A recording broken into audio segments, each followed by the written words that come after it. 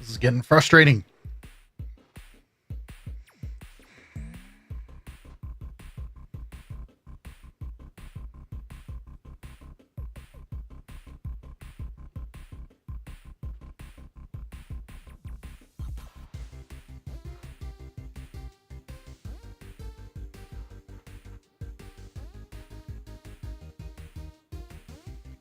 What's a good way to...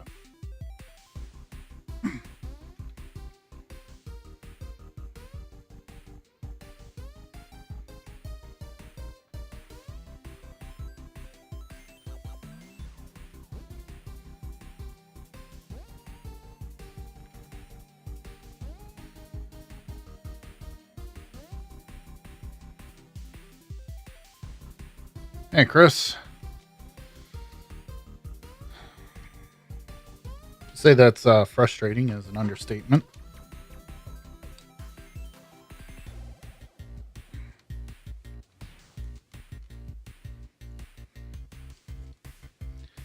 OBS keeps crashing. I have yet to figure out why.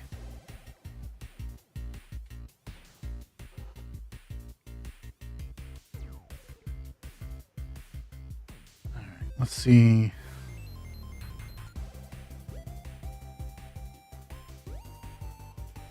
I blame somebody. I don't know. Need this. Need to mirror this. Scope. All my video settings changed.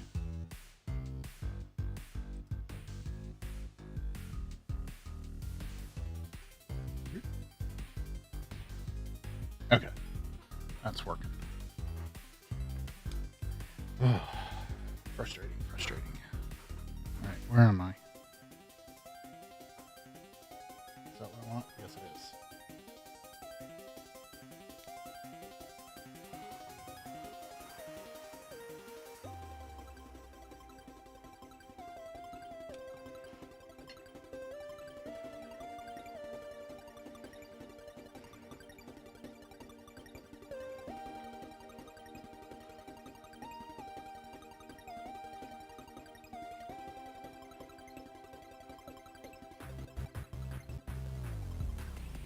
I guess that's what I get for piggybacking off of Aces Network.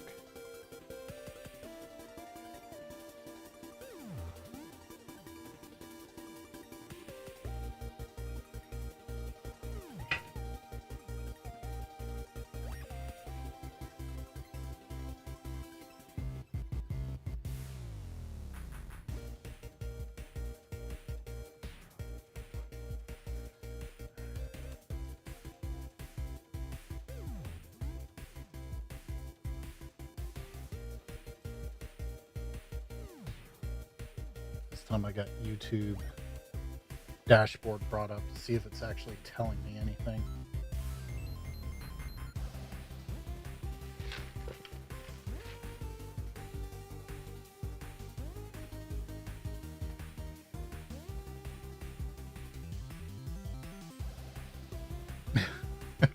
Laughing at Coder trying to plug in that audio cable.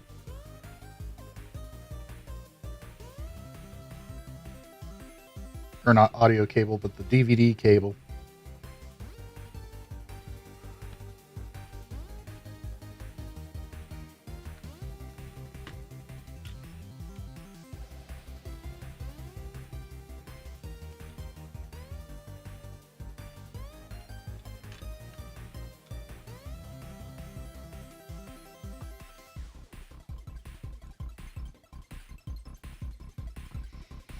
All right.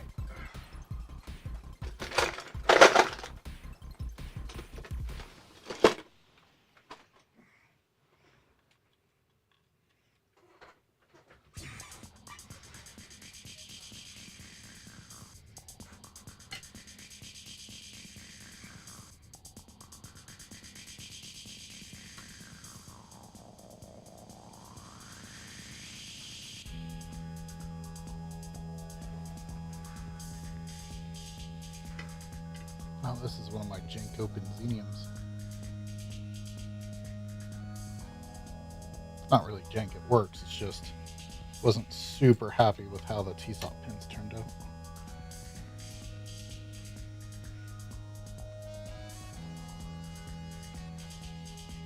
Strip the wire, not cut it.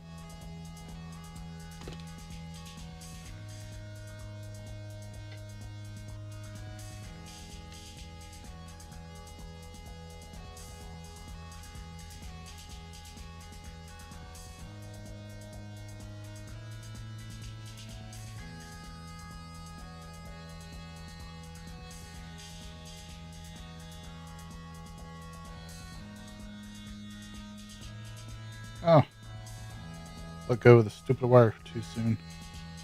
Wasn't solidified. There we go.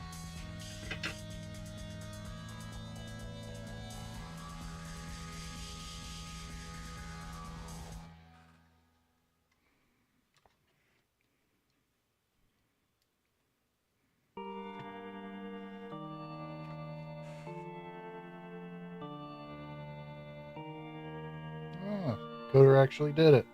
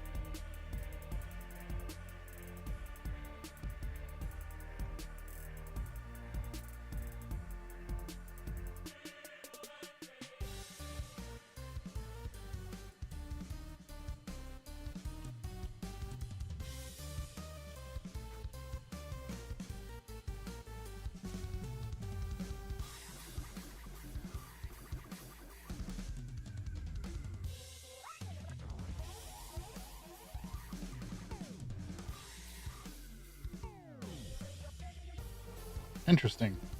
Camera.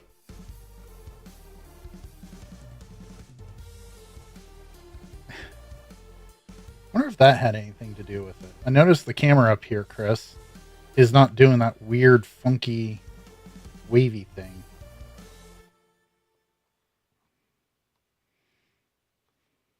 Don't like that.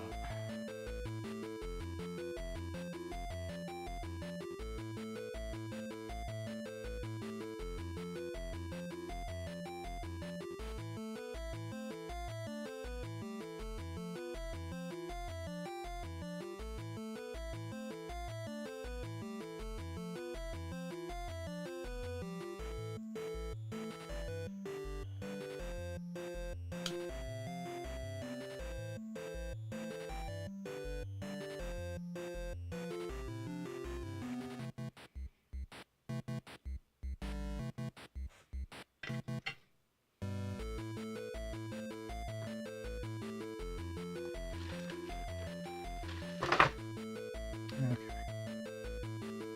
Clean that back up.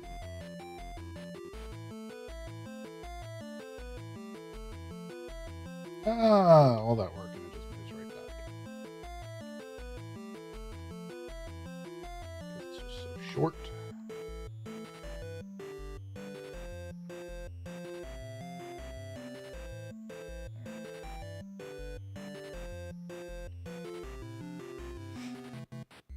I'd rather have it that way than the other.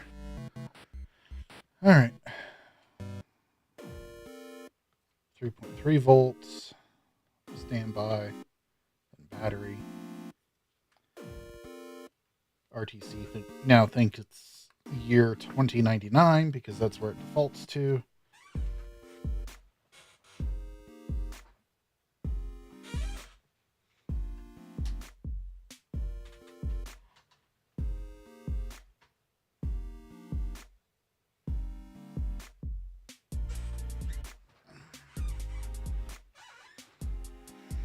Welcome back, ET.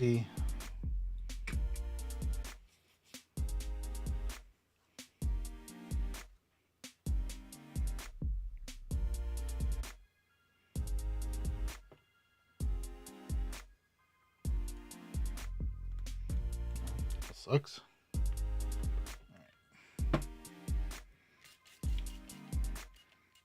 Clean the flux residue off.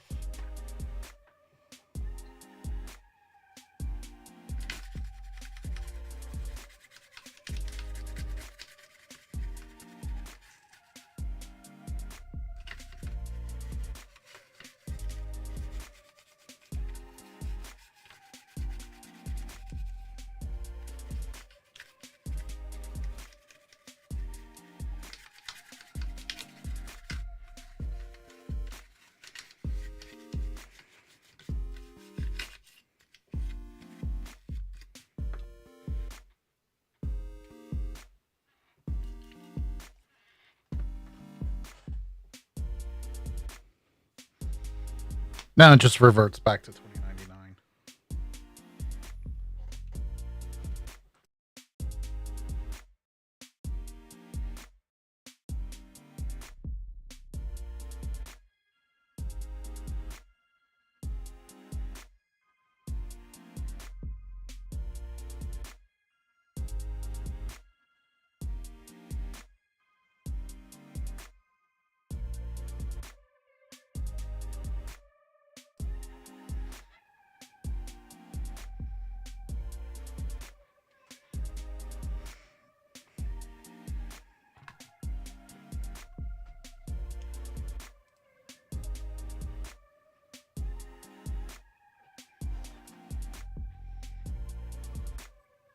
Did you guys hear the compressor? You didn't hear the compressor, did you? I had the microphone muted.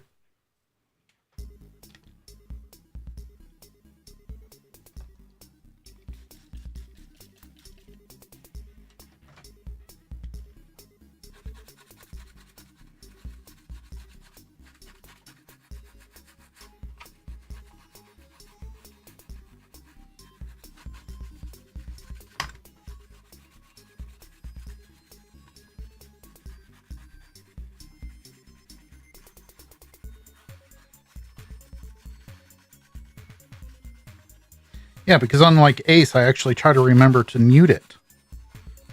That's why I was surprised you guys started saying something about the air compressor. It was like,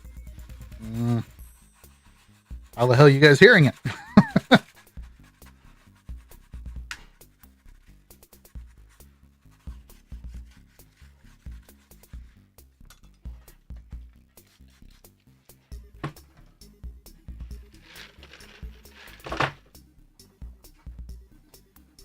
Air compressor is also clear on the other side of the house.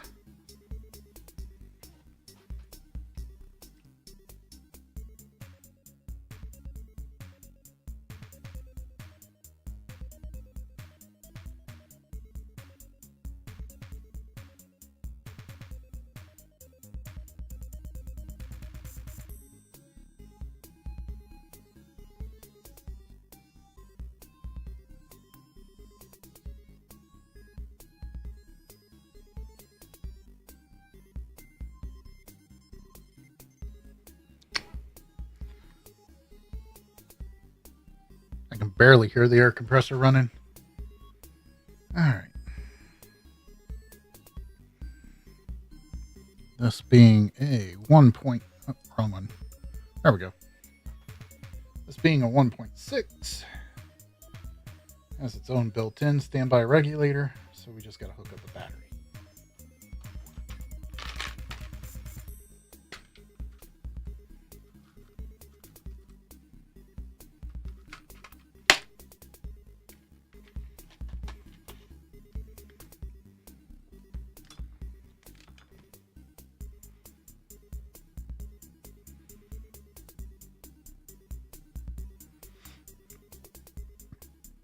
This is one of my old designs because I moved this up to here.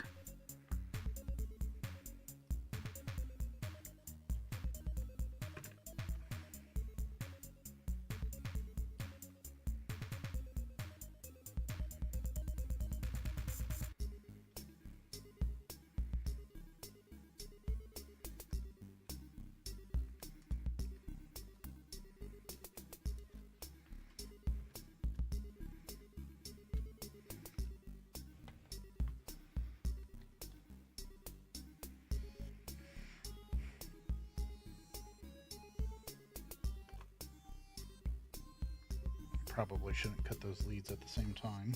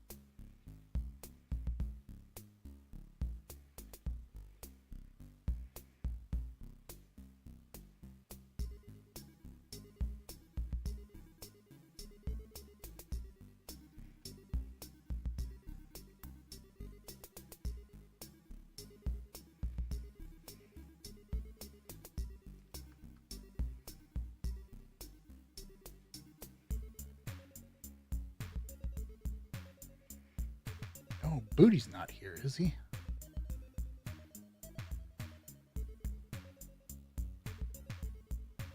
I'll let you guys in on the little thing I'm going to send them. Hey, Red. Oh, yeah, I have accidentally shorted out batteries before. Especially CR2032s.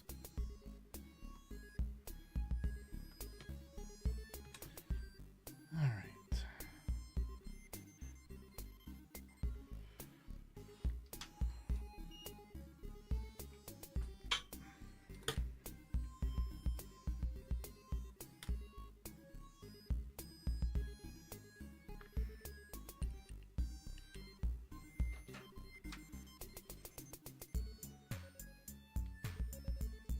How are you doing, Red?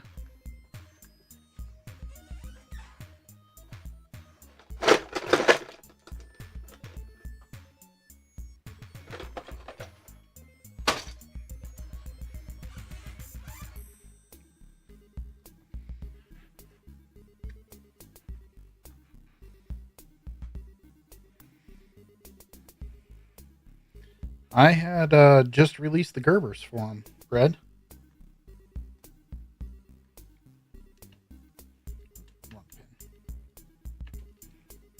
So if you just want to make them yourself, you can.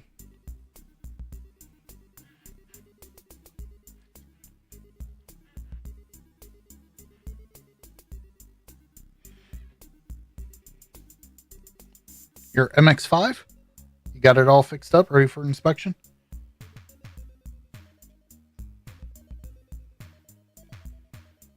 YouTube showed me the little short of that you did.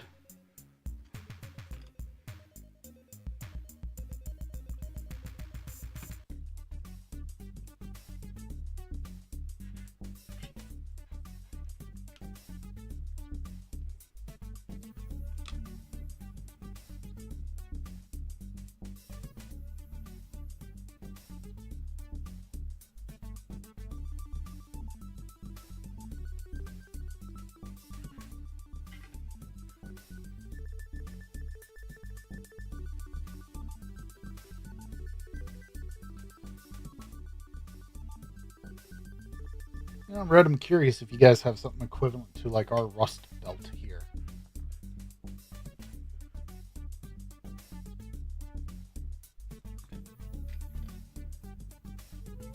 We use so much salt during the winters that it just eats our cars alive.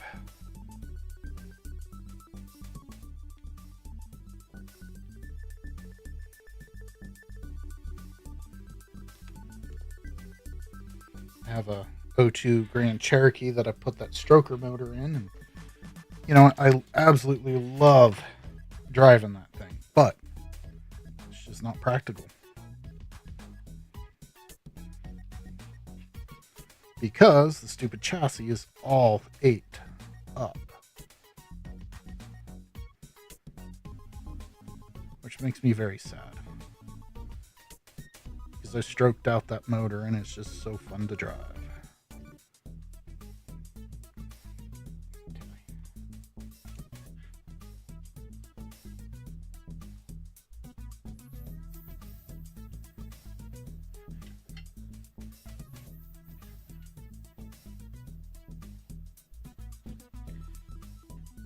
Yes, it takes over the lost function. In reality, it just makes it the way it should have been from Microsoft.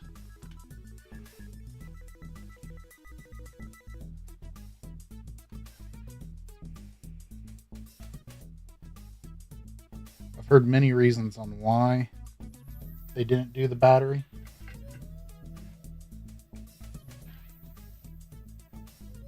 Some of them sound plausible, some of them sound pretty far-fetched, but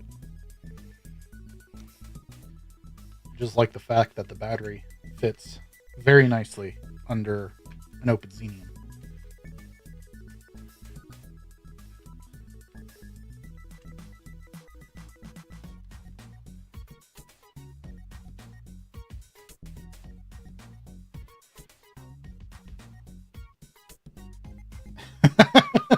Yes, it is a CR2032.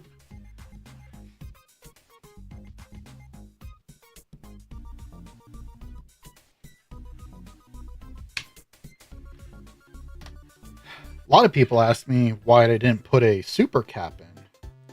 Quite honestly, I did not want to put a battery or a capacitor or anything on the bottom of the board. With this already here, first of all, you're not going to know, with it being on the bottom of the board, you're not going to know if it has something installed. So if you're just trying to quickly look at a board, you're not going to know. The battery on the top, or you could actually put the battery on the I/O shield.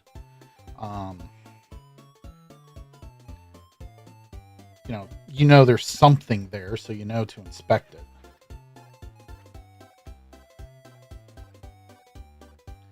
No, a super cap can hold a charge for a decent amount of time. Not nearly as long as a battery, though. And it should last around a decade, Chris. It should last over a decade, actually. I think it only draws 35 picoamps, while I'll have to pull the data sheet up again. But it uses a very, very minimal amount. May have been 35 nano amps. Your standard CR2032 is about 380 to 430 milliamp hour. So I think if you divide those two, that should give you your estimated time frame.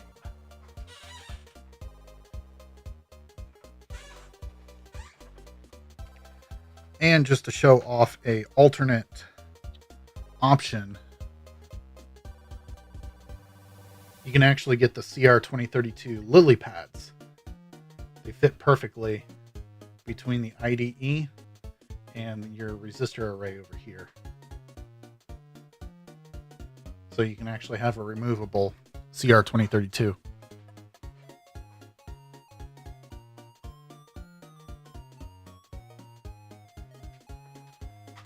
I thought about doing a rechargeable 2032.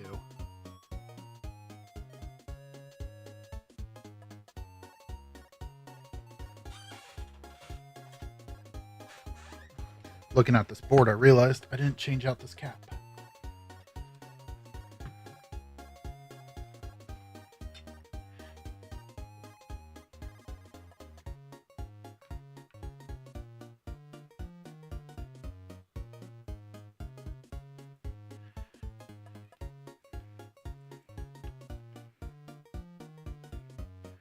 Find where my remote control went for my scope, but actually adjust the brightness.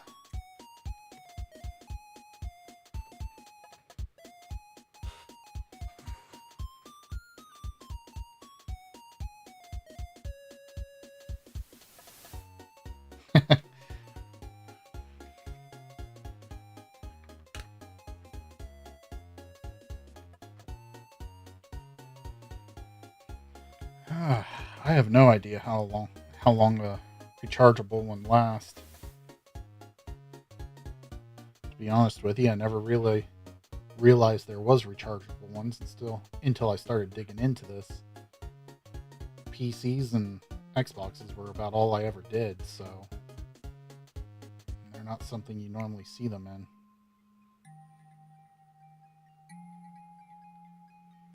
But considering most rechargeable components have a expected life cycle of how many times you turn them off and back, or drain them and charge them, I think that would vary depending on the use.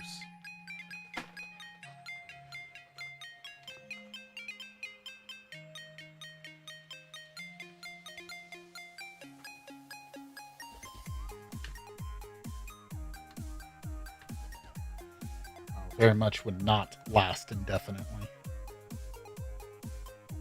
May last longer than a traditional 2032, but nothing in this world lasts forever.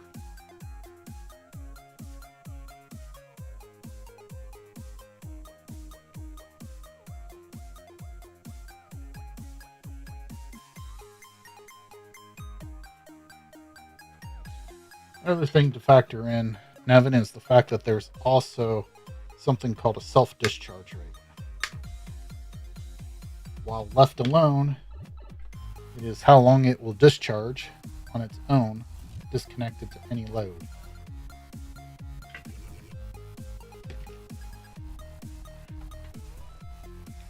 And quite honestly, that's what it would be, the limiting factor for this as well.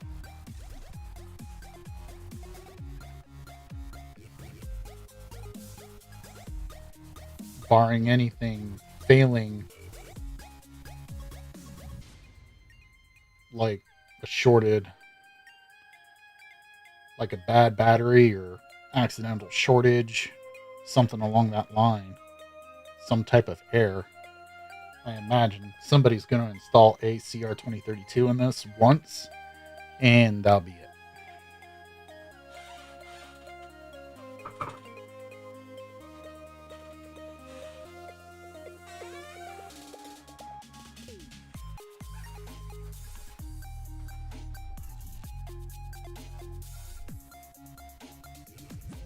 Swapped a full 120 amp the other day for QC40 modules and adjusted the voltage for it.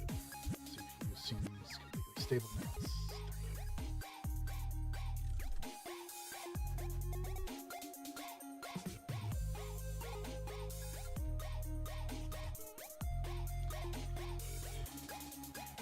Yeah, not that I'm aware of, Chris.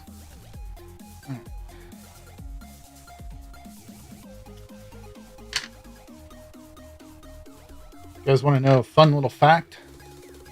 This board came from a shop over in Carmichael, California.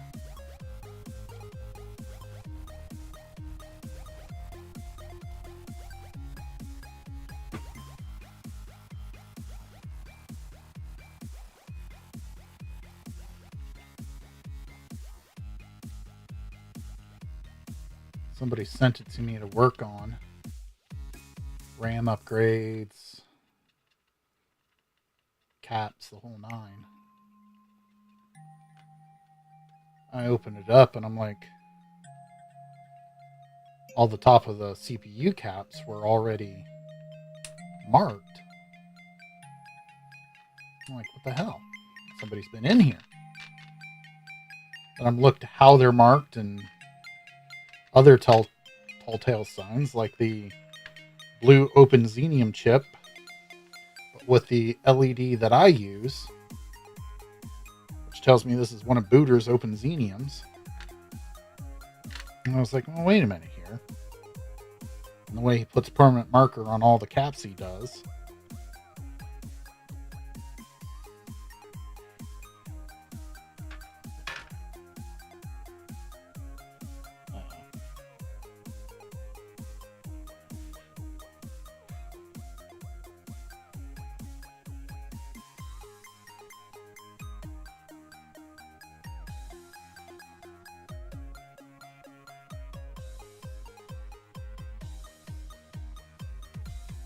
The DVT4 Xbox XDK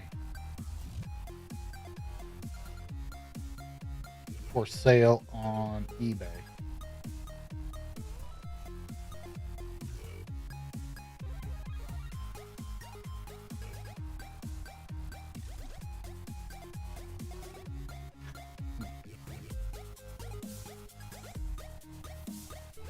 Okay. Boards, customer installed the board, GPU swap for him. I didn't see how much it was. I just knew it was out of my price range.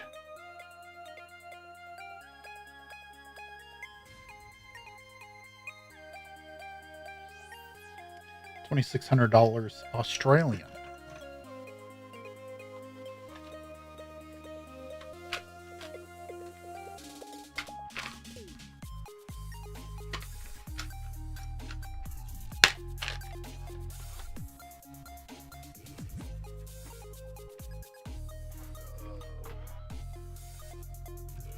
Some of these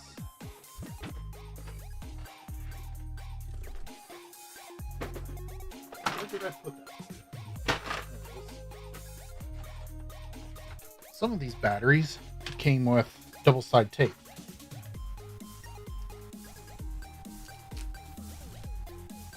Some of them didn't, and I can't figure out why. Seller says it was all supposed to come with double-side tape.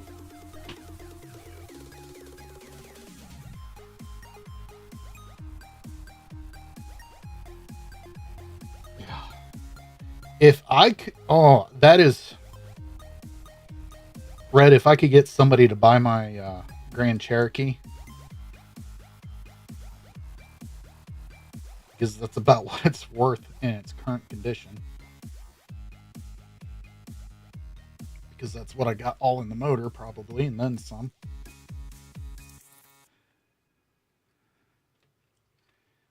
I would jump on that in a heartbeat.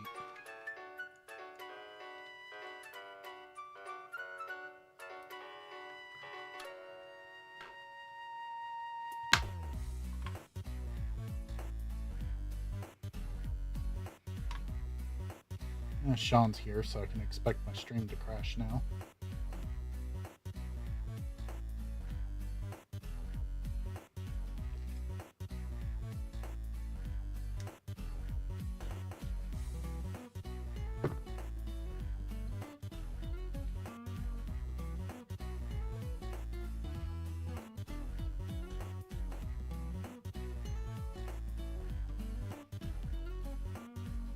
So those batteries came with a double-sided tape. I mean, you're probably not wrong, Nevin, but they're all supposed to come with it. This board is actually an early prototype, because that's when I was calling it Xbox RTC. And then I changed the name to XRTC because Xbox is copyrighted. Trademarked and all that fun stuff.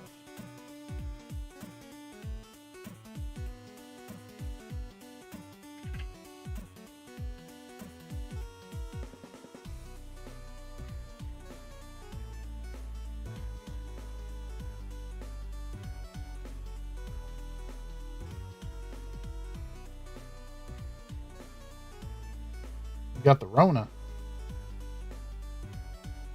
That's what you get for messing with those 360s, Sean.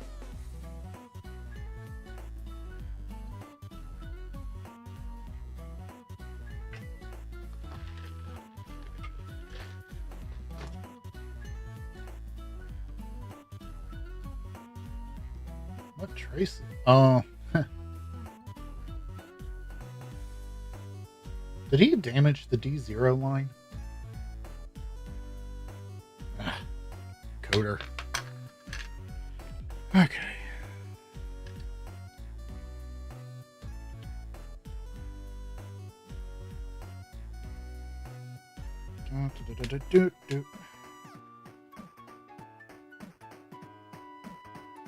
Those caps swollen? Or is it just because they're smaller, it's hard to see? Compare real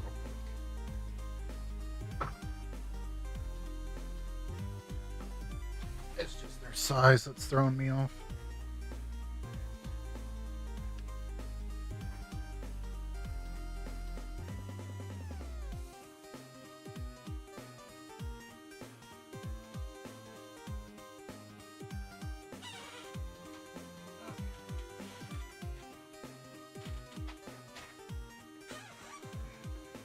Last one. Well, last one that I'm having to do this type of stuff too. After this, I gotta start assembling. I got 2 Xboxes that I'm trying to get shipped out tomorrow. Tomorrow's unlikely. Probably be Tuesday. Probably Tuesday. All right. Sorry. Was lost in train of thought. Oh. This one. This one has a lily pad board.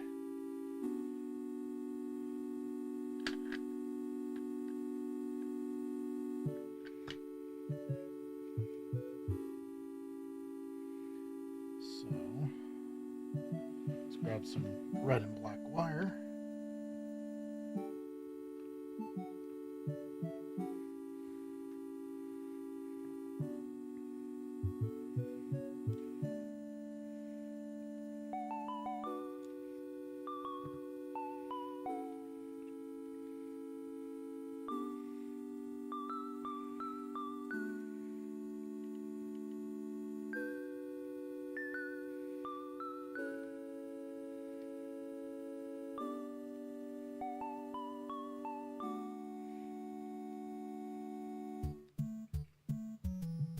These were great for prototyping, but I'm not going to install any more of them.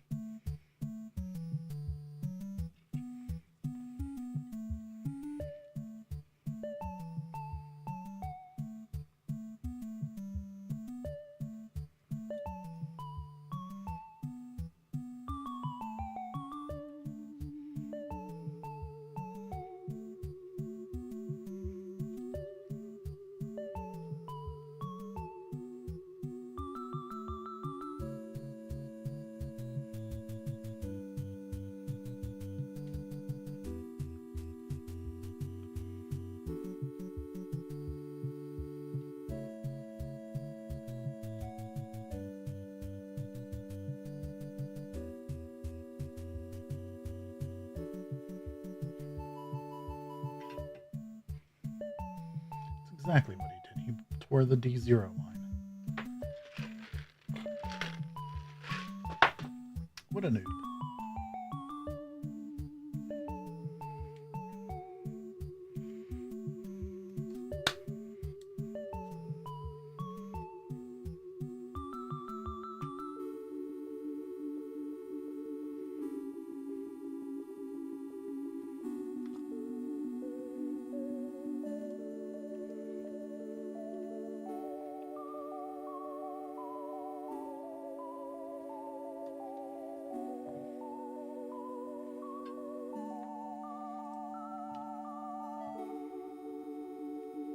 Okay, did you all just get very quiet, or did my ship freeze again?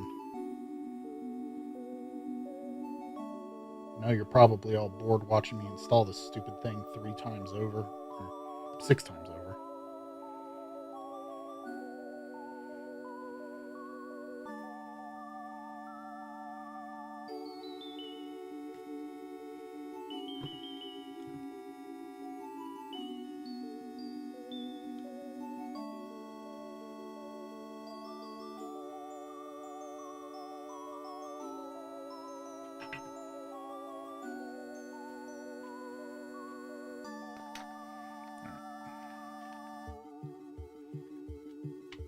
Got CR2032s somewhere for this thing. Be right back. Gotta grab one.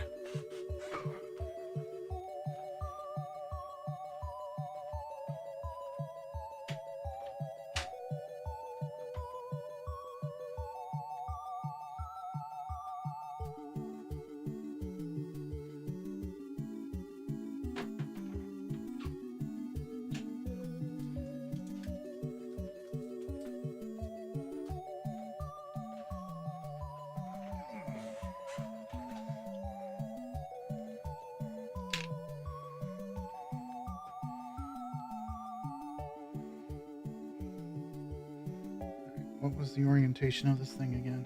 I think it's positive up. Yeah,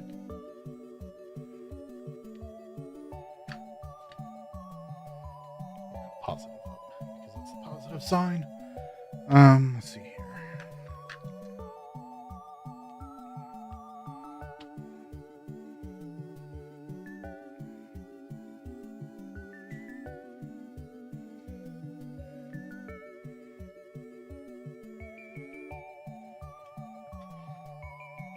Make sure that battery is actually good. Gotten these out of brand new wrappers before and showed dead. 3.29 volts.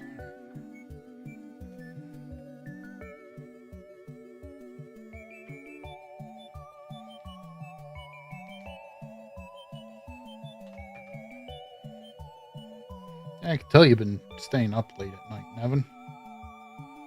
You've been messaging me. Times I'm laying there going, dude, just let me sleep.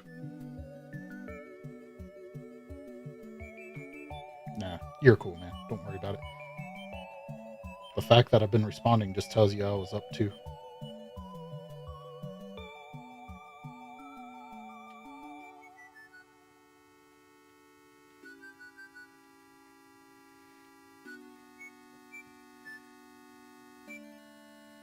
All right.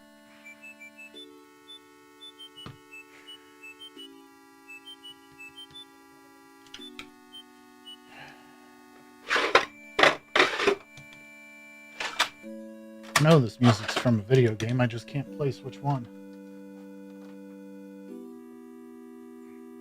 I'm running out of solder.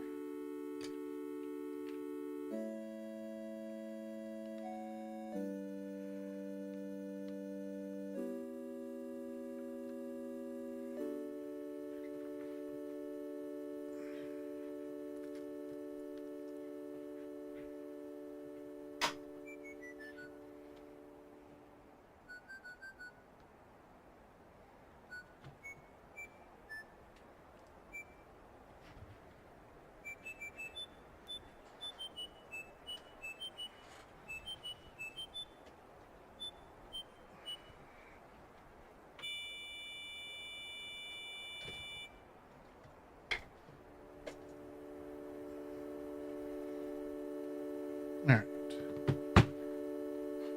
Next up, let's see here. We got a 1.4.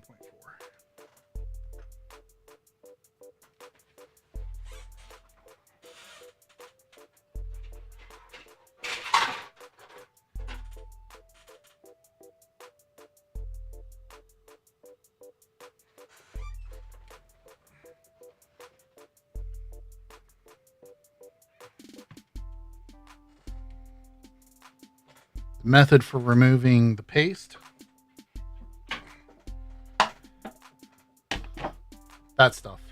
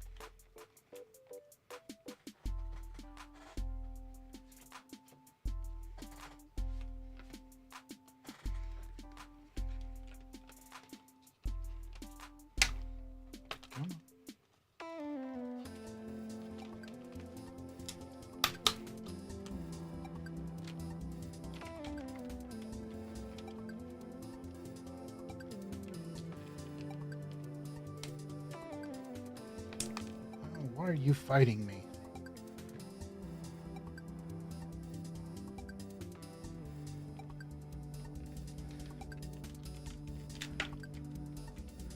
It really just is, as far as removing it, whatever you're most comfortable with solution wise. Some people like the Goo Gone. I use acetone.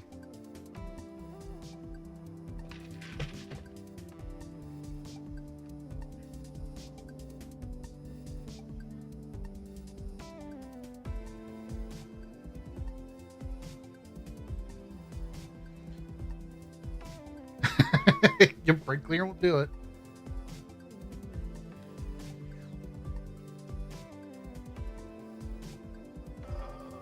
Let's see here. I thought I put that away. Where'd it go? Here it is.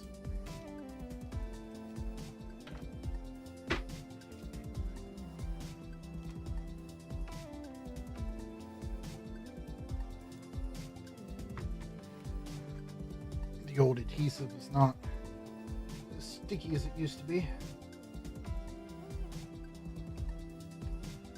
Let's put that down just for good measure.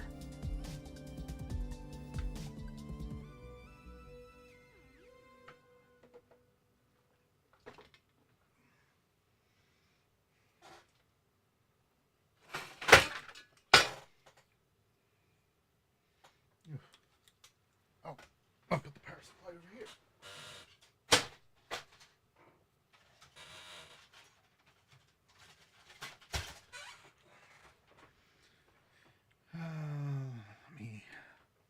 Let me dust this off real quick.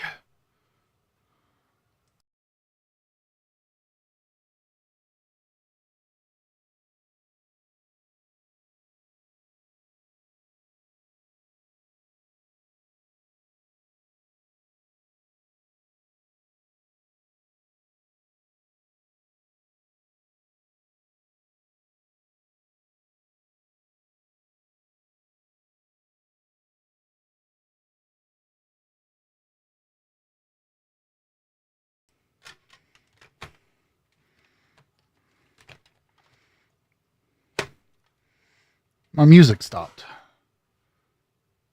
All right, oh, it's still.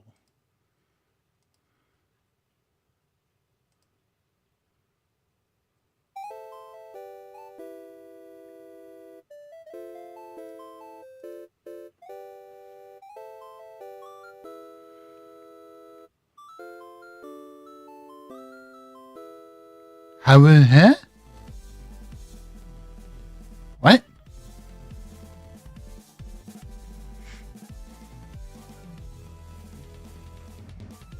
Legitimately had me checking my fly. All right.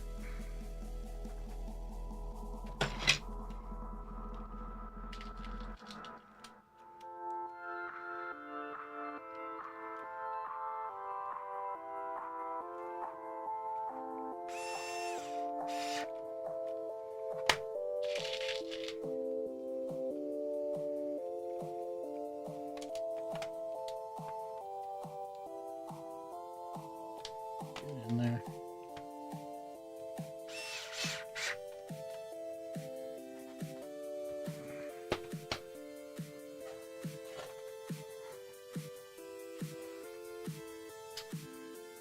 Let's see here.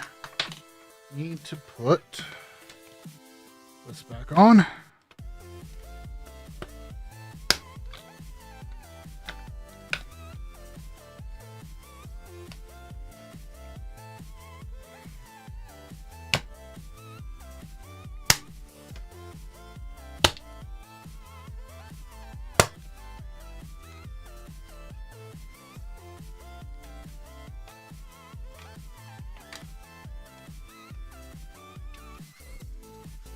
I completely strip them down 100%.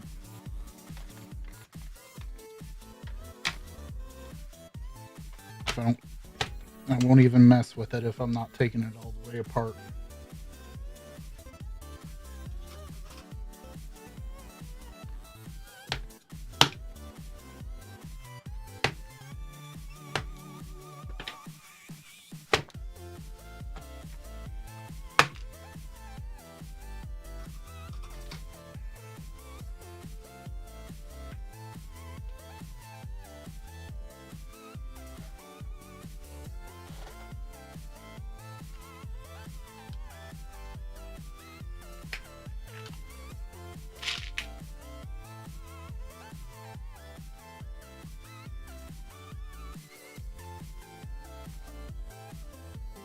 Scooter gave me this thing, and I'm trying to get accustomed to it.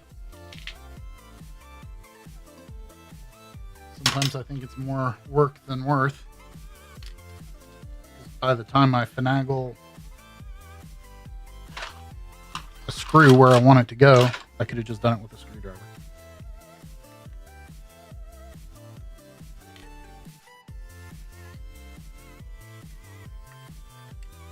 Wait.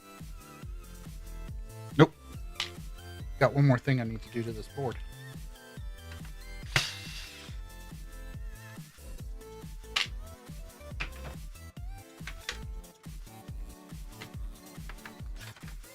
Thought I already did it.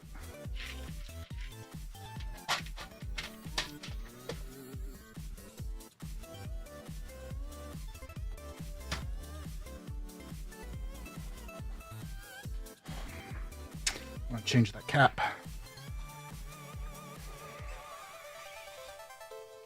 Not going to bother getting the scope out for it. Took me longer to get that set up than it would just to change this cap out. Help if I turn my iron back on.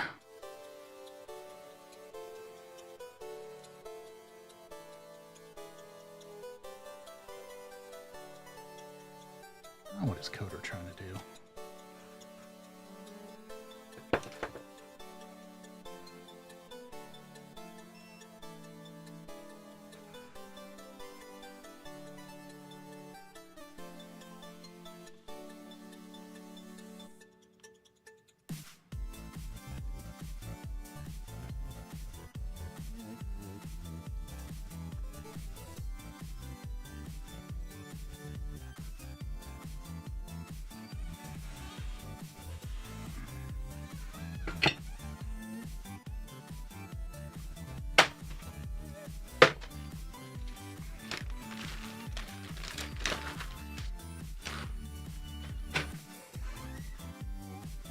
Why is he setting his time in for IP addresses and shit in XBlast? With an Aladdin chip of all things. I could see it with a Jafar.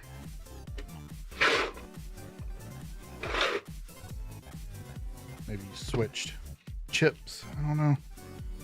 Oof. Food's biting me.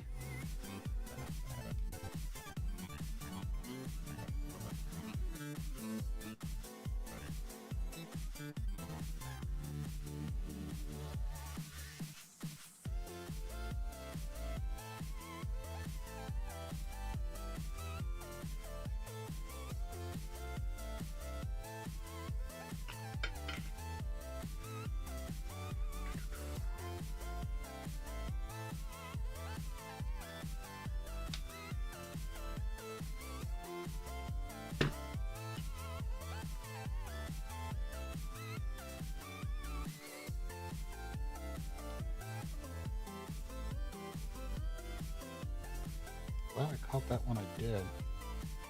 When I went to go do my final checks, if I would have caught that then, I would have been pissed.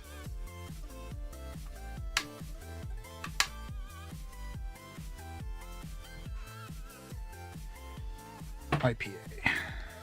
Squirt that.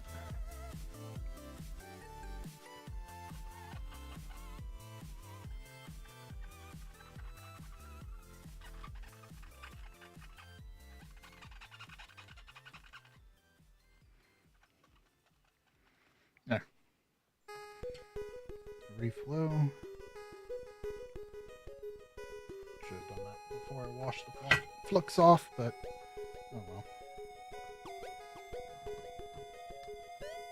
Now I can put it in the shell.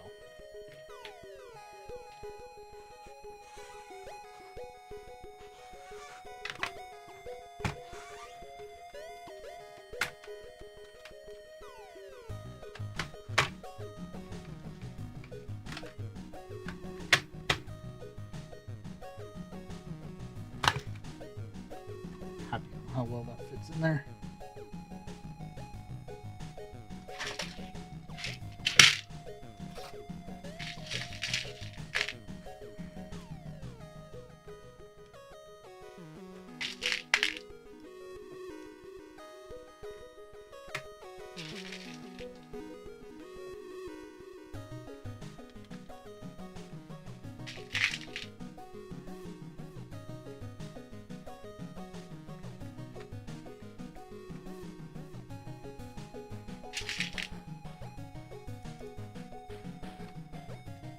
Broke my D0.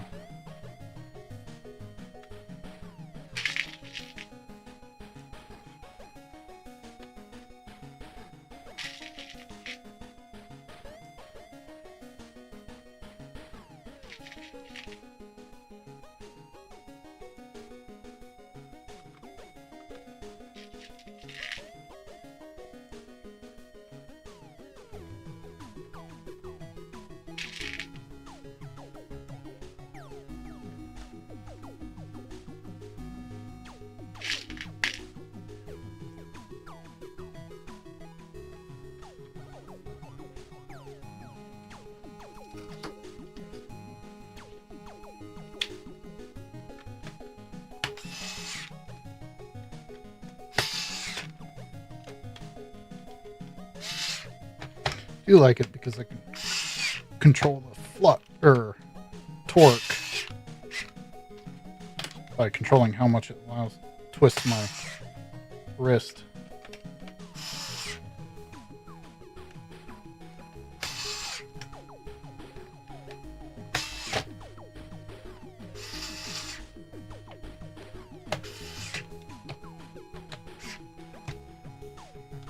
Cool.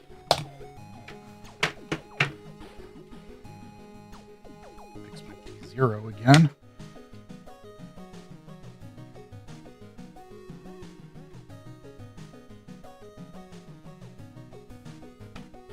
Come on.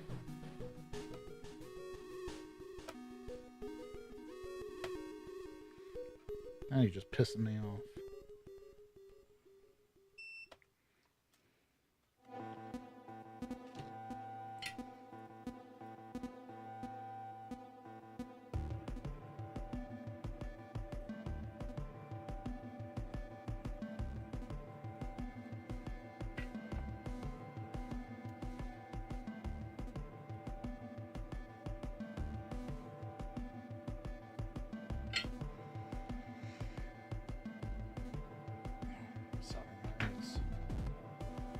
Done.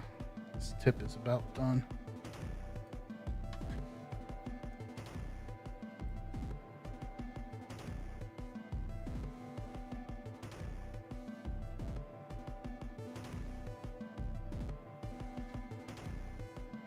Oxidization on it. All right.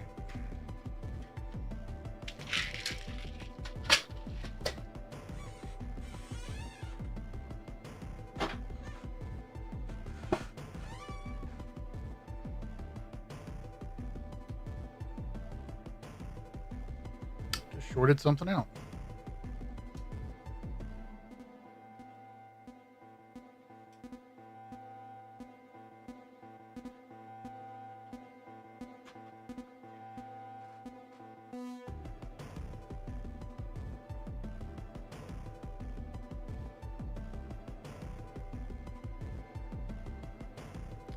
To be honest with you, Chris, I'm not 100% sure.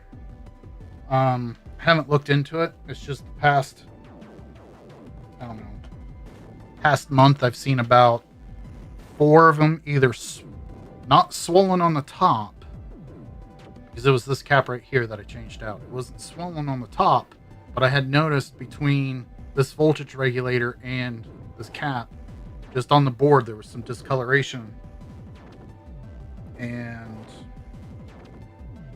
quickly realized that it was actually capacitor juice.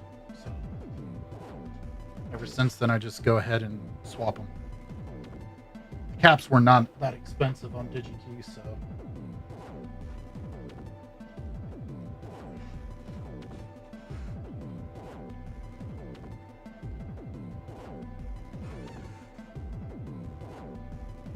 good drowning of acetone.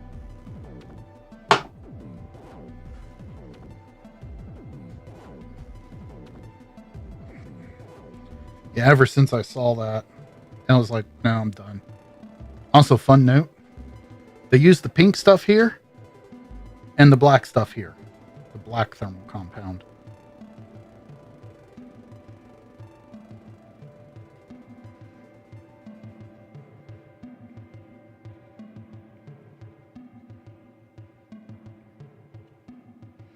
Not very often do you see them use both on the same console.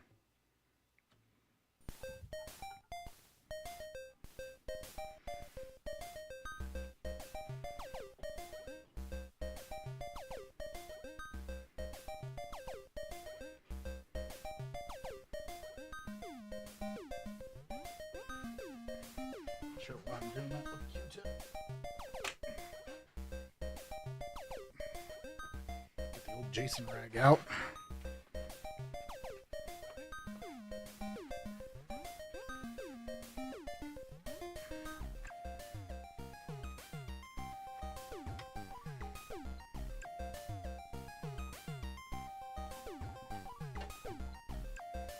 Yeah, I want to say about like 50 capacitors, and it cost me like $20.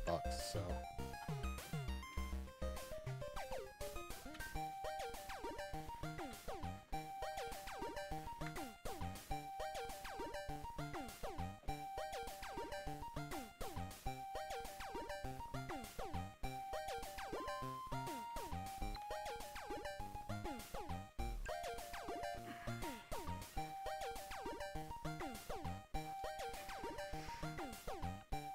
I hate it when I accidentally heat the stuff up too much. It kind of hardens. So another trick I'll do.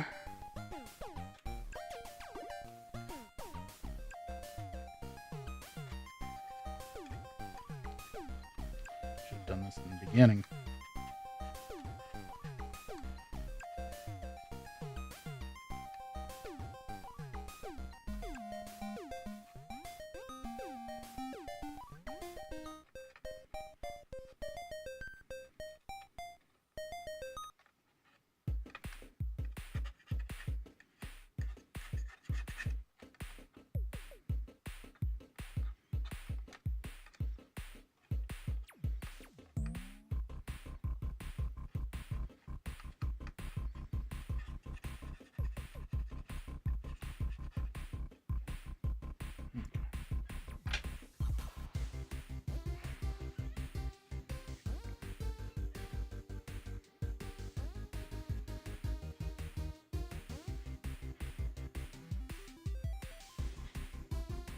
I want to play some old school Sonic.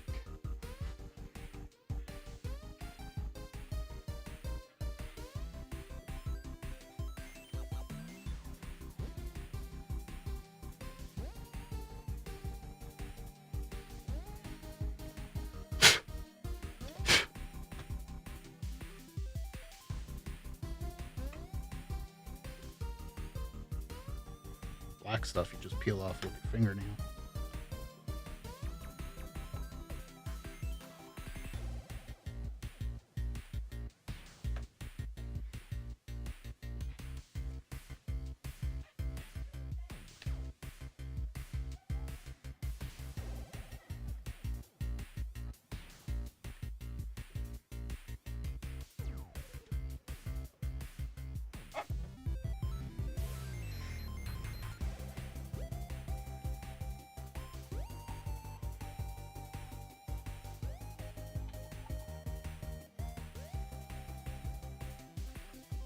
Clean your oils off of it.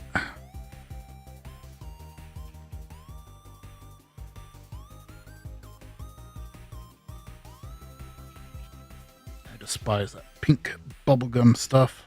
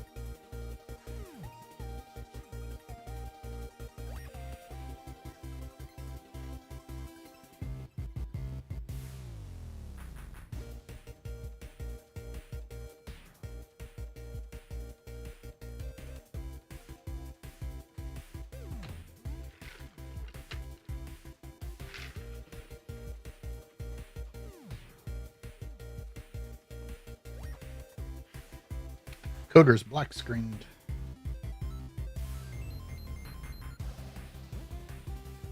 You know what's going on there.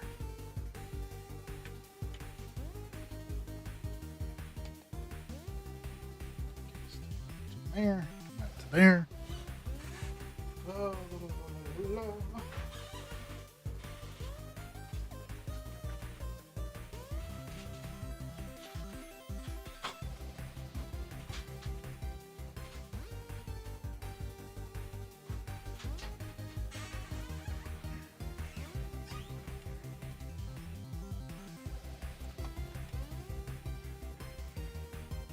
Let's give him some good ferrite controller ports.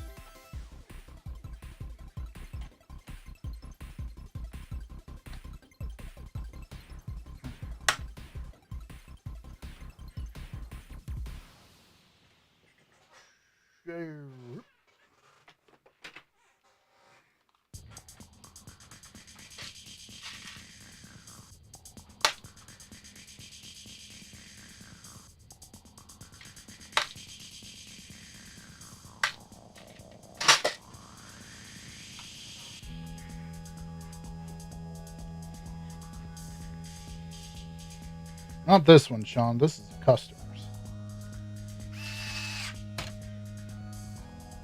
I will be reballing one.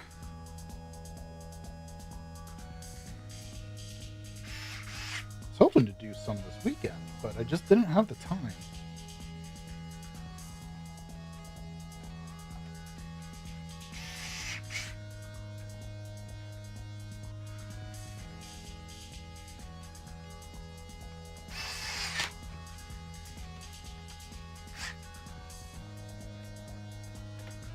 Before I went that far, spent 4 hours working. Yeah. Let me move you guys over there and pull up an email real quick. Oh, I don't remember the work order on this.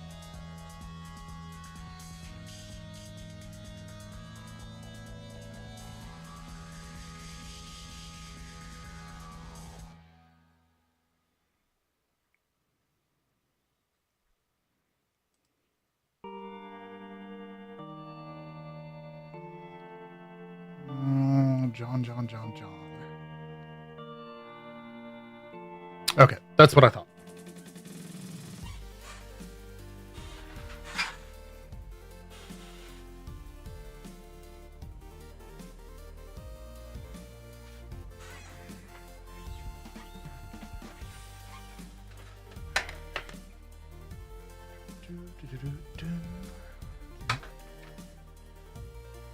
When I said, Chris, that I completely bust him down, all the way down.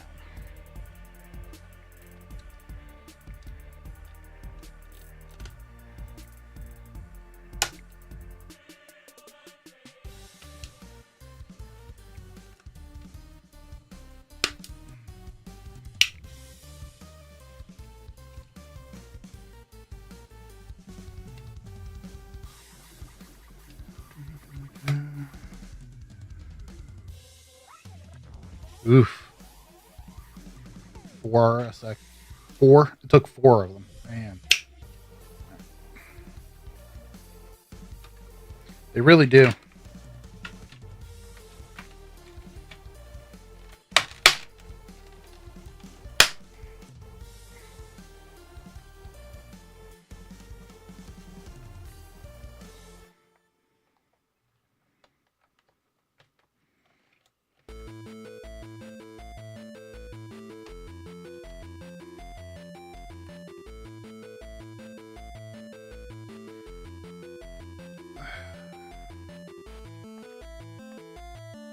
Yes, you do, Sean. That's probably going to be next here.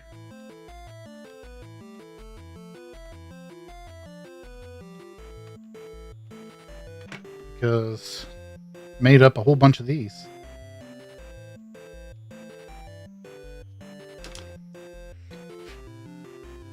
And these to go in it.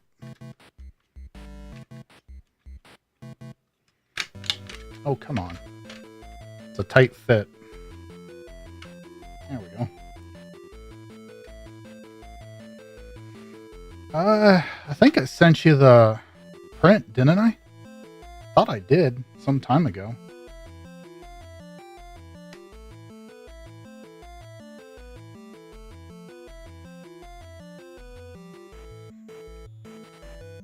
The only thing is I gotta redo the power eject board because it overlaps and they try to occupy the same space. Doesn't work. Yeah, bug me later on the for the file. I'll share it. You'll have to adjust the scale for your LCD though. The other thing I have is this. You can see I was using it to cut.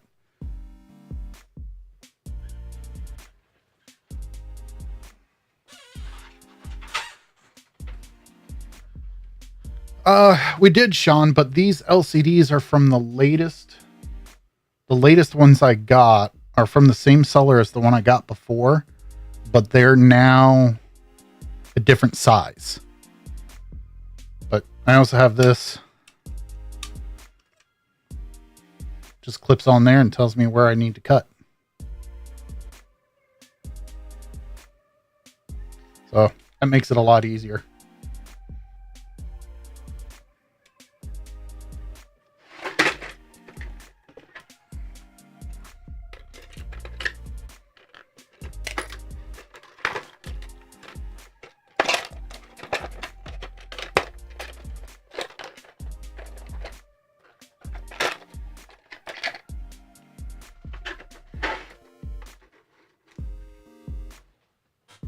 Well, between using that and this oversized file that I got from Harbor Freight, this just eats away at the plastic so easily. It's nice because it makes it easy for me to fine tune the cut and make it nice and smooth, so that way I can put the that bezel in. And then I use a contact cement like B7000. Just lay it down in there. And that's cemented to the plastic now. This one's going to go into a 1.0. All right, now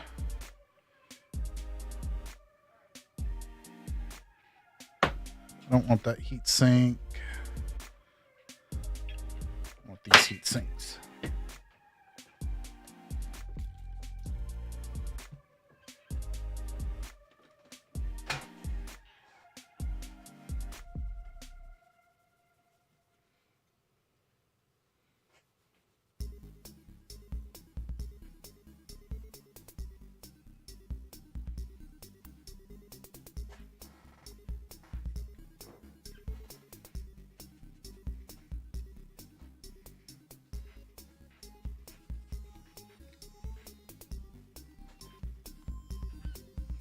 All right.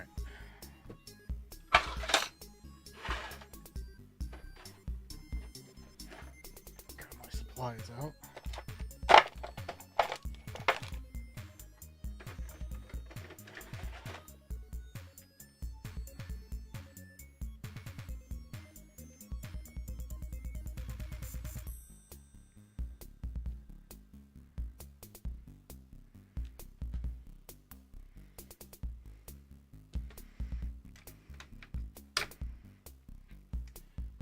I don't know, Sean.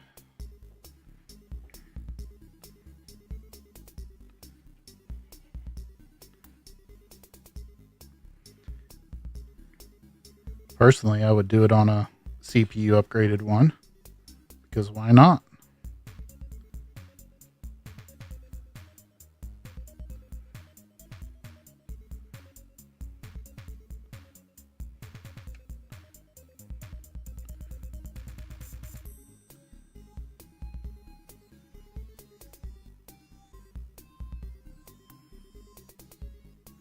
Don't really need to spread it on the CPU, but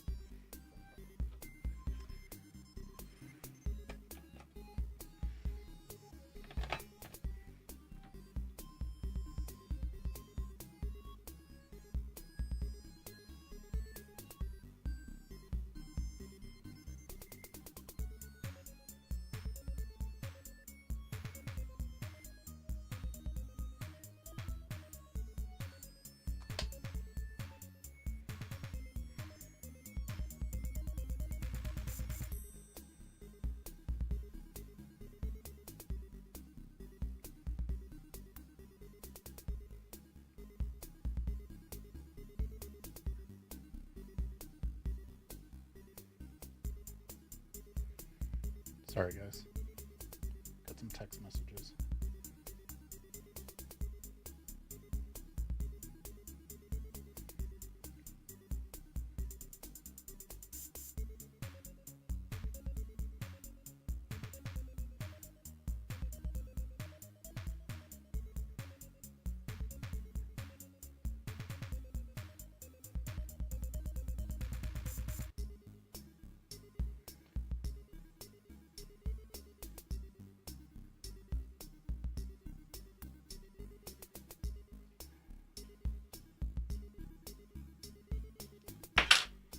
All right.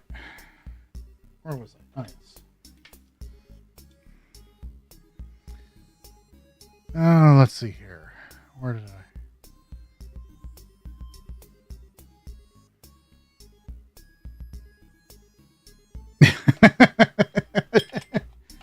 Now, wait a minute. Is that identity theft? Where Sean just said he is me? I think that's identity theft. What's the consensus, everyone? Was that identity theft?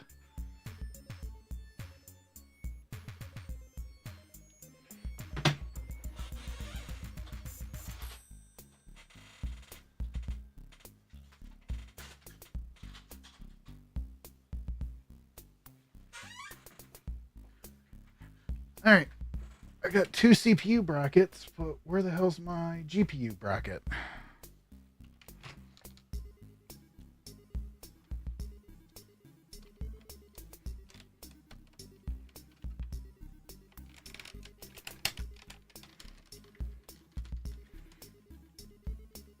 I just made a critical error.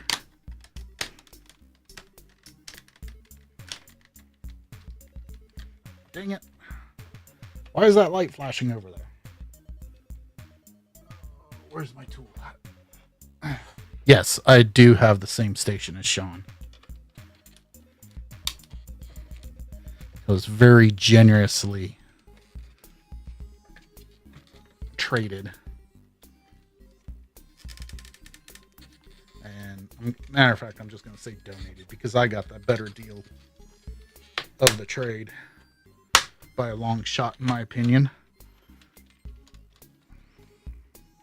Come on. There we go. Can't get this piece on. I don't know. There. Can't get this piece on with the front plate on all the way.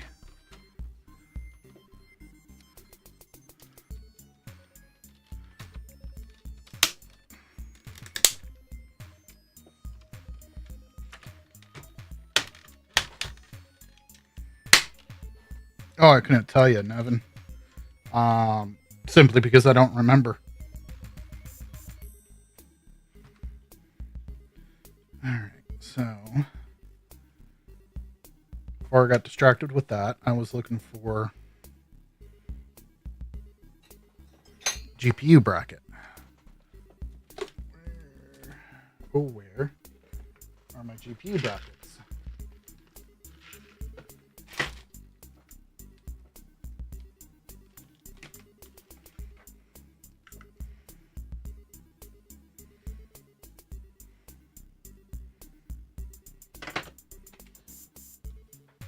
Don't make me bust out the big tote. Where's my GPU brackets?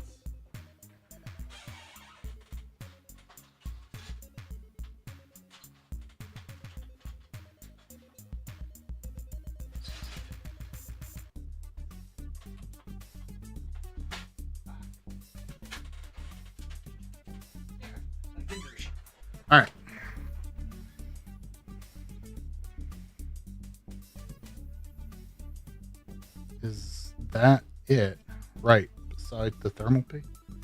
Oh, no. That is a CPU clamp. I was looking for GPU clamp.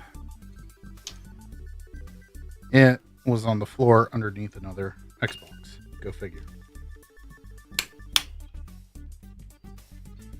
All right. Starting to look pretty good in there.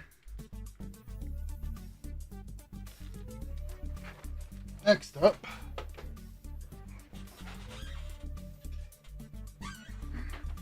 cooling fan cleaning. Fortunately, this one is not very dusty, but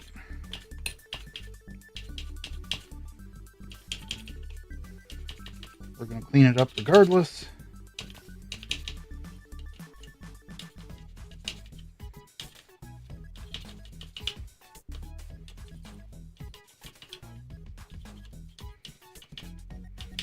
Because when you start having a hyperfixation due to your ADHD, this is what you do.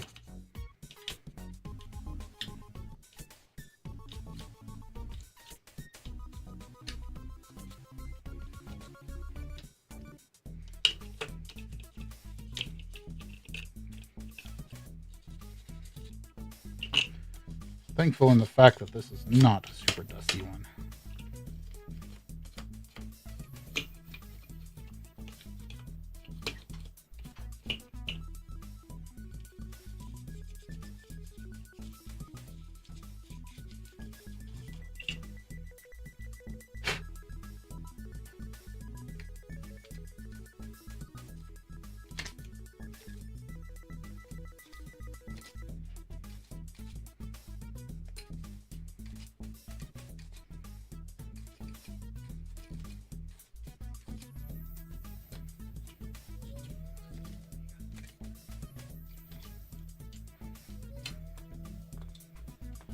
All right.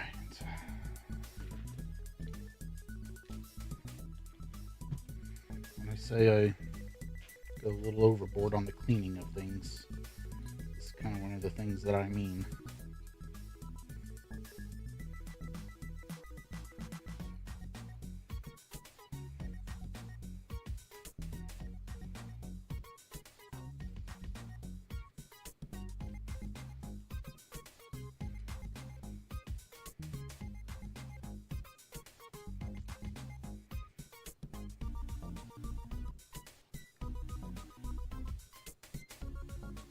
Damn, Coder's still working on that console.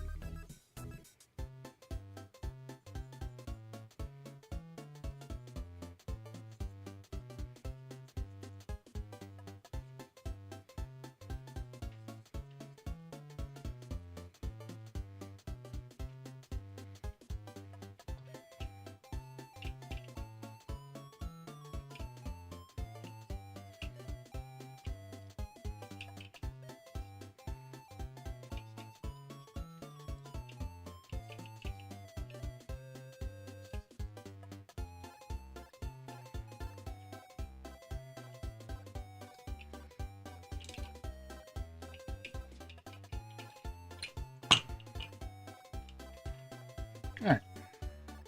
Clean.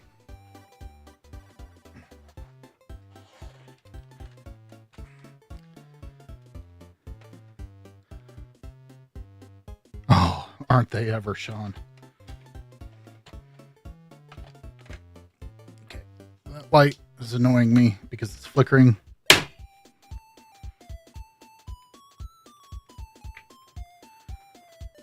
Okay.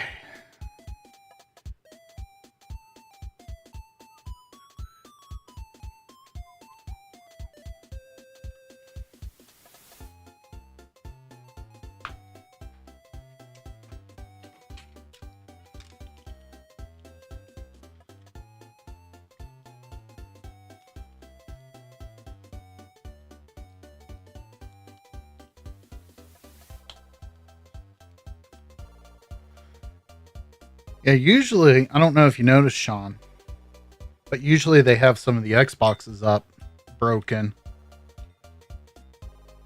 every week. They didn't have one this week.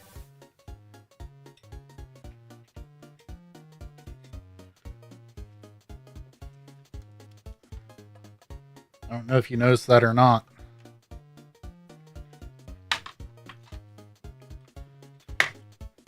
Most of their business Nevin's done on eBay.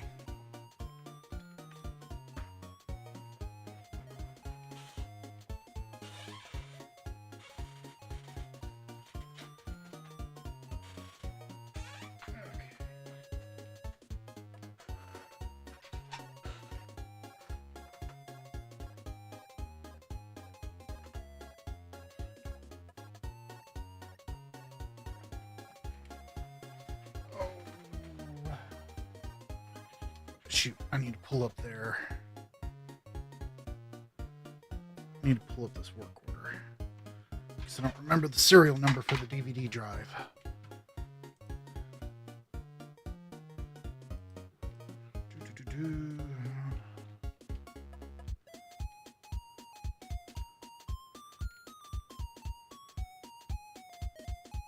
And of course, it logged me out. Ow.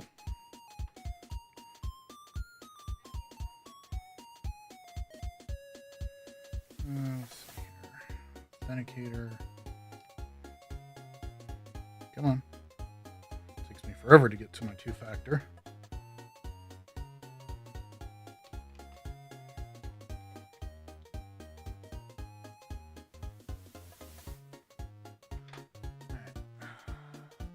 Oh, cool. I got an order.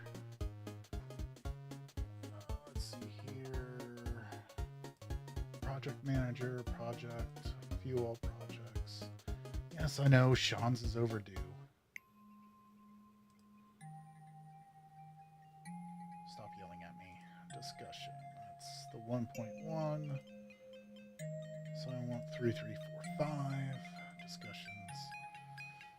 Oh, this had the Thompson drive. We're not going to put a Thompson back in here for this dude.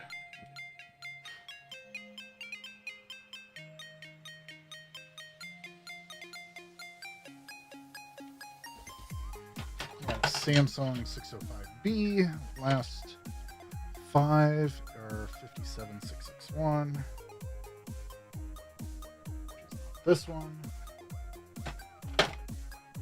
Where the hell did I put that?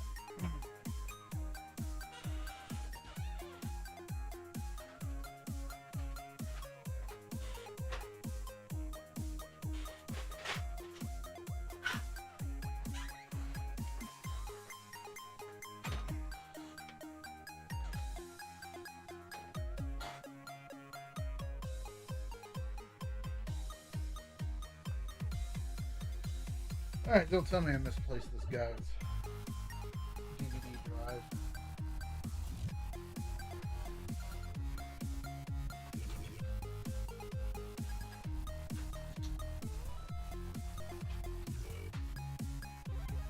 Oh, nice.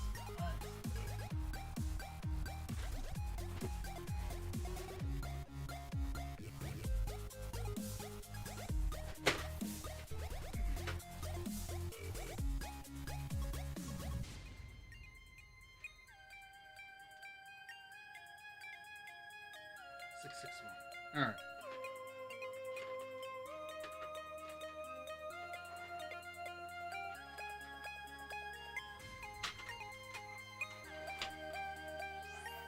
This may not be it.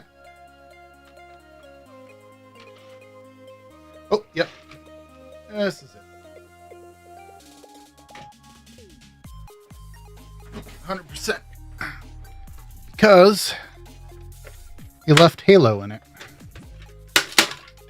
That just slid out. Halo 2.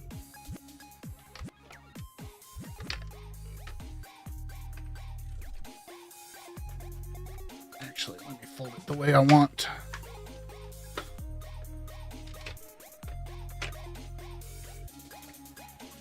I mean, there's multiple ways of fixing a Xbox, Nevin. You can do it the quick and dirty way, which is what you're saying. Just slap a mod chip in.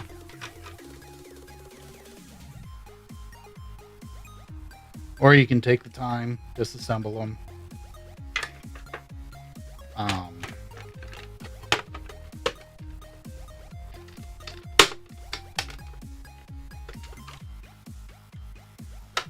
disassemble them, clean them, make sure everything's kosher.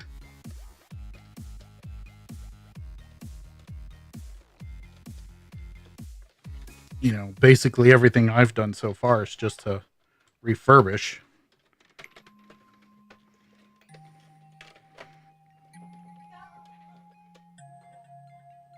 To the extreme that many would argue, but it is what it is.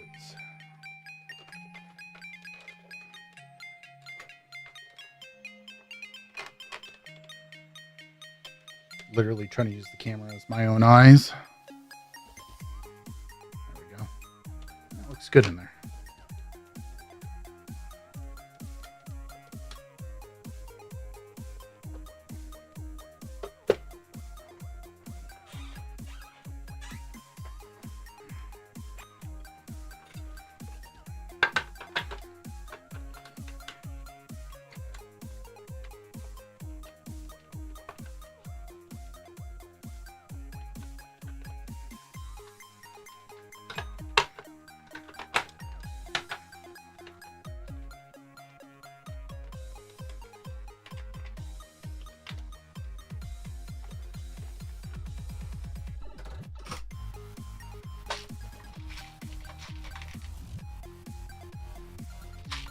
I have no idea if this DVD drive even works.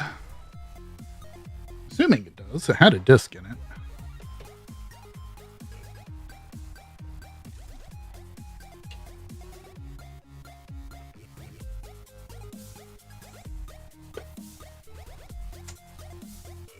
Oh.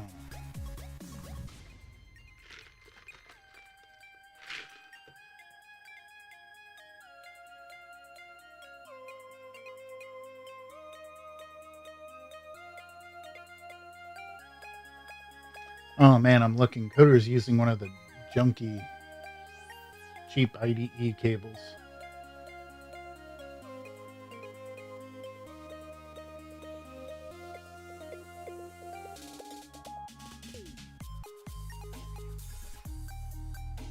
Oh, he had a super early 1.0. So here's where I'm at.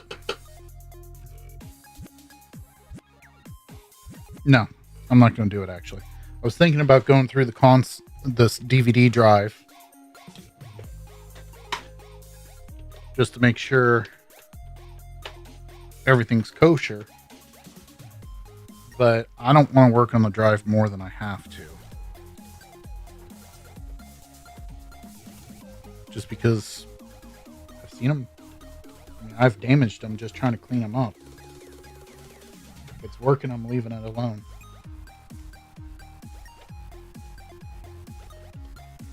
Alright.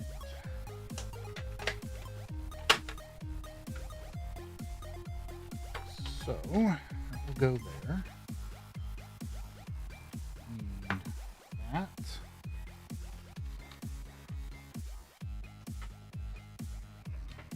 Where'd the other piece go? It's right here.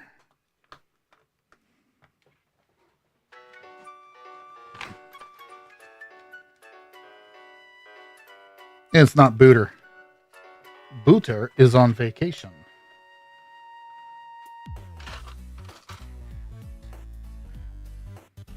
He's on vacation for the next 3 weeks.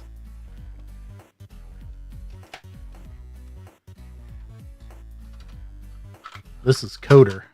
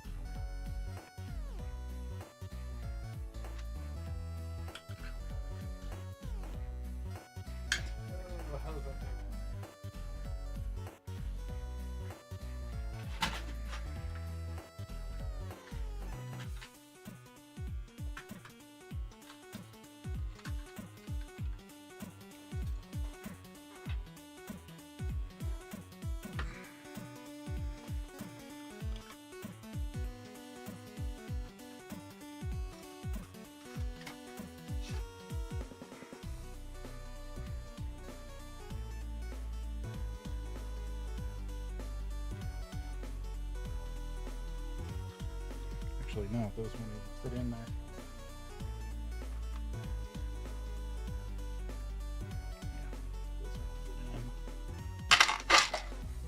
Do I have?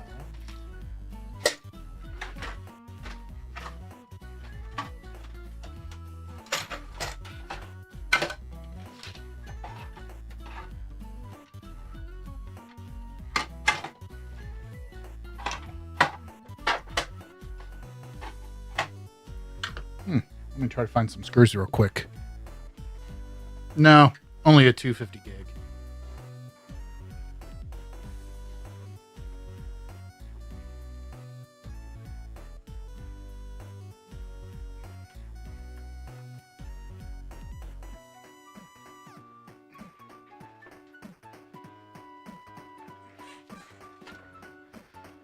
That is what they wanted installed. So that's what I'm installing. Pretty sure everybody has a big old jar of random screws, right?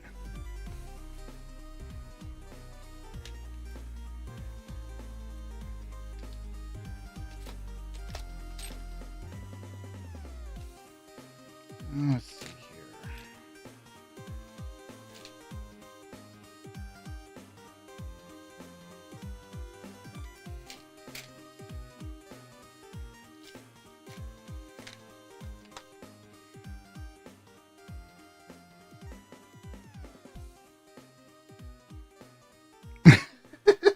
You can see the PSUs when I get up. I didn't think about that. I don't like those. It's the first set I can come up with. It's got to be a matching set. I'm not going to mess with it unless it's a matching set.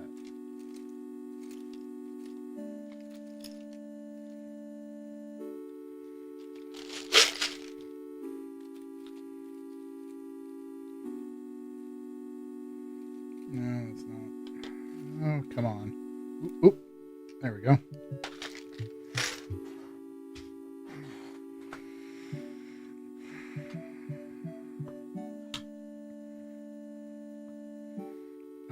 I know. It's painful to see how much they're going for, but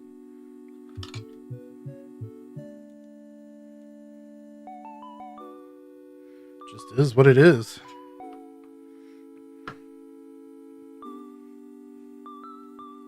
A screwdriver doesn't fit in there. Common problem.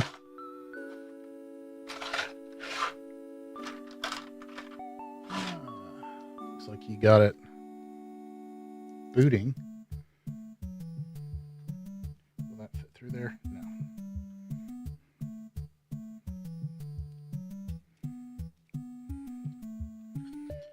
Yeah, I don't have any spare power supplies, man. Hell, I got an entire box full of boards that are waiting on power supplies. As I pull a power supply out of a console, I end up putting it in there because I just need it. I have a weird rotation system.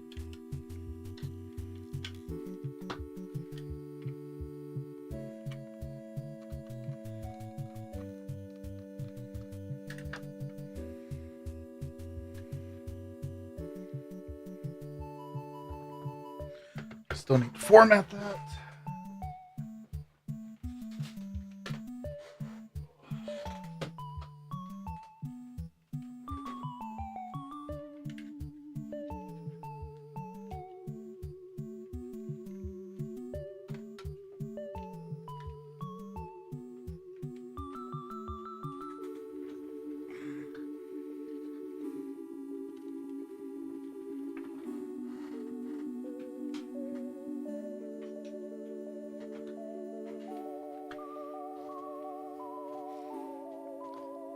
Shut up, Chris.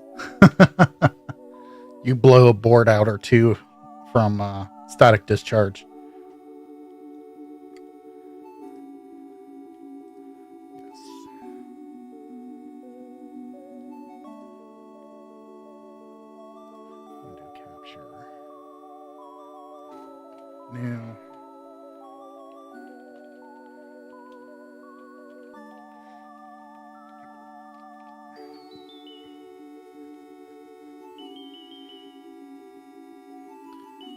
Okay.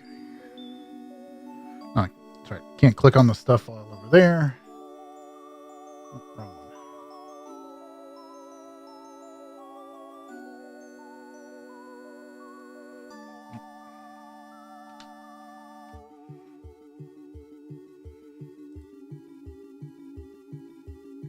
Wow, it doesn't capture all the screens. That's terrible.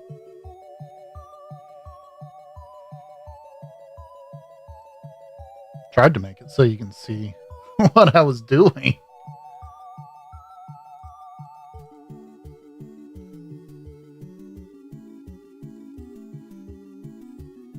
Alright. There. Max it out. It's only a 250 gig. Next.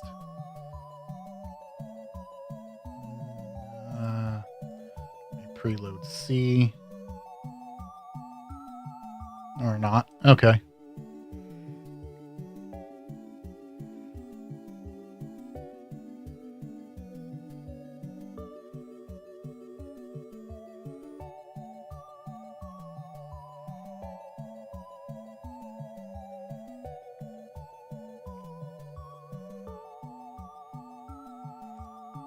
Format complete.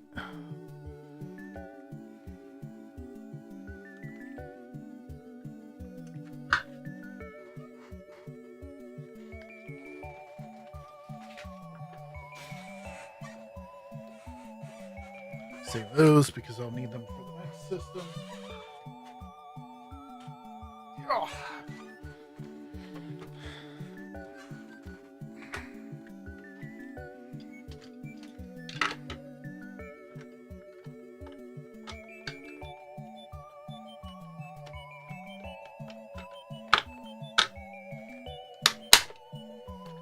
I like that design.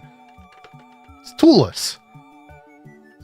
The only screws you got to do is put into the SSD. Oh, and I need to find.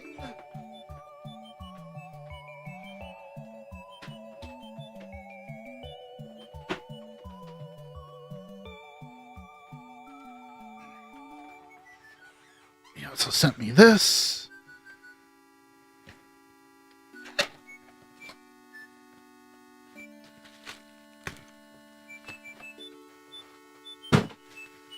Rather put one of mine in, but oh well.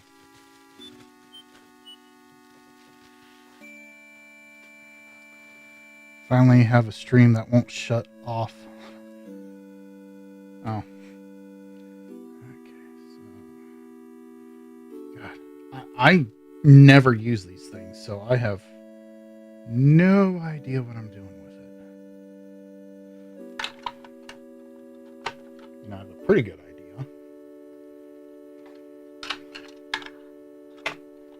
But I like my adapters a lot better.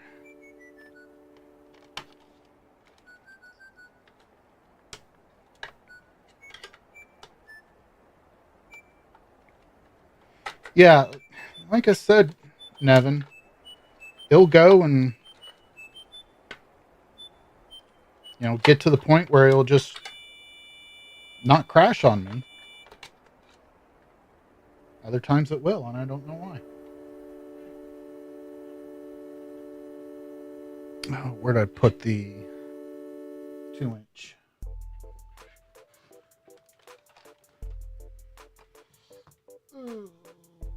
Where is it?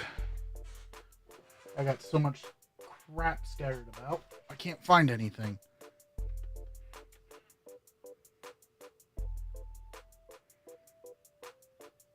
The no different than the generic IDE adapters, except you have a whole bunch of extra wire. Yeah.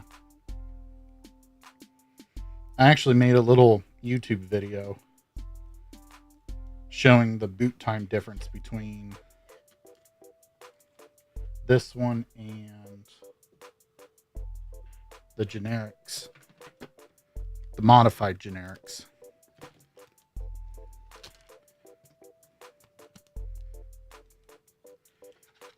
I hate things just kind of flopping about, so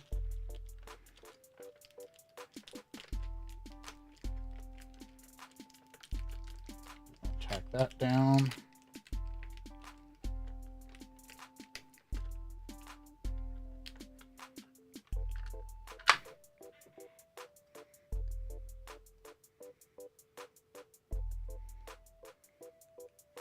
It's kind of why I don't put 2.5s in. Well, actually, it's not the 2.5s. It's the whole StarTech. You just have this ungodly amount of wire. Now I know you could do, I think, was it Ace or Booter? One of them went online and bought bought a replacement cable that doesn't have the extra bit to it. Fold over, then fold under, plug it in.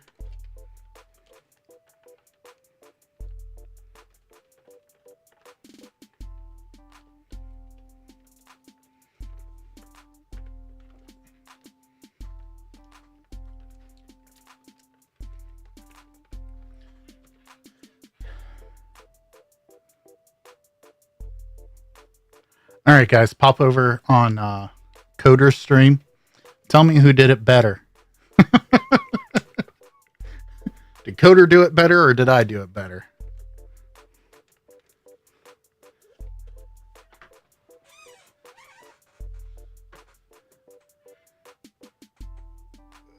Let's see here. Next up is you.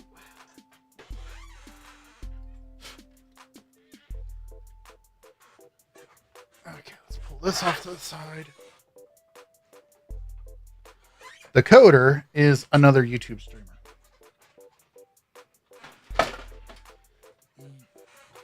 I think he's the guy that kind of influenced Computer Booter to start streaming, and then Booter kind of influenced Ace, and I'm not going to say anything about it, Michael, because it's escalating. And I don't want to chance it getting out of hand.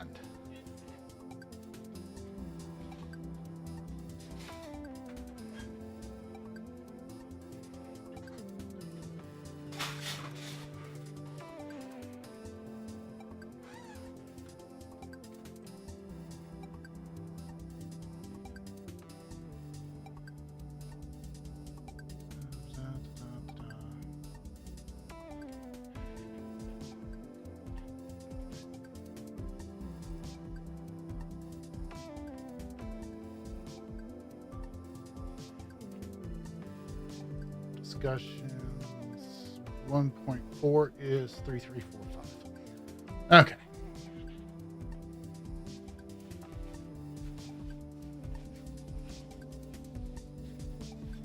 Man, all kinds of Xbox goodies going on. I was watching Coder, I forgot about Ace.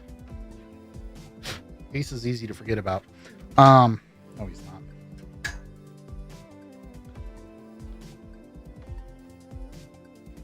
This way. Didn't realize Ace was doing an Xbox as well. Oops, I don't have those straightened yet.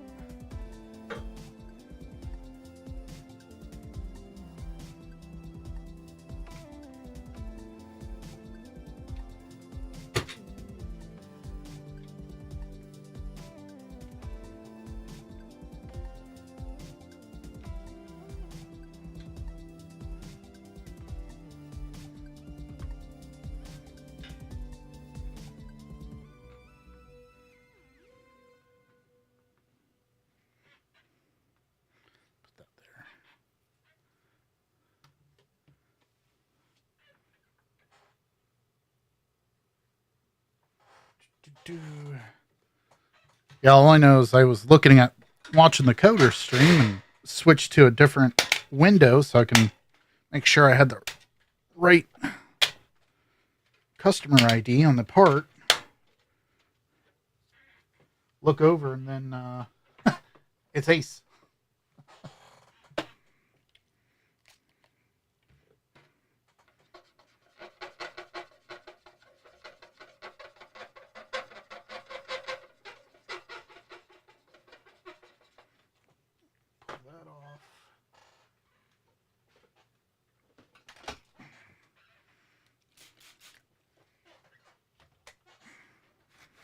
remove my fingerprints. More specifically, remove the oil from my fingerprints.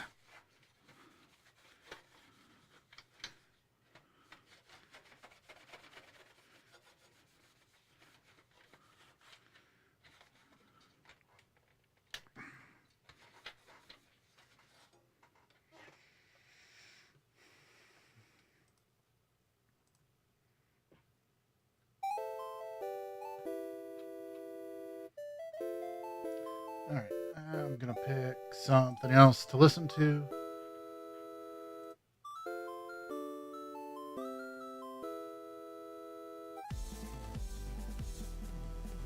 Let's see what this is.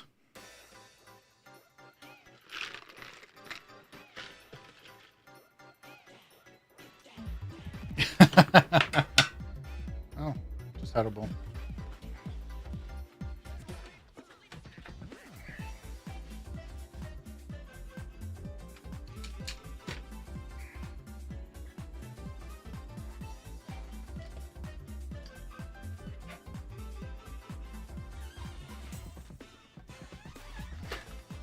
I didn't know you left me, Mark.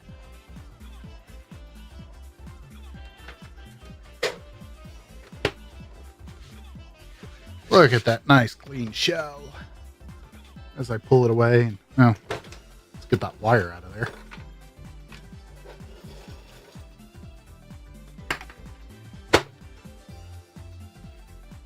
Yep, that would have been awkward.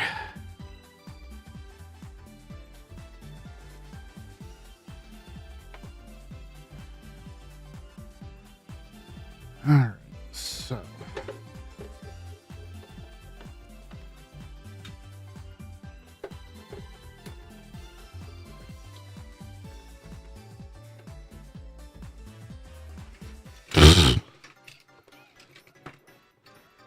let's not lie there, Nevin.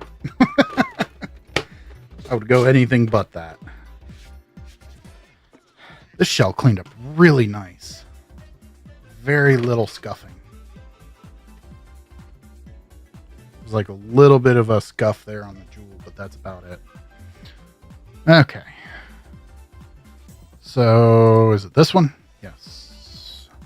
Or do I want that one? I don't know. Let's go with that.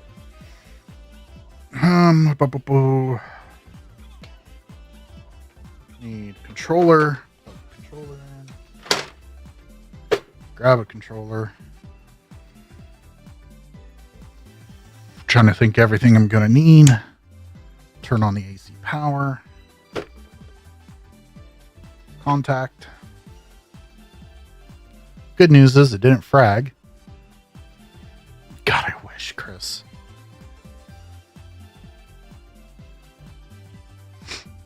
All right.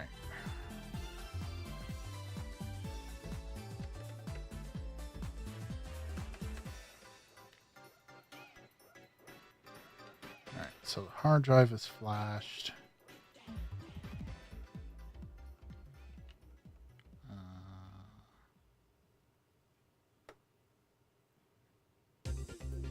Oh, that's right, because this is not a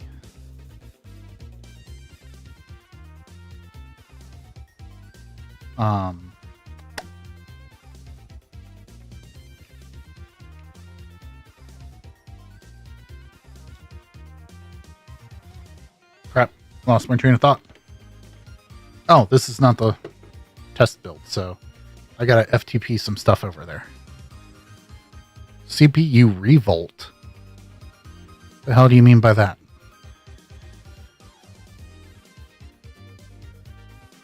Close.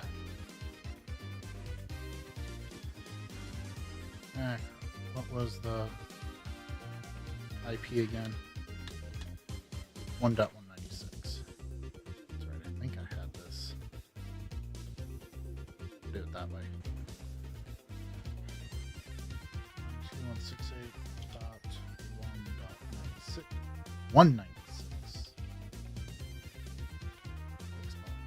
Xbox 1.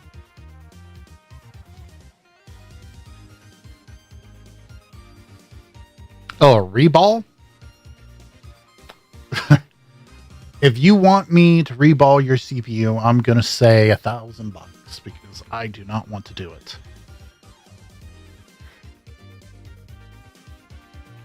I am still learning the ropes, my friend.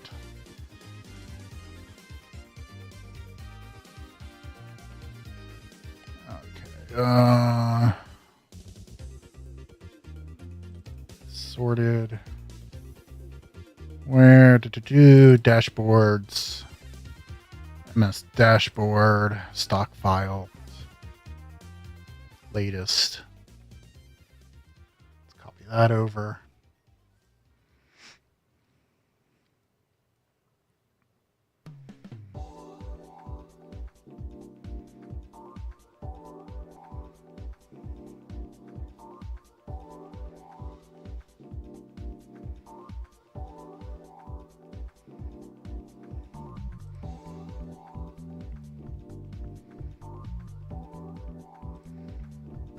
Then I am going to go open up Pandora.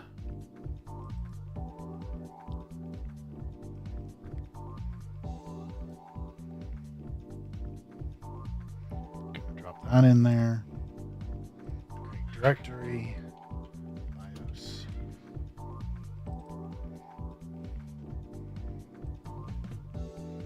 Drop that in there. It's not showing you what I'm dropping in, but dropping the BIOS in there. I'm also going to drop in 2 more. Sorted BIOSes. I want XBlast. And this is a 1.4, so I'm going to drop the retail 1.4 in there. Yes, there is. Within Prometheus, there very much is. Hang on.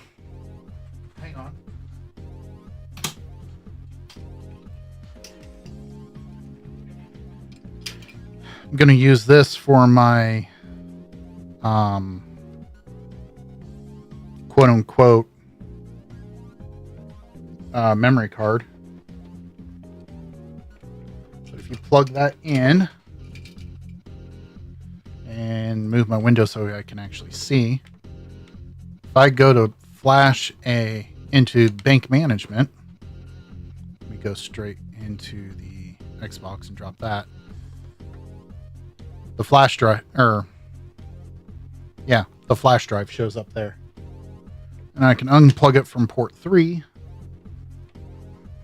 plug it into port 4. I have to exit out and go back in there to update.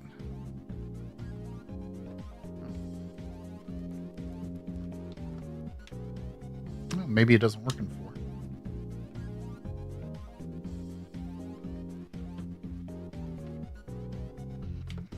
There it is. There. Shows up.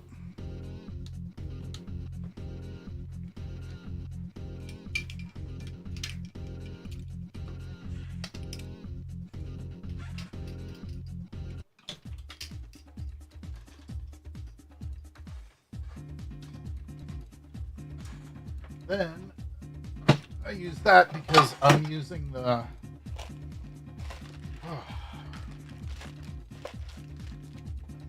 I'm using a wireless controller, but if you had a wired controller, you can actually install switch it around, one of these instead, and these plug into the top of your controller. And it puts your USB port up there and you can just plug it in. This is actually the one I'm going to be sending you, Nevin. Do I have a controller nearby? I've got a controller board.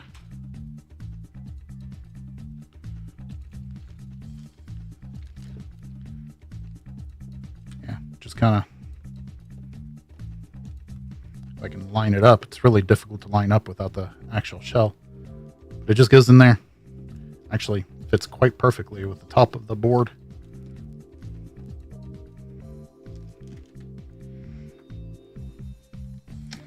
The USB sticks I'm using are only 1 gig. You don't need much more than that.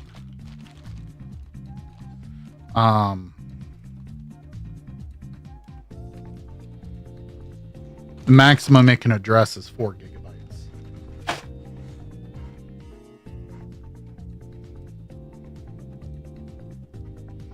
Okay, where was I? Yes, bank management, flash. We should just make a stick that has all the BIOSes in there. Just haven't done it yet. Do that. Done. Purple, because why not?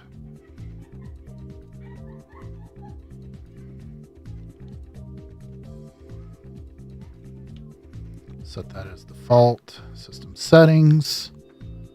Prometheus. General options. Boot delay. 0.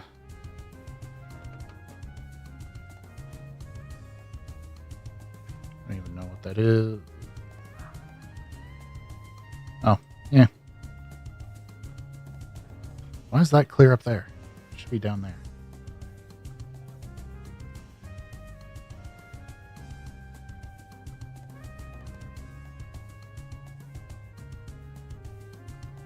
That works. Okay.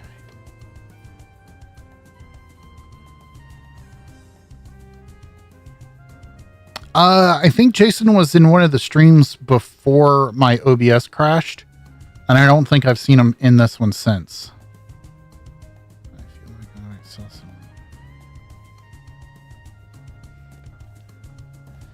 Okay, where was I?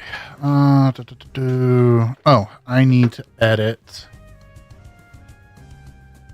the INI. Uno momento, por favor.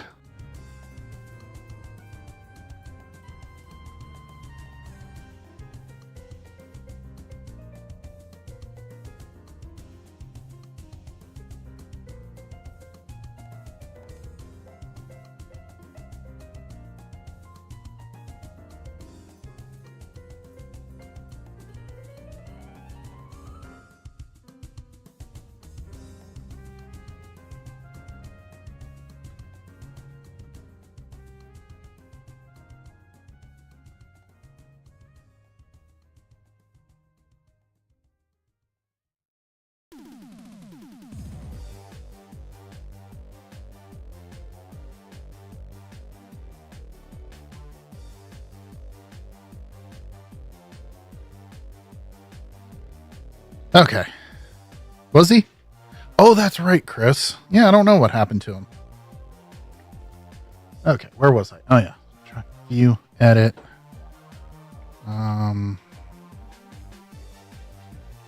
Add window capture.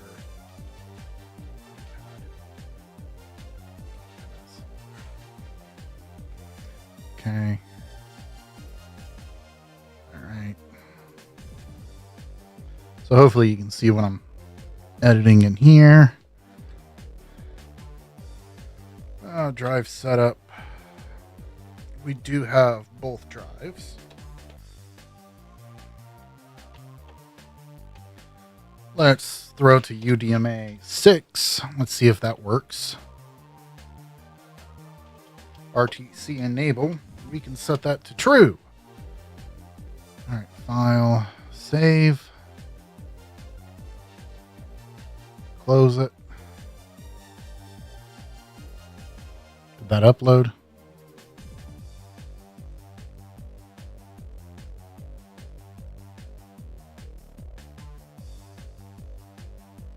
Okay, so it's fighting me.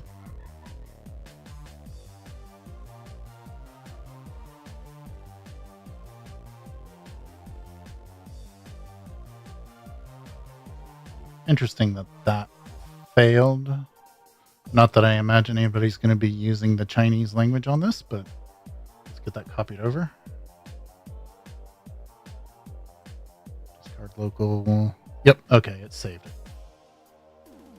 Didn't know if it saved it or not, so I wanted to make sure. Okay. Oh no, it's the Xbox killer.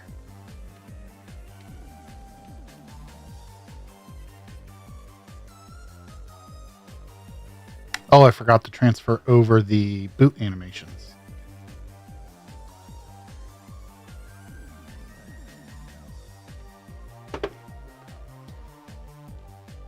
Let's turn it off. Boot it back up in Prometheus.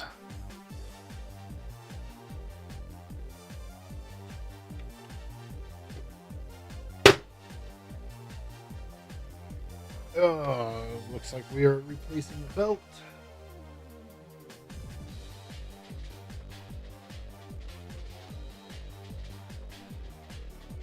Yes, we are. That belt is 100% shot. Put that up there so I remember to do that.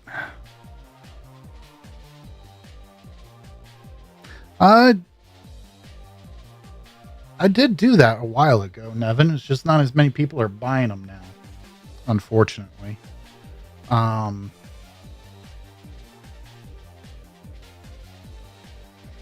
get the boot animations copied over here before I lose that train of thought. Nope. Pandora, Cerbios, boot animations to see.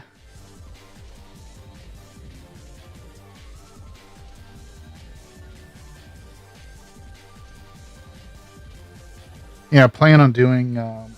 I'll do a stream sometime of where I'm installing or making the open xeniums, because I got probably 60 of them made right now. Stuff to make about 400 of them, but I could make some open xeniums, some Xbox RTCs, and Hawk. I can make some Hawk chips as well. And not Hawk Tua. Oh, God. If anybody ever made a second revision of that chip, and if they call it Hawk Tua, I am just going to quit the scene right then and there. All right. So, where was I? Oh, yes. Let's do this. Let's go into E. Create a directory. Oh, you don't know what the Hawk is? Grab one.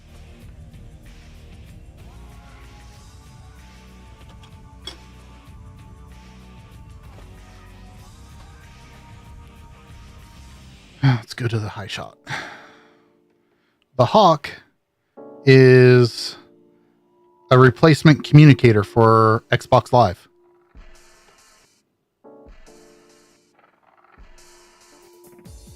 But instead of the annoying 2.5 millimeter, it's a standard 3.5 millimeter. So you can hook up a headset and talk over Xbox Live. I was going to say, you were in the stream when I did that, weren't you, Sean? Chris. Sorry, Chris. Didn't mean to insult you like that. That was bad. Those I am selling for, I'm going to say, $25. I think that's fine. Fair. New directory, dashboard. Spelled dashboard correctly.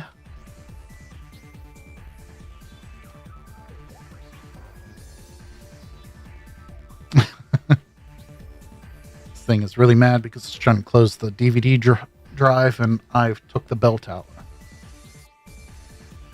Do I have... Yes, I got the updated gamers in here.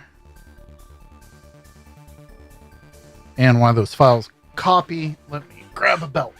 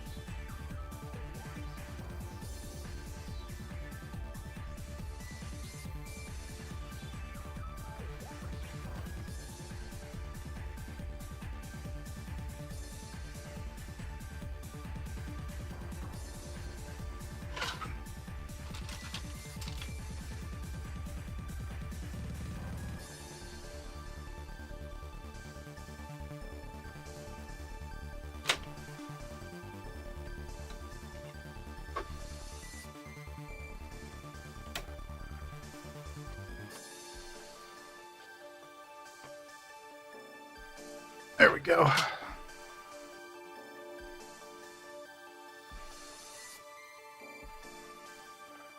Yeah, I think you're a little tired there, Nevin.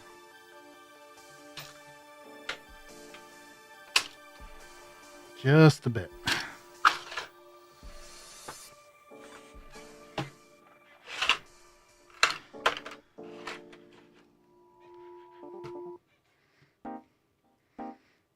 Well, that's transferring. Let's edit this.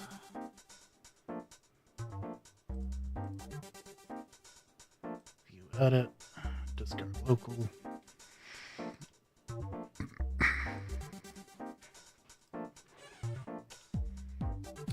Ecoin.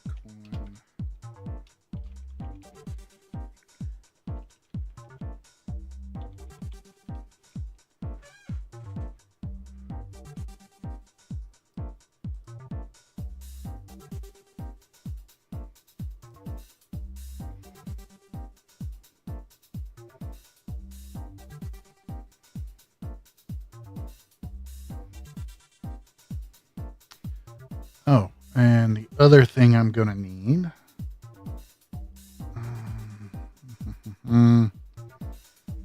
Where is it?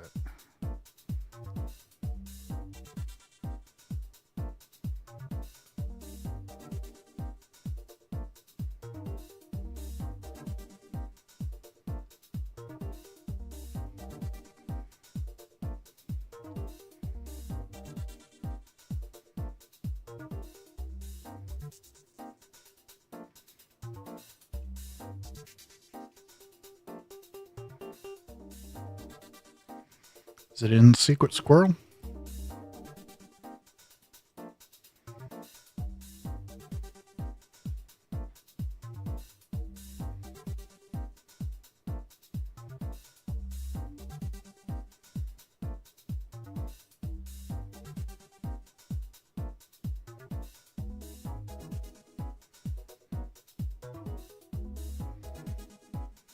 I don't know where that's at. Where's my Discord?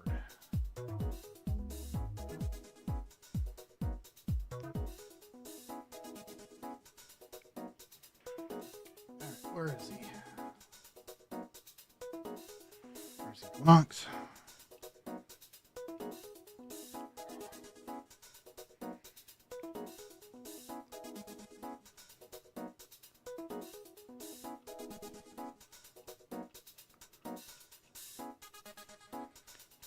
Hang on, guys. I'm trying to find another file.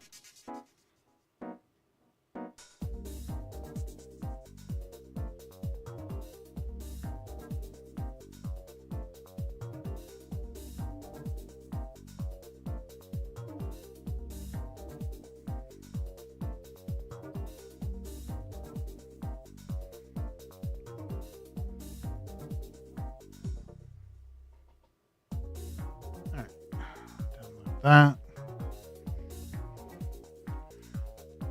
downloads. I'm gonna throw that in here.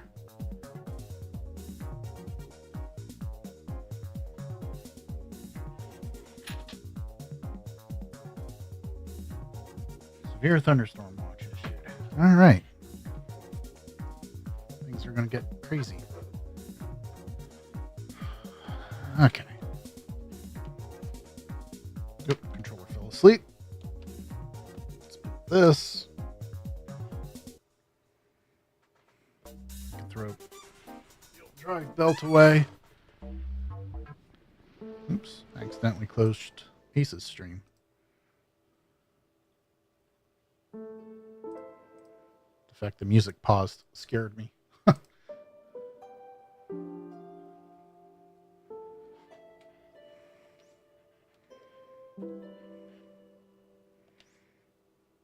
Now, if I'm going to calibrate this, you kind of that to go away.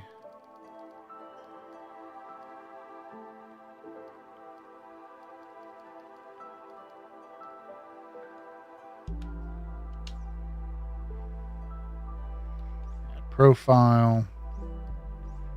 Number 1. No thumbnail. Okay. Load the profile. There we go.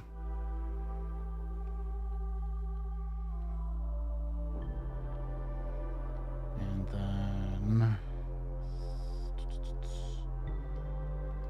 settings, file manager, where did I put that? Dashboards, app. Back into Prometheus. At the moment, this is the only way to set the RTC. So it is the 28th July. It's not 2099.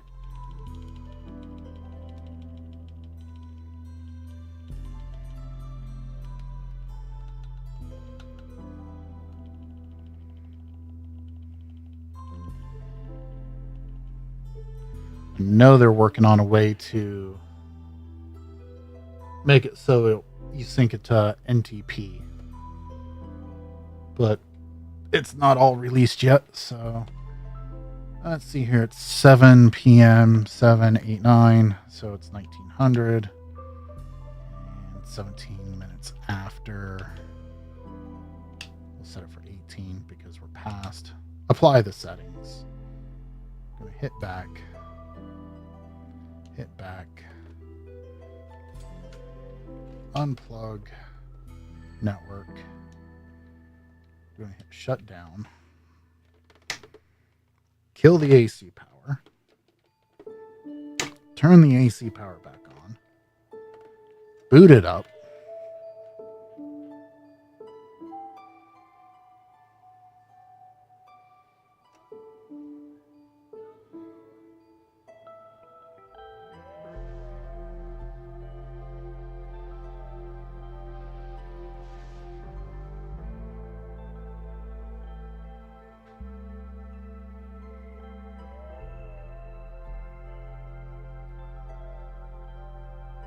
Oh, this music is going to make me sleepy.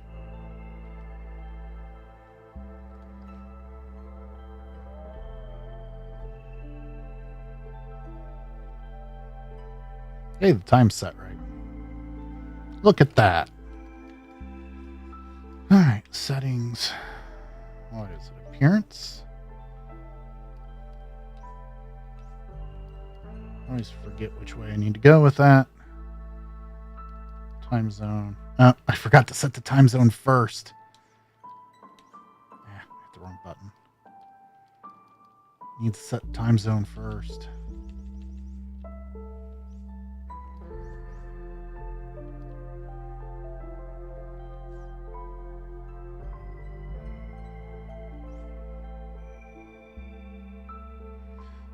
Oh, I will. Resolutions auto. No flicker, for the love of God. Skin settings. Startup. Disable login screen. Themes.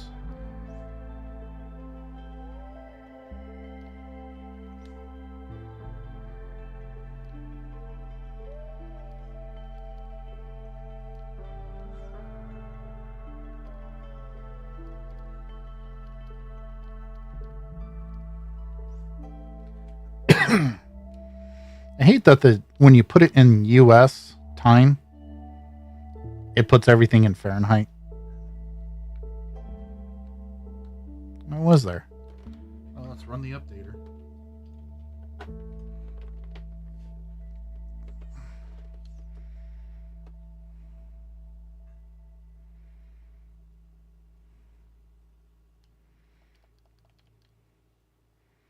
I'm not sure if it's pardon me. Downloader. Yeah, not sure why it's on 144p.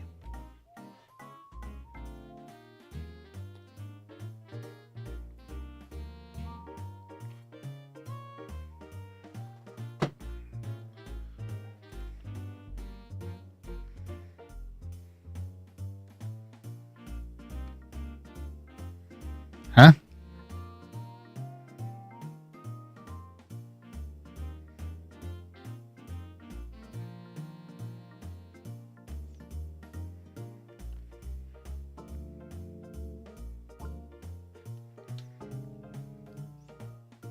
Try that again.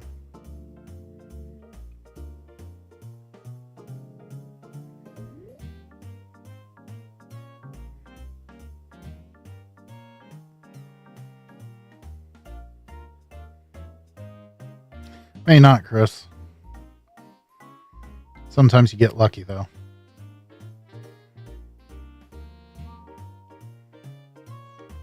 Oh. Just need to let go. There we go. Yeah, there is new build. Would you look at that? Version 2.1.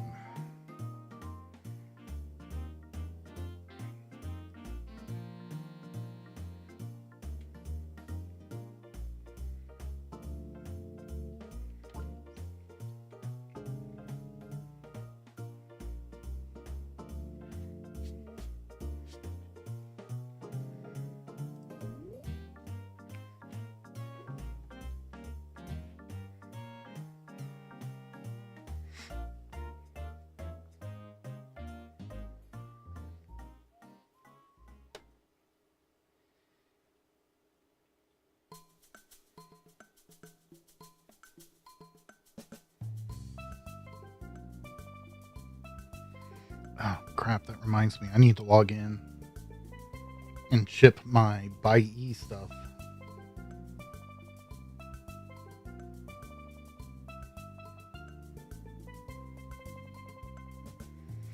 I have found out, and I think he does it intentionally. If you back out of the failed downloader, then go back in, I think he has it set up on his side where it'll fall back to a backup mode or a legacy mode, and then it should work.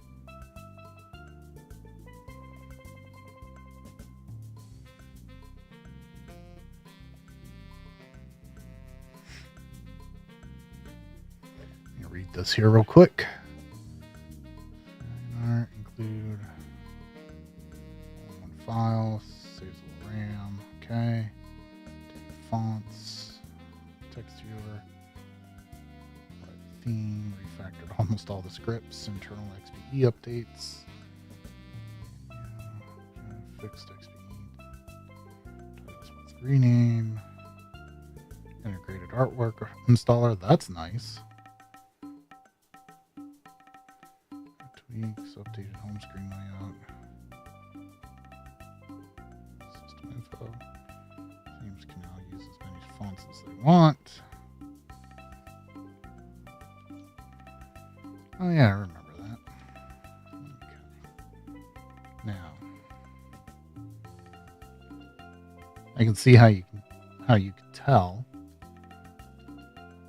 We're not in DST, I believe. Not yet, anyways.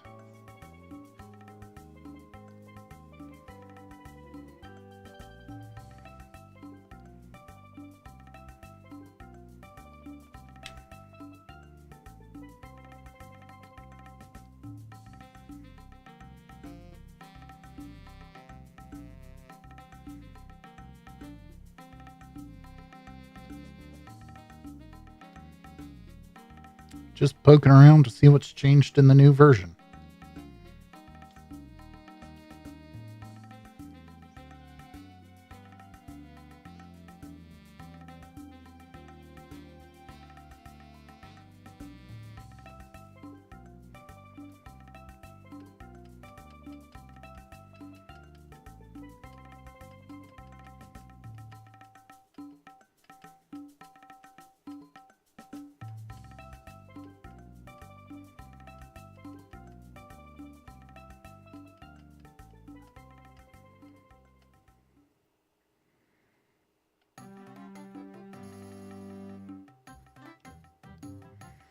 Okay, so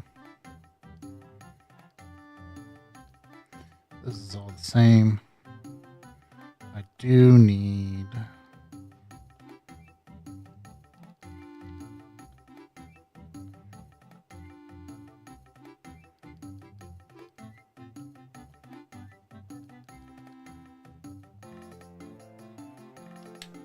is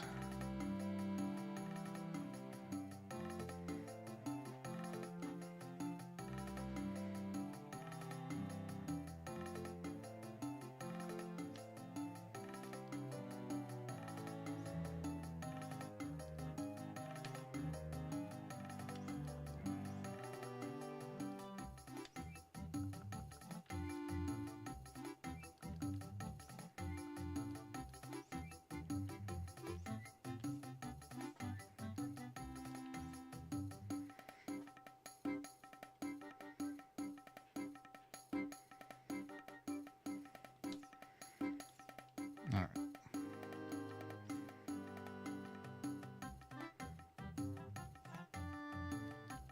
Where did he put the themes? There it is.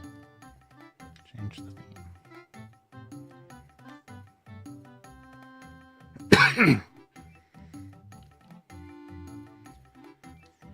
All right.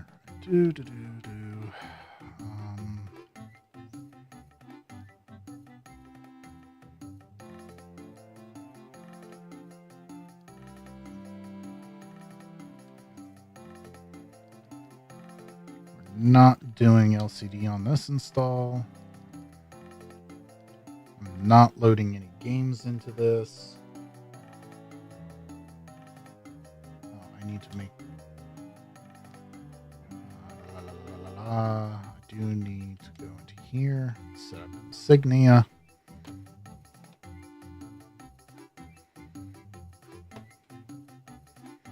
Register the Xbox.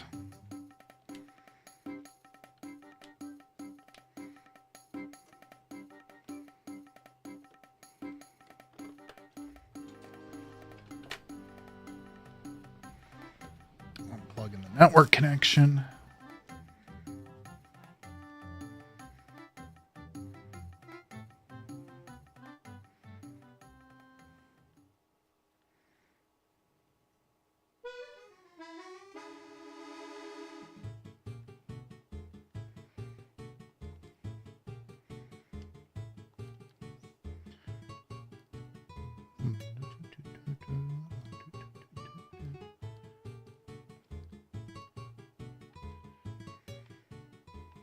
All right. The only thing is I cannot distribute. All right, where'd it go? Oh, you stay there, damn you.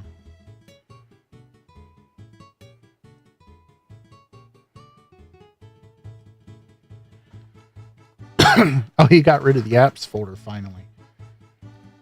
Well, that's most convenient because I had to delete that Prometheus thing out of there.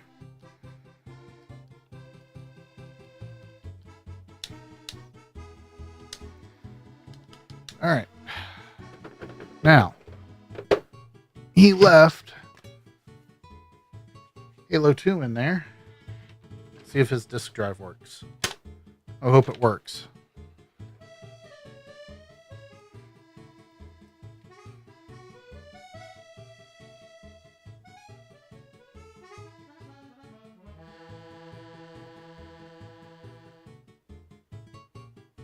Hey, look at that.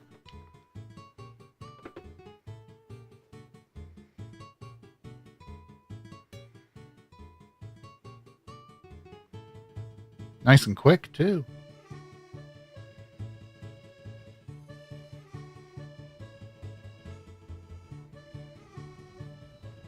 What's up, Chris?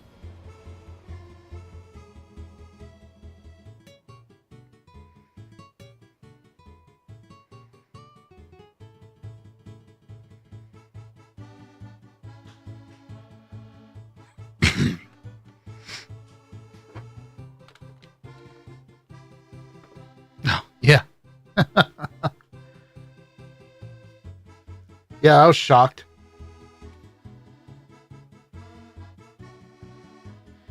All right. So I'm leaving that in there.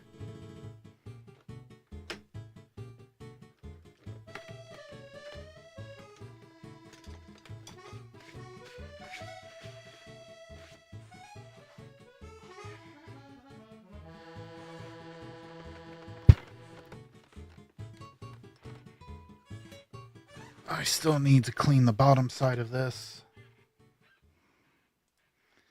It's got scratches and other stuff I need to take care of. It's not a lot, but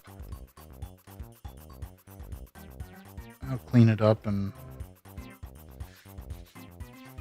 polish it and everything, just like I do for the top. 3, 4, 5, 6.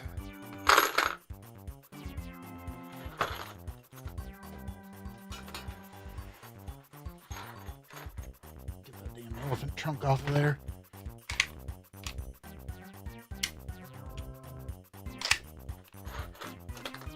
Okay, you just want to roll off, so where the hell did that go?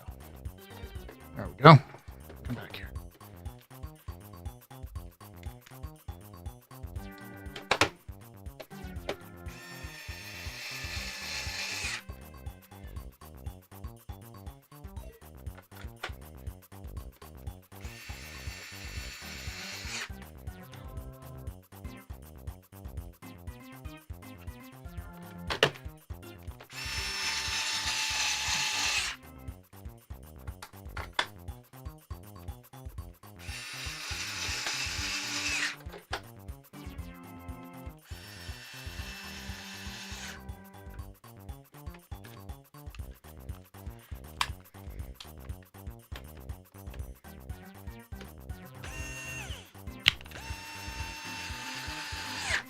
Bit of a brain fart there.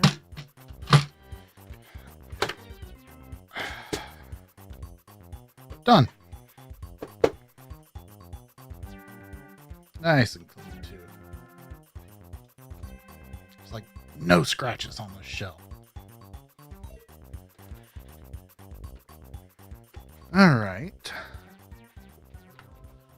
John, I doubt you're watching, but there you go.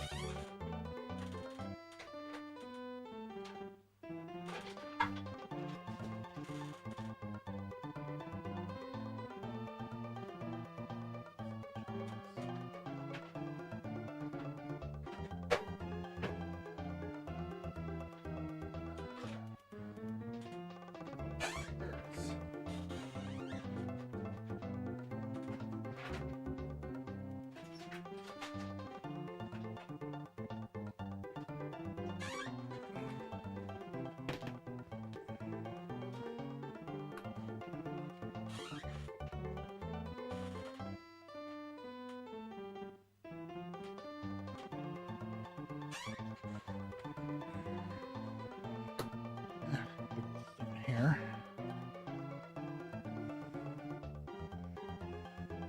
Oh yes. I got about, I don't know, 400 magic erasers. Lasts me about half a year. The key to those is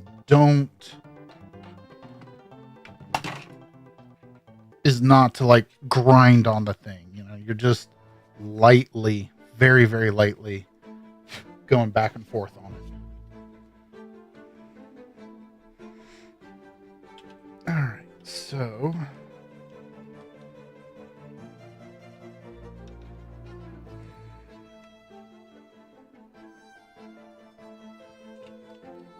guess I got to remove that.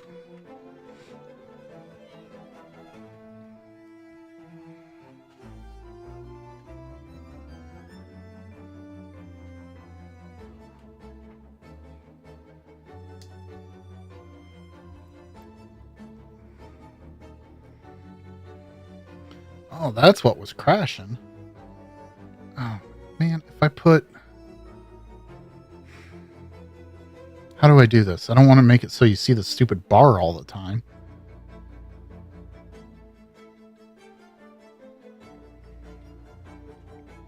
Will that work?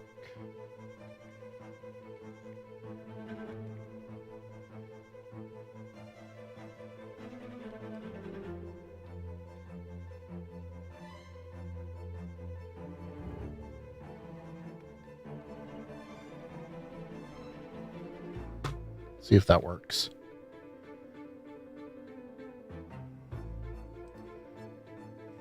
Yeah, that seems to work. All right. Is it reversed?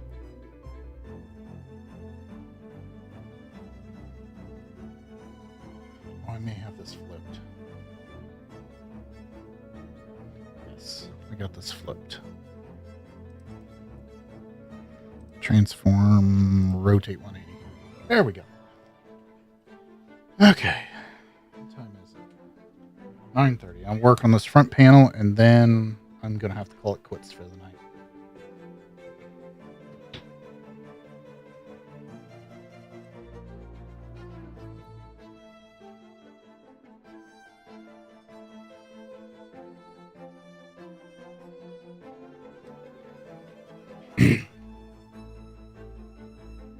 Yeah, it feels like it, Sean.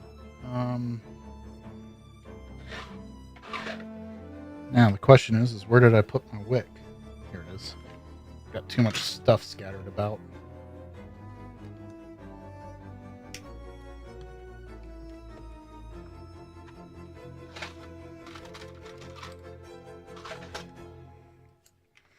So for the LCD install, this connector is in the way. So we need to get it on the other side of the board.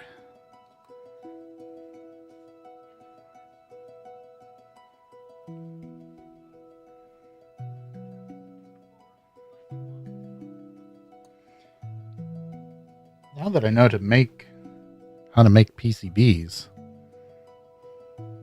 wonder if I can replicate this board or take an existing board design because they are out there, and just simply move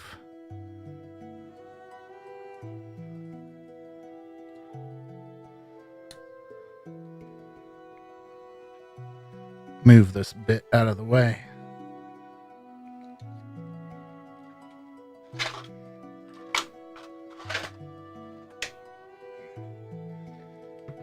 That's thermal compound, not flux. Do not want to get those two confused.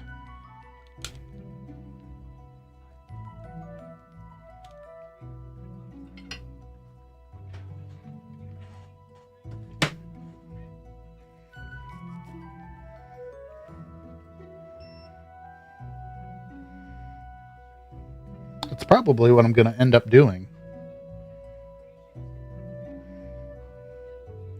But the other thing is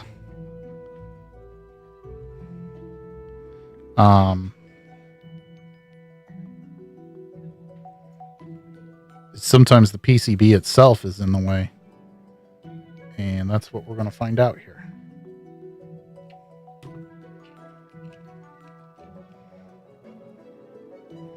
I know, Sean.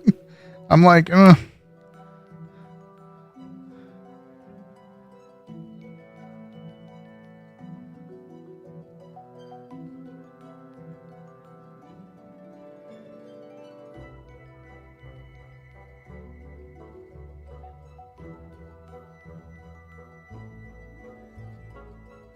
All right, let's see if that was enough.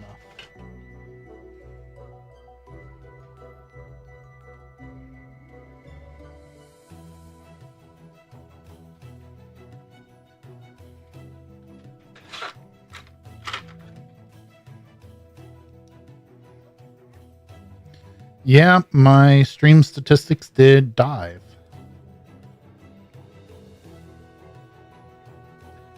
Here, YouTube is not... Come on. Not receiving enough video to maintain a smooth stream. Well, I don't know why.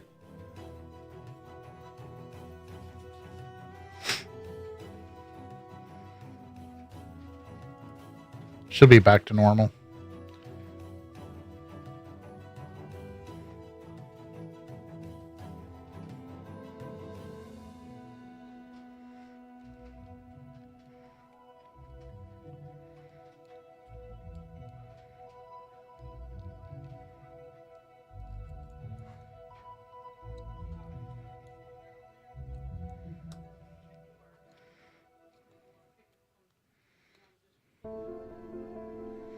Come on.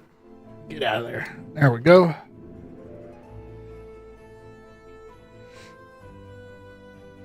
Okay.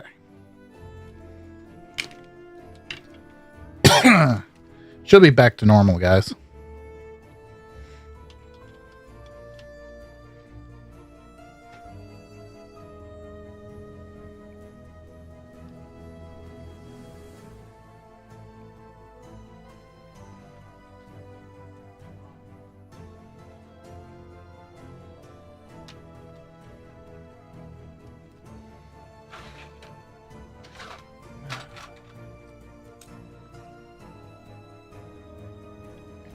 All right, so it's about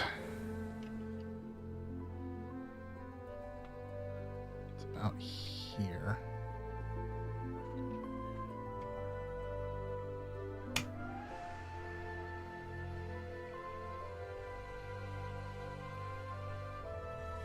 See if I can make that cut because the PCB's now in the way. Girls made popcorn. Where am I? Here I am.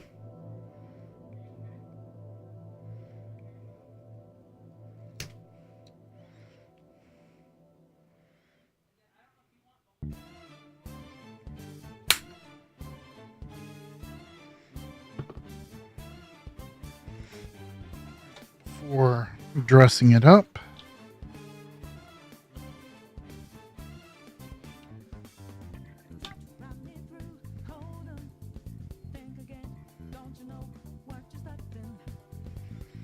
Oh, yeah.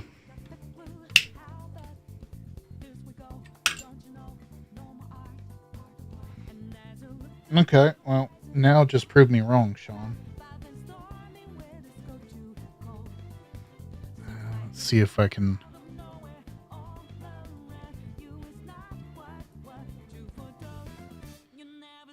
If you can get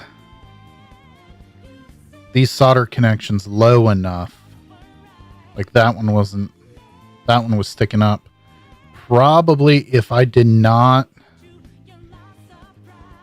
I got hundreds of these stupid front panel boards. I'm going to see if I can shorten these down a little bit. Cut them down, remove some solder.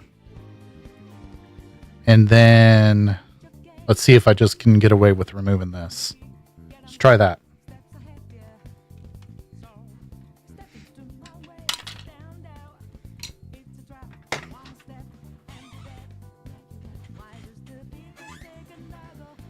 So, take two.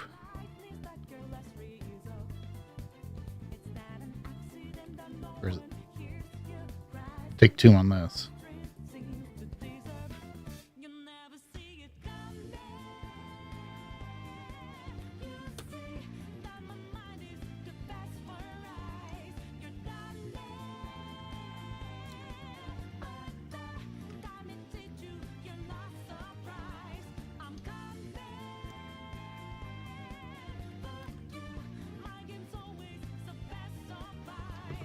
That's what I was just talking about, Sean. I wonder if I can get some PCB, an existing design for this board.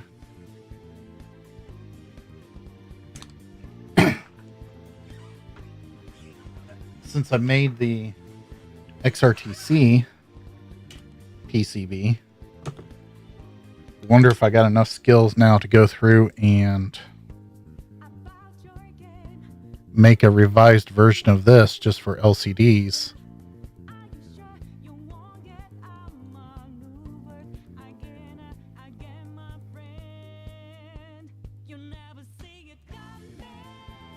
I should also talk to Equinox about his front panel board.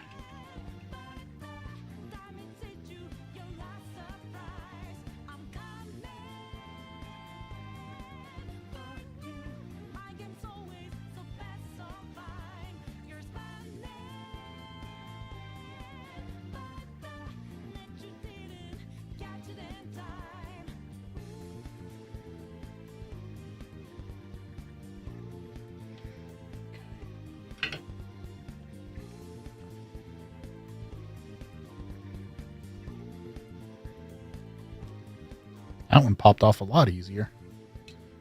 Okay, so now we look over at this. Can't really see anything with the scope, but I can tell. Let's pop the LCD out. I probably could, but I don't have a Hako.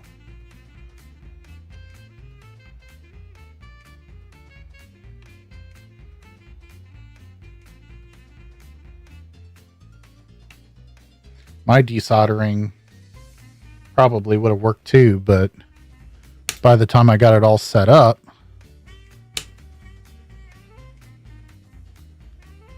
I would have been done.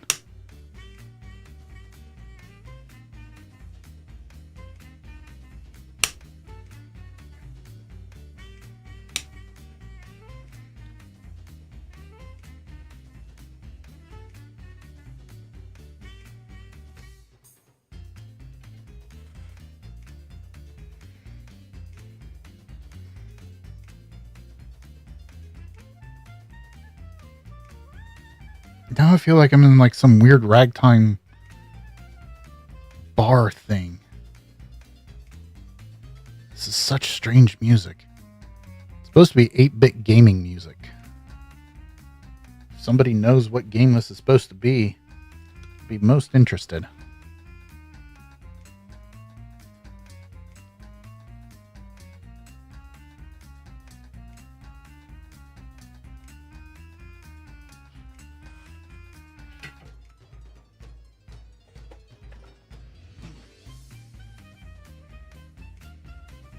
Where'd my Elky go?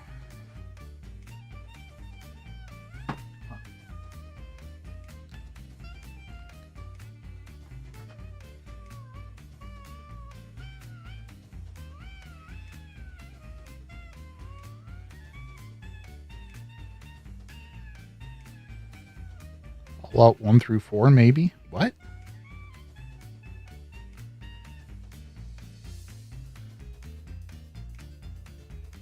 Perhaps in the wrong window there, keycaps? Oh, no! The music. Maybe, yeah. Maybe. Yeah, it's got like a jazz, ragtime, improv feel to it. Is that a trace or is that a... Yeah, it's a trace. It's a scratch. You know, what I should also do is look.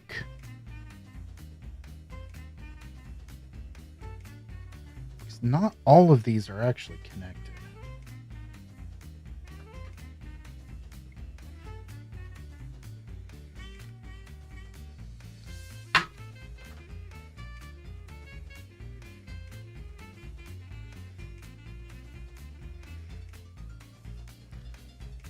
I need to go through and look at the schematic of this board.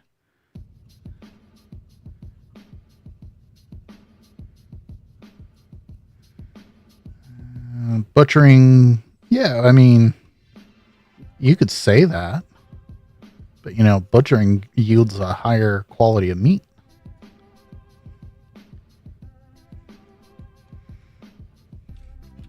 Is that too far of a fetch?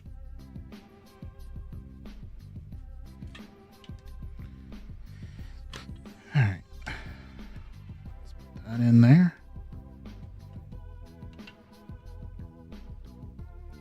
There is our board.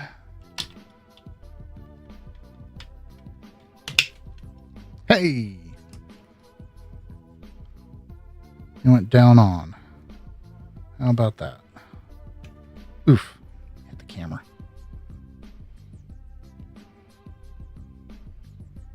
It's a bit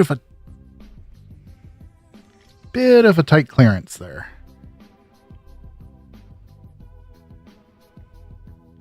But I think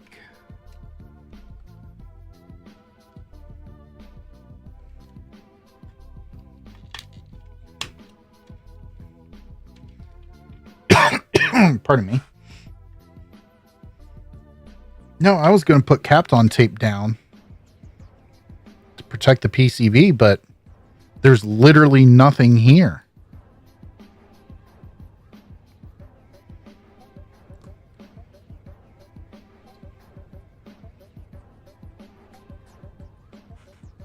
so I don't have to put any Kapton tape down.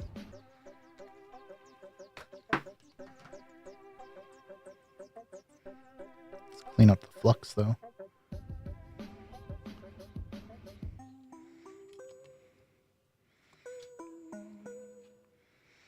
All right, let's pop some buttons in there.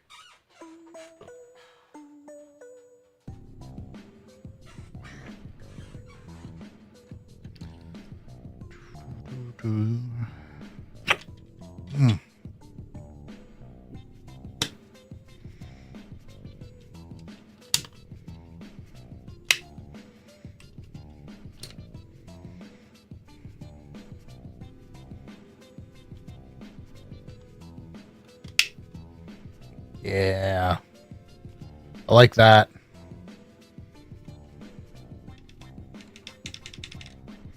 Buttons feel good, nice and responsive. It's not binding in any way.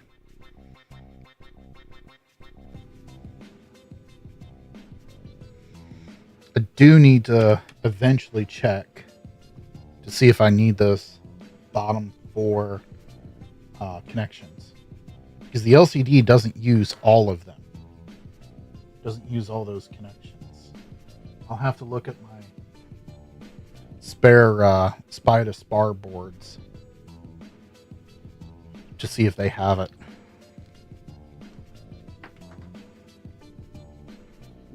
Let's clean this up. This is where we'll be soldering next.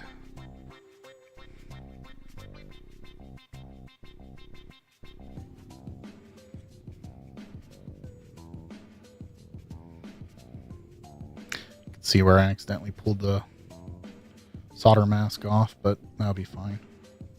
No worries there. All right. Be nice if I could pull the wire or the connector out of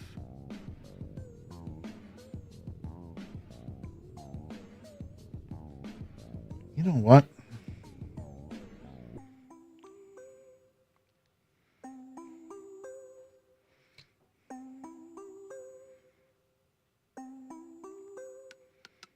Thinking here. Thinking.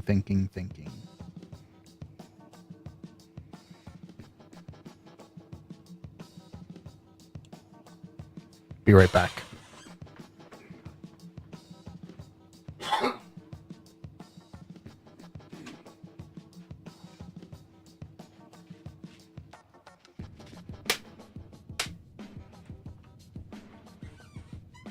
Will this do me any good? Let's experiment and find out. It's the only way. Unless I can push these pins through.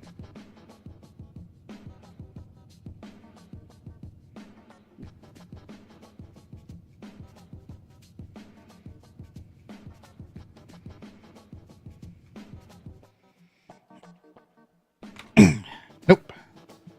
All right.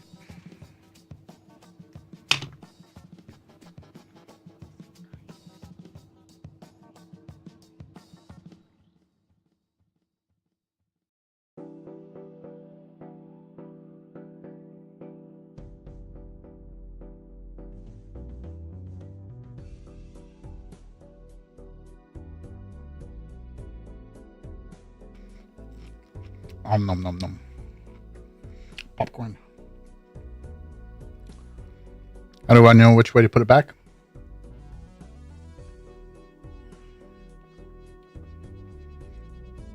You mean the connector? Or the wire? That's going to be the trick.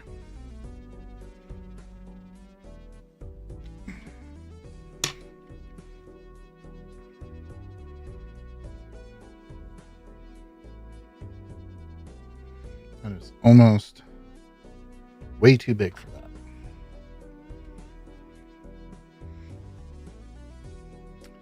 Well, I was hoping I can use these ferrules. Problem is the whole wire fits through the middle of the ferrule. So that's not going to work.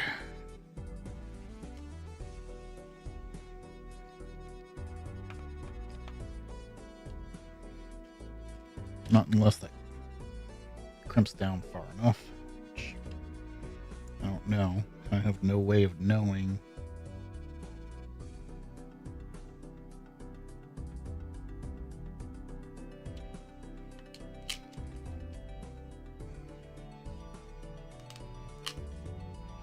Yeah, no, that's just too small.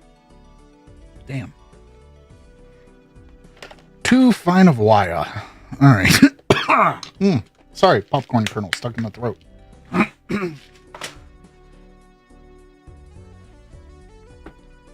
Oh, that's not water.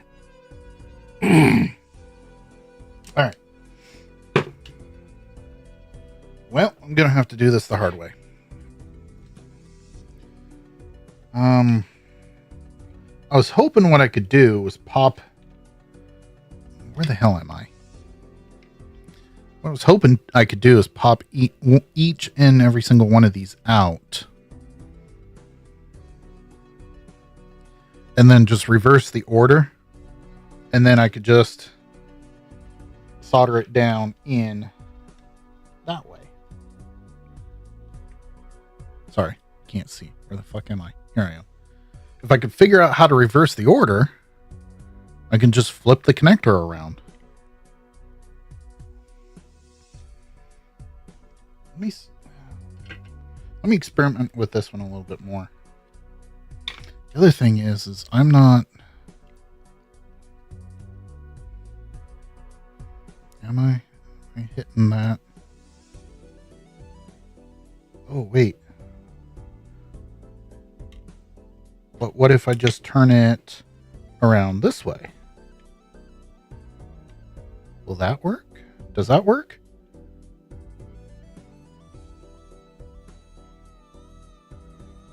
That should work, right?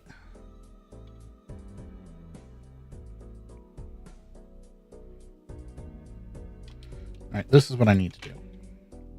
You grab my Sharpie. I got normally I'm pretty good with spatial reasoning, but for some reason I am struggling. All right, so this is the top. This is, let's call it pin number 1.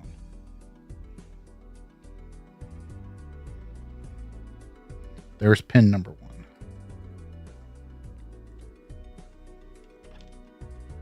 All right. So pin number 1 is usually connected this way. We'll find out. Now, if I flip it around and go that way, yeah. And it sits flat down. Let's solder that in and find out. Let's find out.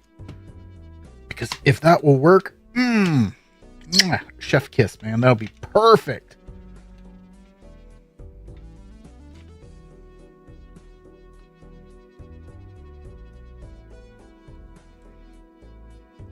So plug that down there. Oh. Oh, crap. You see the problem?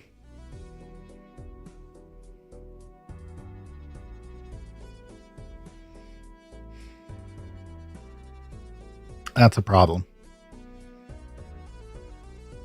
The very part I was excited about earlier on the fact that there is no copper tracing or any bit of copper on this side. Ugh.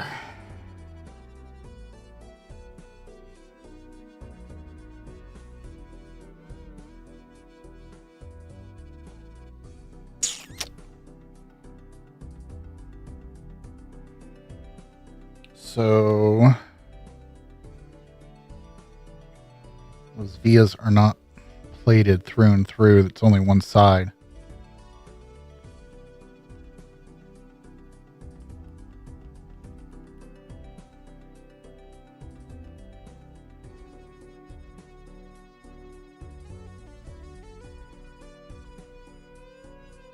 Damn it, Sean. I'm convinced this is how I'm going to do it. I just need to figure out how I'm going to do it. How am I going to get solder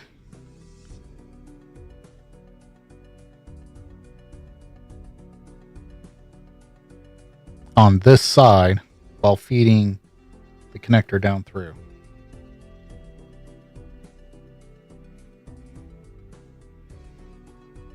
wick through.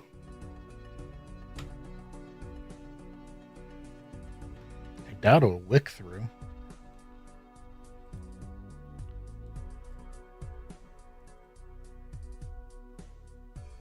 Ow.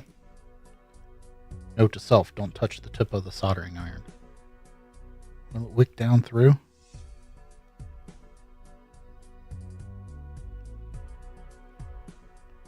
It is so weird to solder that without...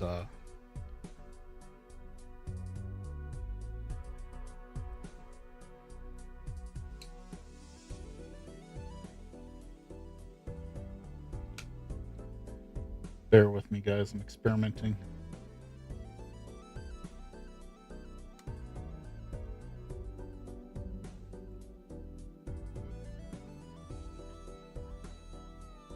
No.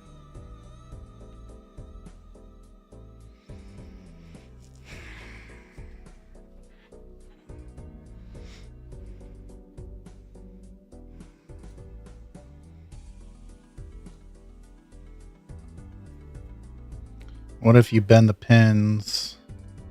Let me have the connector sit on top. May want to proofread that, Devin. You have the bend. What I was hoping would happen is I heated the pin, the solder would follow up the edge of the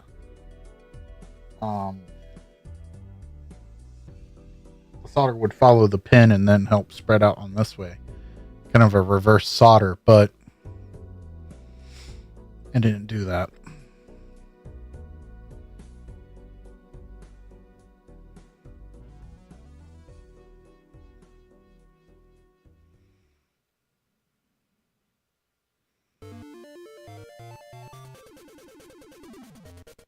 Bend the pins. I see. Thank you, Sean.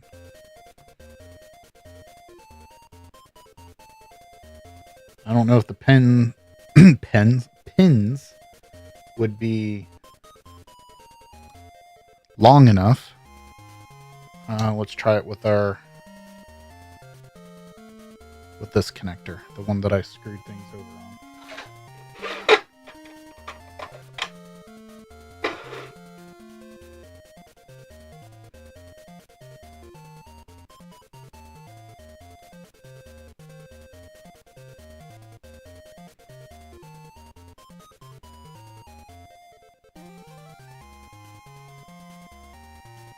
It would just barely be long enough.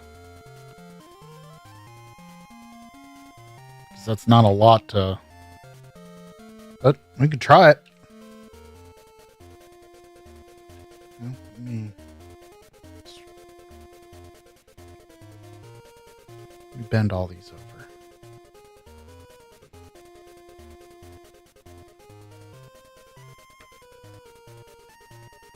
That's good to know. They can crack in half.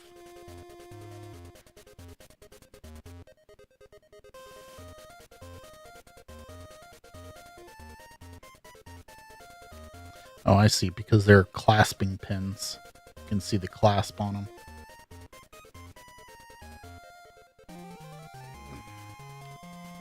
Actually, it takes a little bit of effort to get those to bend.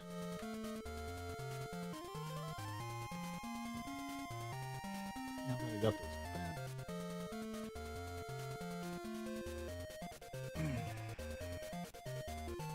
What I need.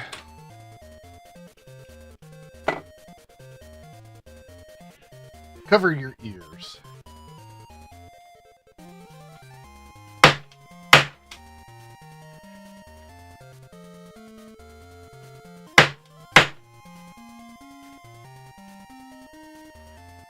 A little bit of hammering to flatten them a little bit more. Then if I were to take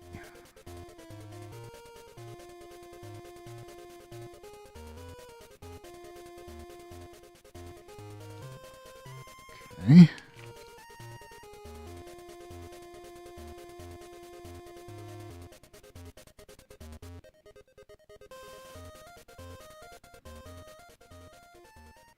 May just work.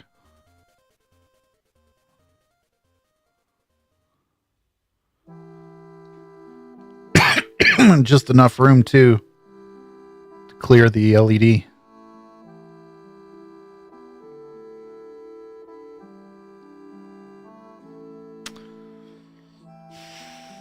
All right.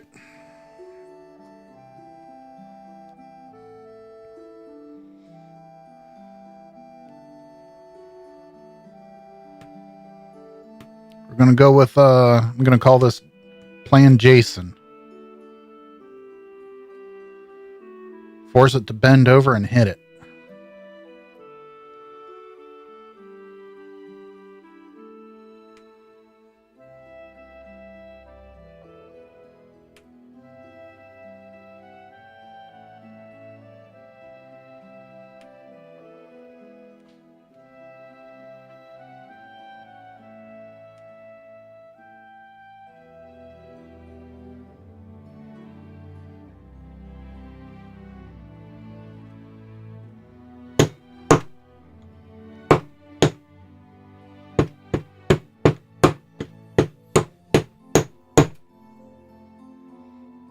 What the hell happened?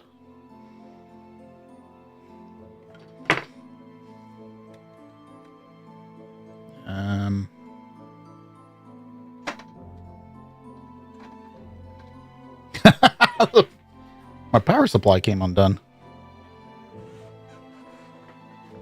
Hang on a second. Technical difficulties.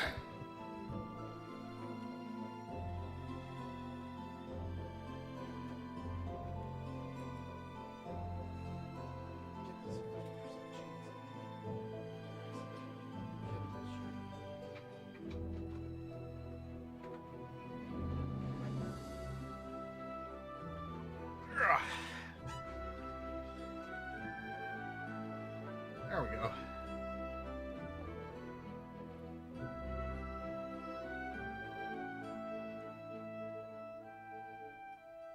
All right, got those as flat as I can.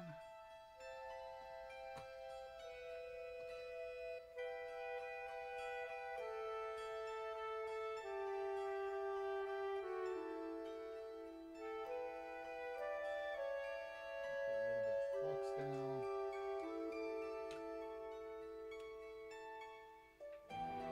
It's Sean's fault. I'm using. Sean was very gracious. I can't thank him enough for this. He sent me this nice, wonderful arm. Helps if I bring the microphone back down. This is all Sean's fault, and I'm most gracious for it.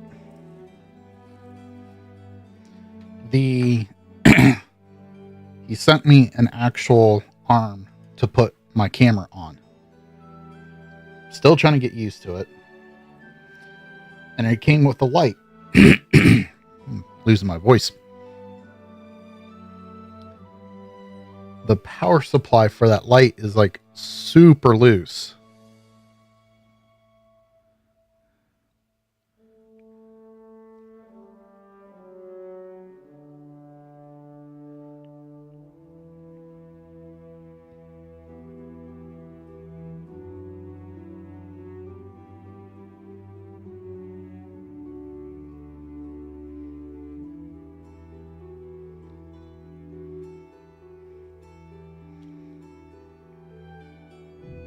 I'm not sure what I'm testing there, Sean, but 10 out of 10, don't recommend.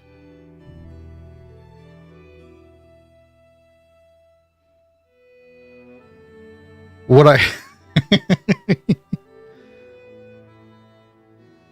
The wire touched my... Yeah, I saw that.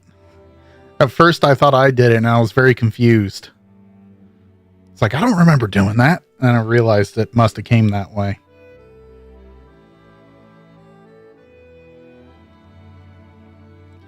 The setup I had before, Nevin, was a 3D printed tripod thing that I had mounted to my wall.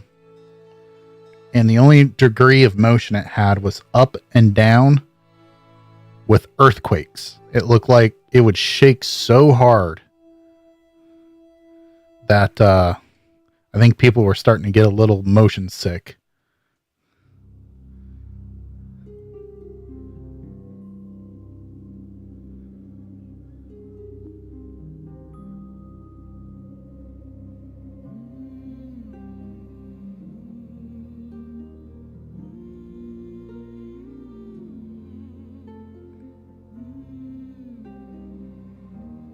Your new what hums?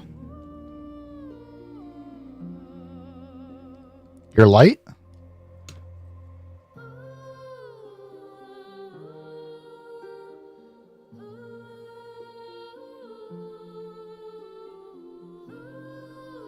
Make sure you got 60 hertz filter enabled instead of the default 50.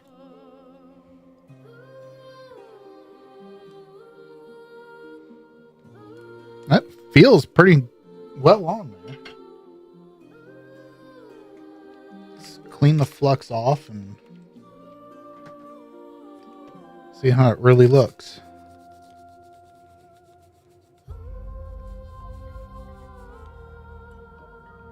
Ah, that looks good.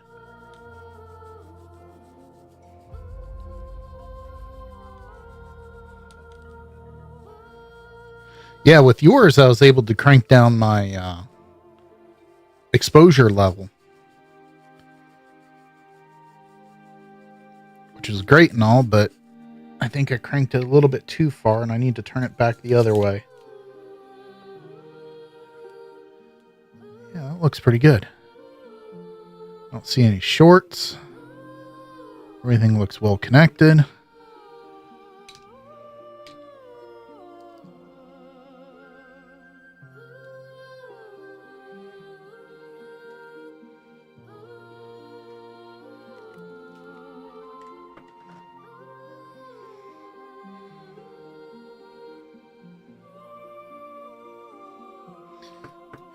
All right, Sean, what do you think we call this?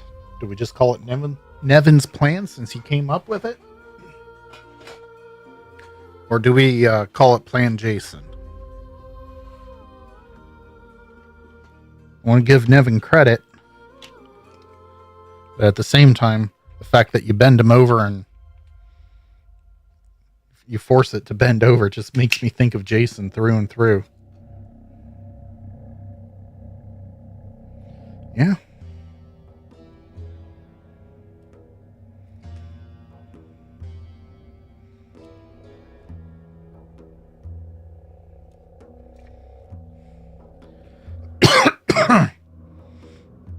Your idea worked quite well.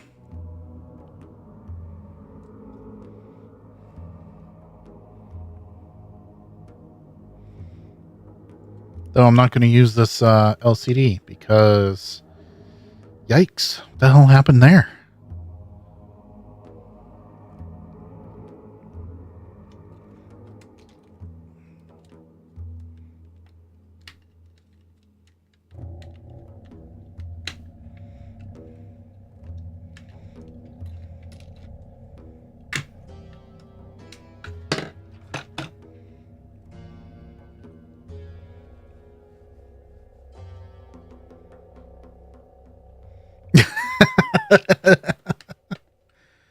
Sounds good, Nevin. All right.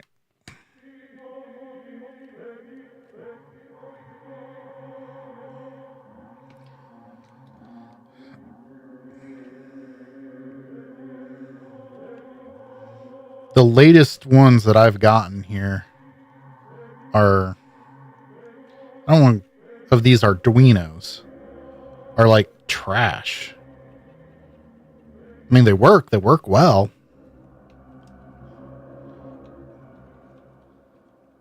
It's just they're super brittle. They had no solder on the sides for support. When I plugged it in, it just popped right off.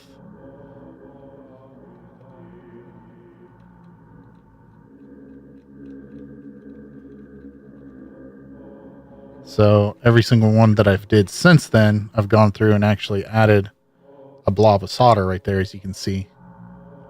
What's up, E.T.? Now we got monks chanting of some sort. Let's clean up all this flux. This is all from where I was testing the LCD, because I test every single one of them.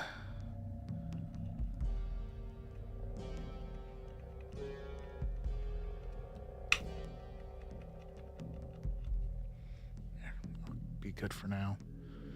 All right. Hopefully those pins aren't too tall. Nope. Didn't even have to adjust those.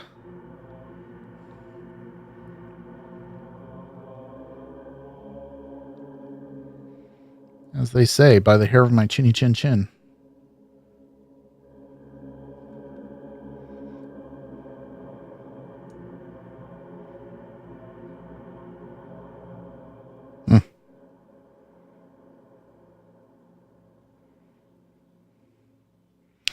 I gotta give it to you, Nevin. That's nice. That was a nice solution.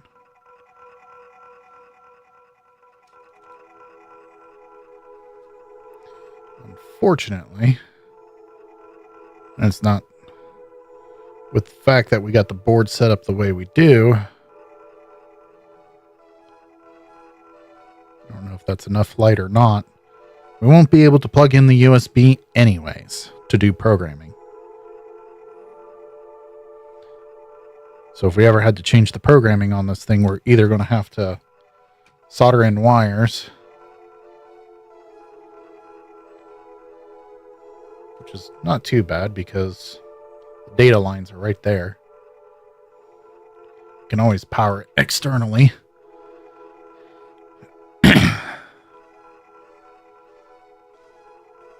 But my other ones were that way too, so try to get these to sit as flat as possible, but with the domes on here, you know, you can't get the interposer board to sit flush.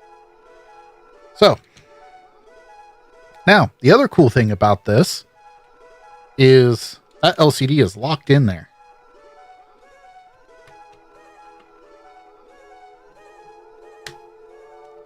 I have no idea what's going on with this music. The only thing I'll need to do is figure out a way to secure this side. No, it's not hard to remove the power board, but here's the thing. You have to push down this plastic clip right here to remove the power board. As I'm sure you know, this plastic gets brittle over time. The less we have to flex it to get this board in and out, the better. I don't mind doing it when I'm working on it because I got, I don't know, probably 200 of these front panels. I already have like 3 others that have the thing cut out for the LCD.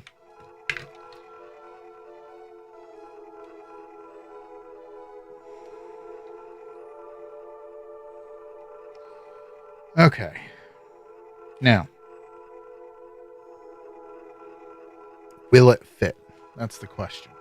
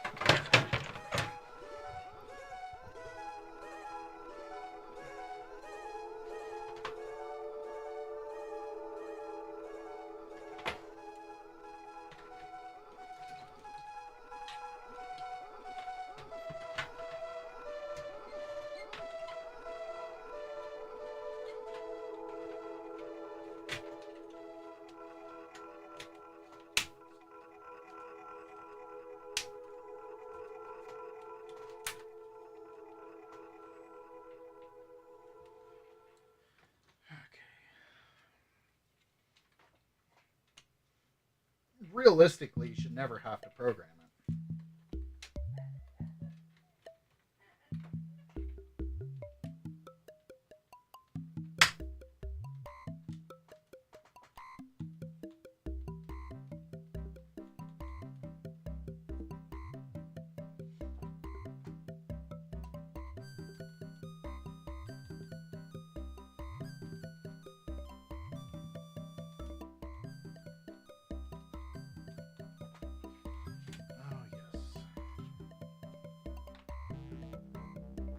reprogramming is technically always possible. That's right. I need to cut. You can't see the corner, but I need to cut this corner over here, the plastic shell. This is always the frightening part. Let's see here.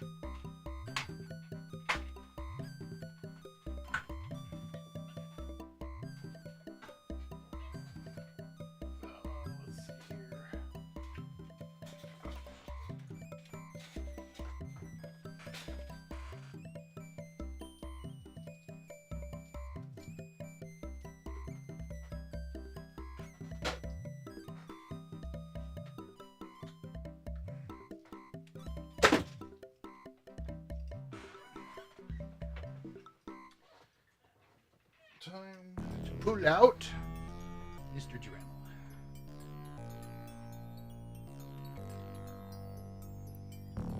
Time to mute.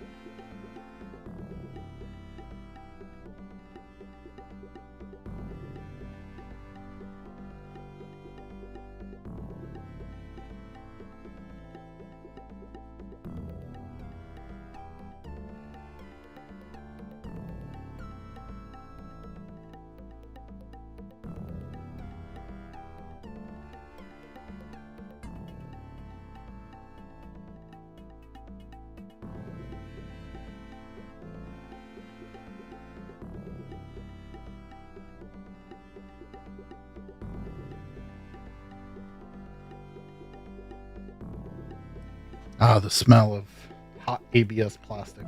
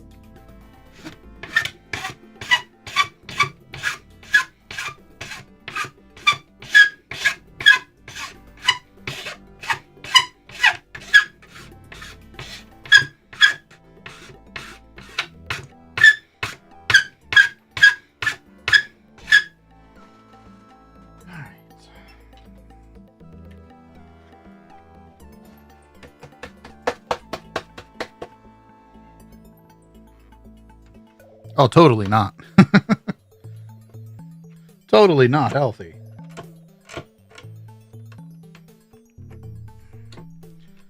Nice thing about it is you can easily deburr it with your fingers. All right. Now, where did I put that front panel? It's back here. First and foremost, can we get the front panel to clip on now? Yes, we can. Okay. That is now low enough to clear the LCD. If that's the only cutting we gotta do, I'm going to be over the moon. Because I keep changing this process every time I install a new LCD. Just find a new, better way every time. Well, not always better, but finding a new way. The stage I'm really hoping to avoid is having to cut out the metal shield right through here.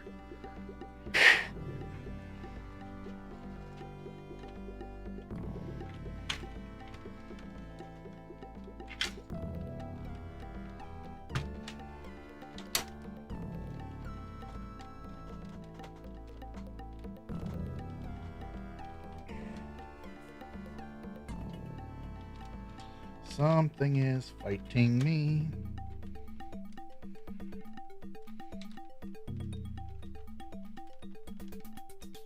Okay, I see what's going on.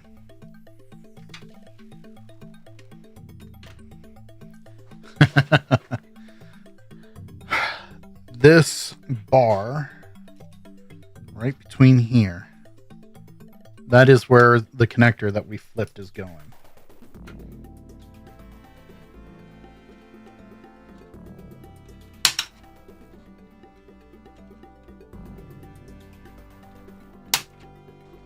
Not approved use of Plato snips. As they say, copper only.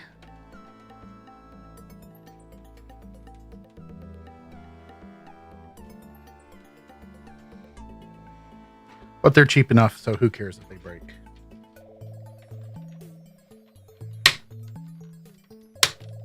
Oh, oh, oh.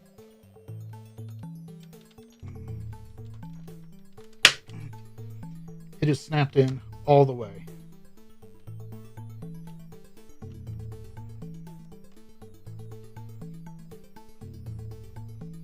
Now,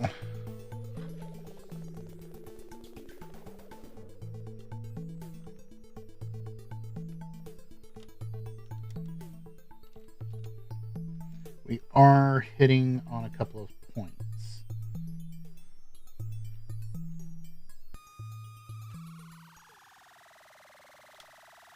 Not too worried about that.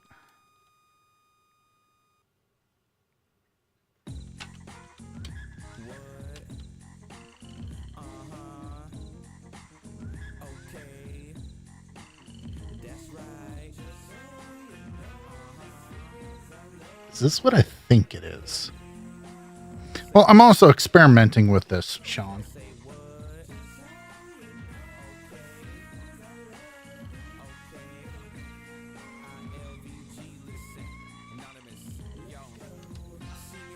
All right. First things first, though, I need to mute.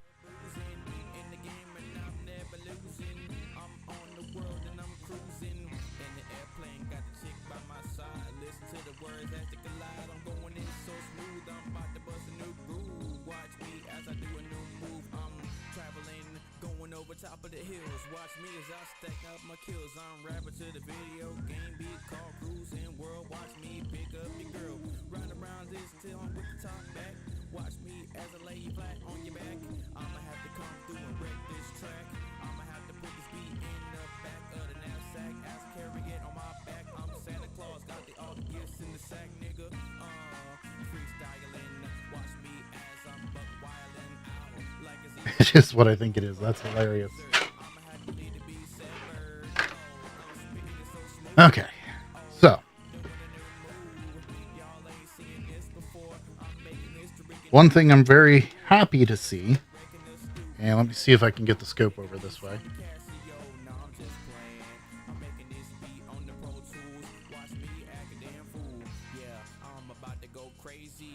Nope, nope, wrong one. This cracks me up. I should not play this, but I don't care. All right, come on. Focus.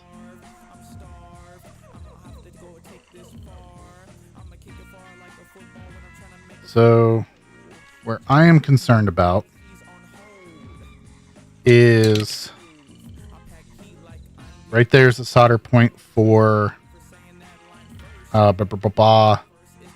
backlight of the LCD. The other one is right back here, and I can tell it's touching the shield. Lastly, I don't know, can I?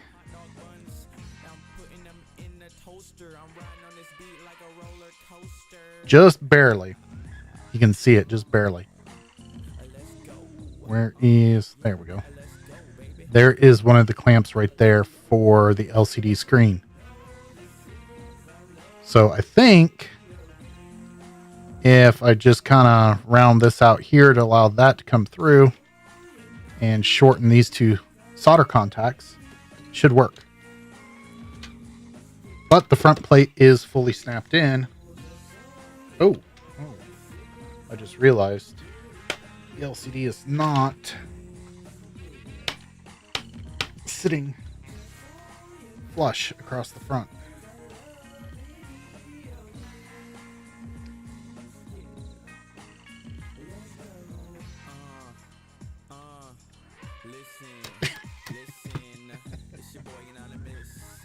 All right.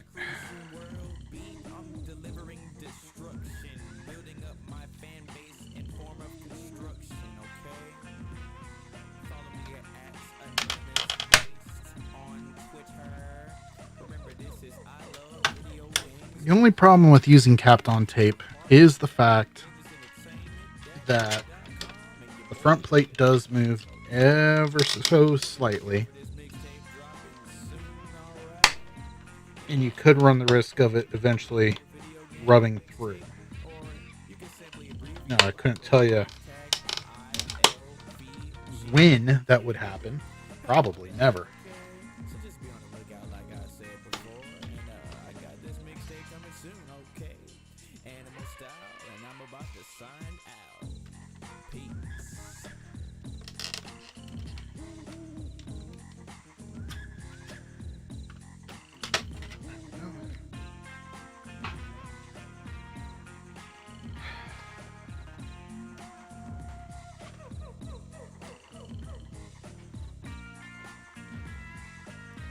Now, the problem is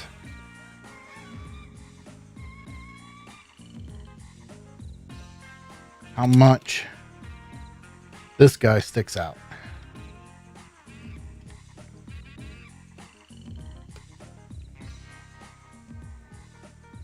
So what I'm going to try to do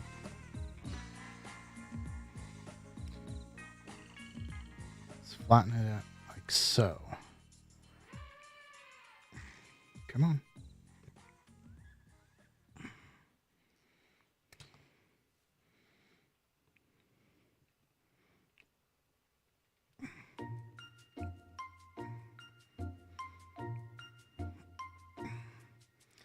There we go. I'm going to do the same thing to this one. Because in theory, if one's doing it on this side, the other should as well.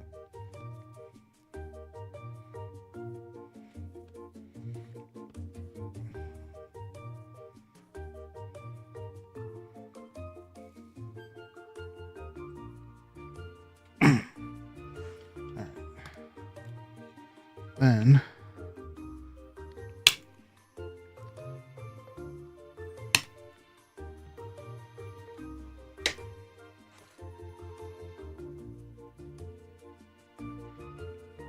this playlist has some weird transitions.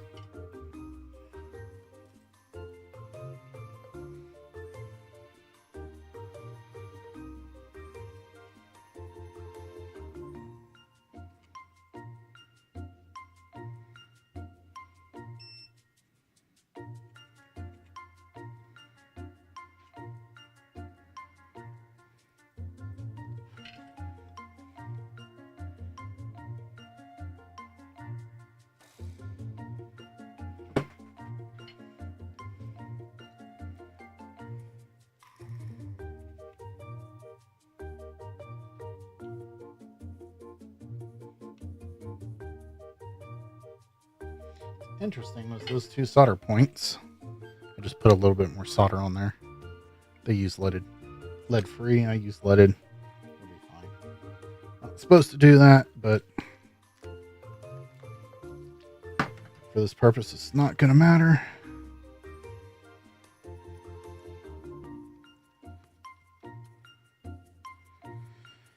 Okay, let's see if that makes any difference.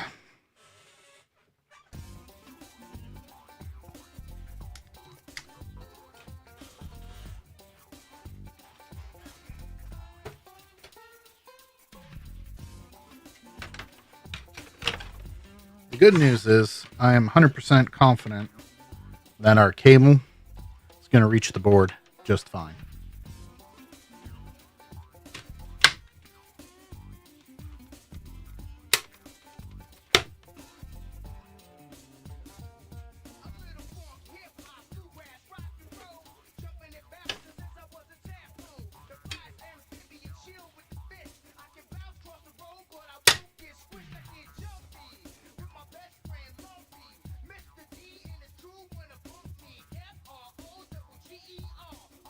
Okay, what the? Frogger Beyond. OST.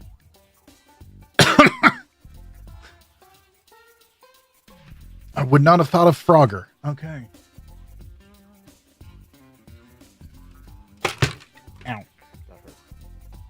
Caught underneath my thumbnail. Let's see.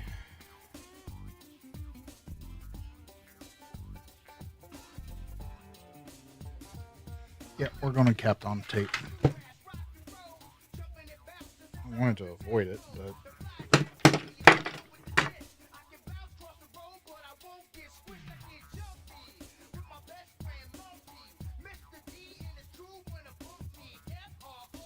It seems to, Sean. But I want to put a little bit of Kapton tape down.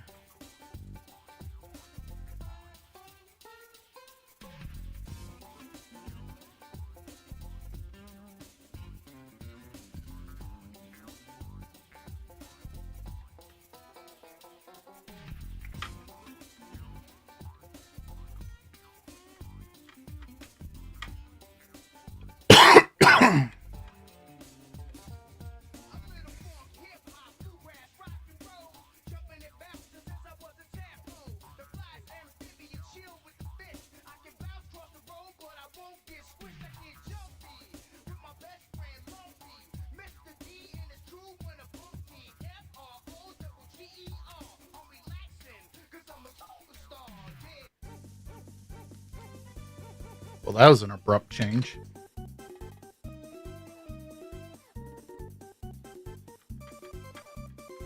Okay.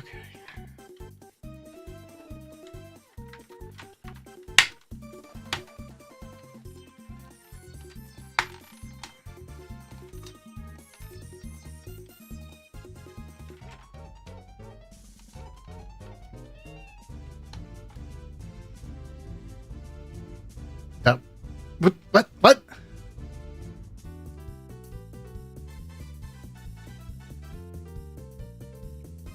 The dog cat thing threw me off. Okay, whatever.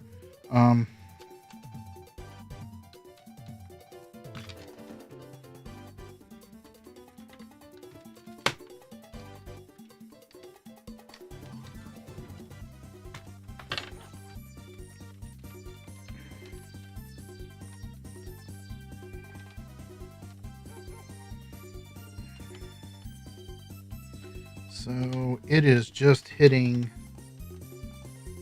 that too much.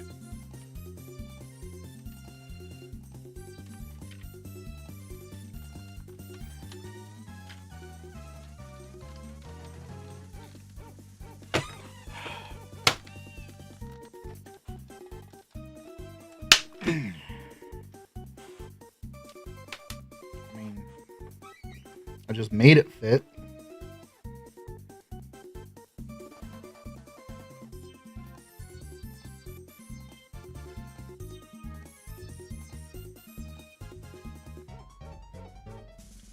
The bottom corner right in here. That's the problem spot. You can't see from that camera angle. I still got the scope over here. Let me see if I can.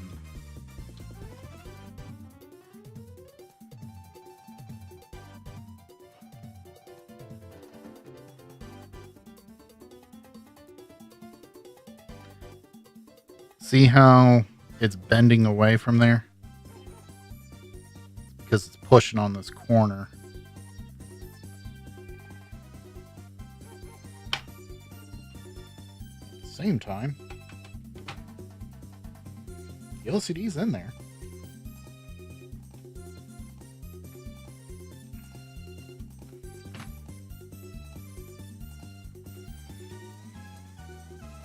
It's sure as hell not going anywhere.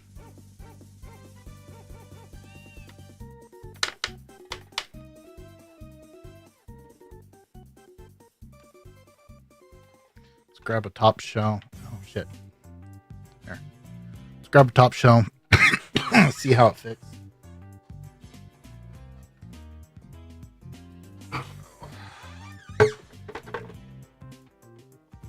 Without the top P IO shield. No bueno. It is sticking out past the front panel. The front panel is at an angle out at the top. I mean, I can kind of force it, but it's not going to work. Let's take the metal shield out.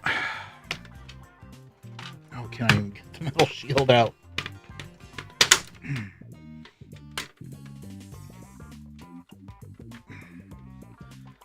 And see how everything changes.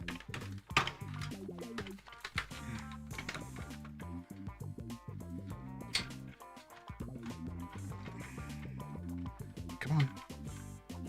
Oh, it's in there tight. Ah, there we go. Yeah, I'm going to have to... Can you see on cam? Kinda. See the dent that was left right there? I gotta cut this corner out. I don't want to do it. Let's make sure everything else fits.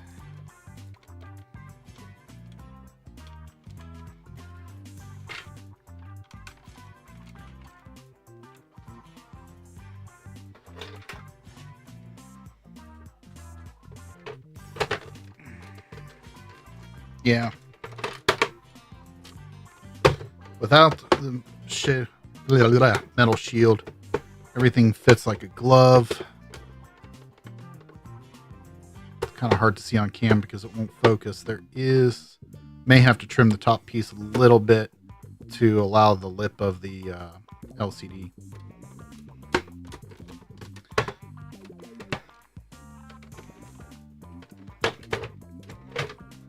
Actually hitting this one? I think it's this piece right here I'm hitting.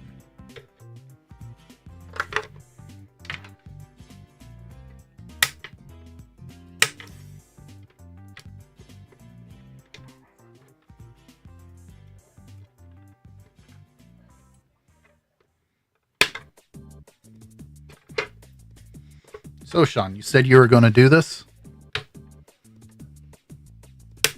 I expect you to live stream it.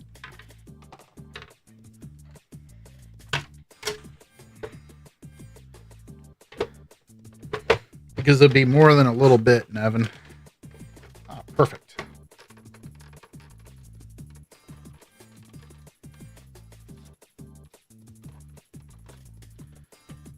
I mean, it looks nice.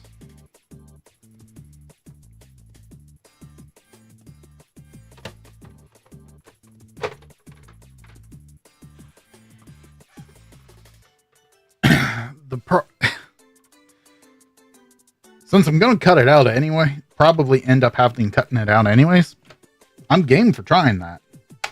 Just knowing the fact that, you know, the hard drive tray still needs to sit back here. So if I push it out too far, it's going to interfere with the hard drive tray.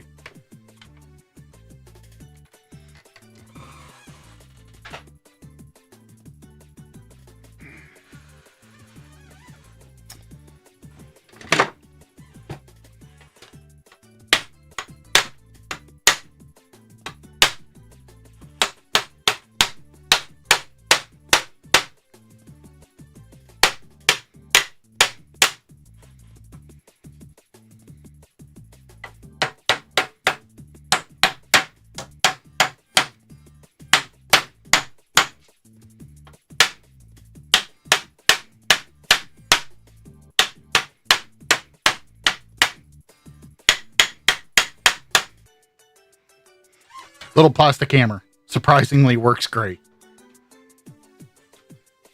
All right. Well, she's a little bit more dented in. Let's try it.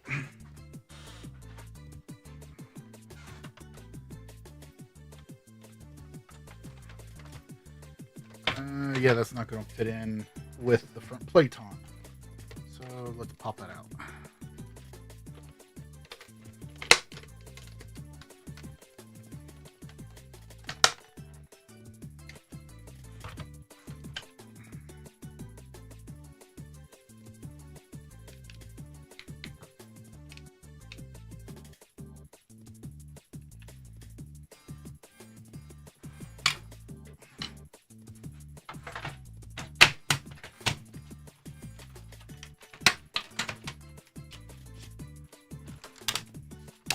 I always thought it was really clever of Microsoft to use um, the protective shield from the power supply to this as also a retaining clip. Alright, so we feed that into there.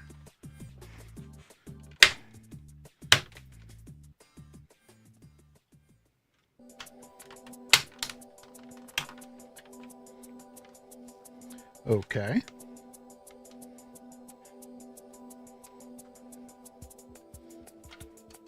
Let's get that out from there.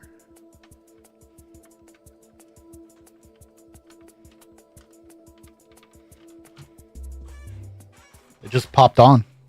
I didn't have to fight it. Yes, I did 3D print the hammer. It is still not sitting flat.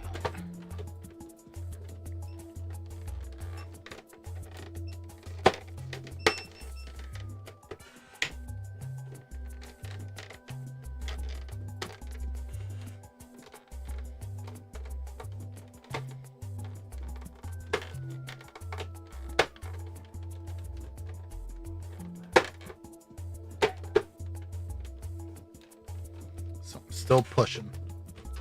Sorry, I'm trying to see from different angles. What is it up against? Is it this? No, we're not even touching that.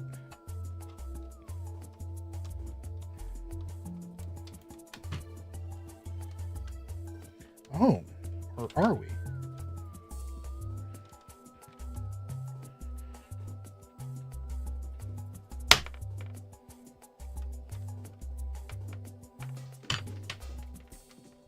Oh, it wasn't snapped in all the way either.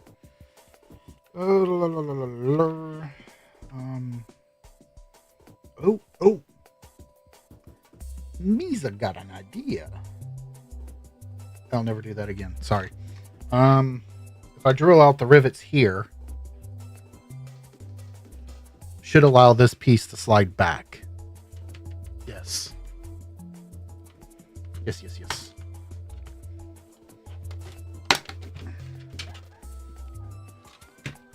That's a hell of a lot better than busting out the drum.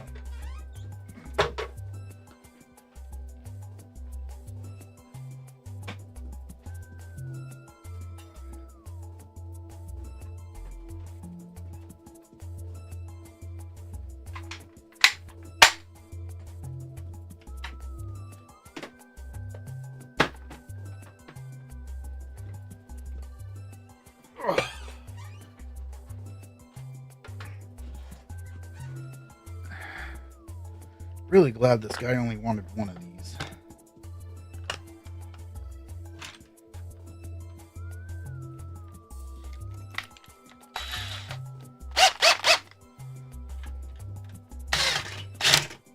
Nope, too small. 1/4 inch.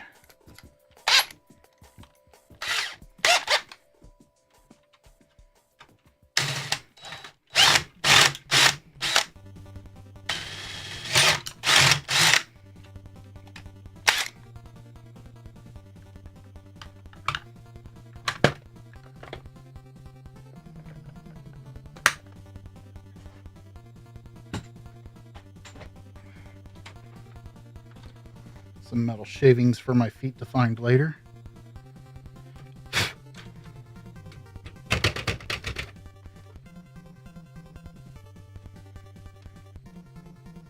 See, now that piece is free.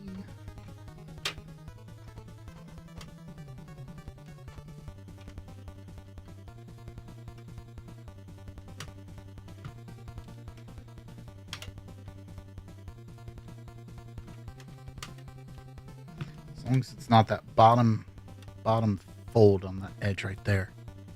All right, let's see. Ah, here it is. Oh, and I am going to, where'd my Play-Dohs go? Make this cut right here.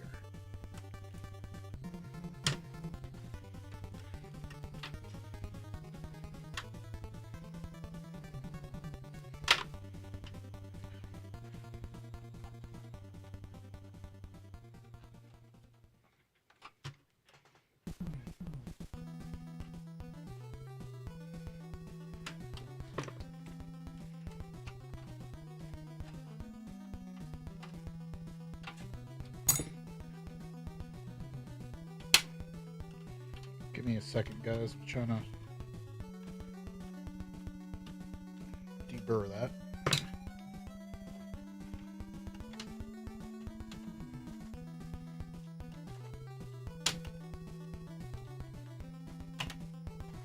All right.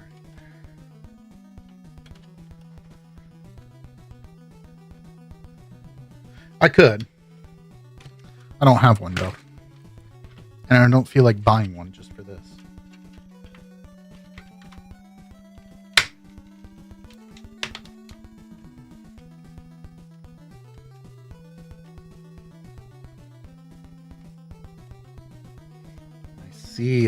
I see. Okay. Let's see if I can switch to the scope. It's making sense now. Getting somewhere. Where the hell am I? Okay, I want to go here.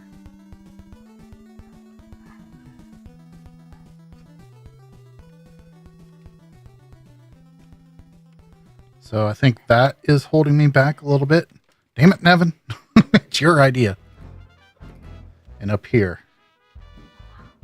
That one's going to be easy to fix. That one less so, but I should be able to. I just need to cut.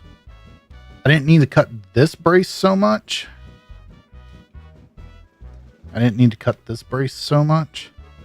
I needed to cut the one between the smaller slit and here. I think I can.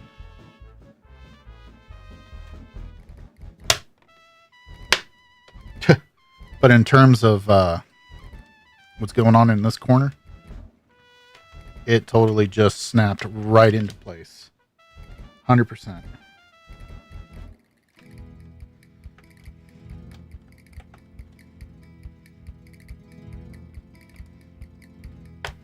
Yeah, it was about 1/4 of an inch that it pushed this corner.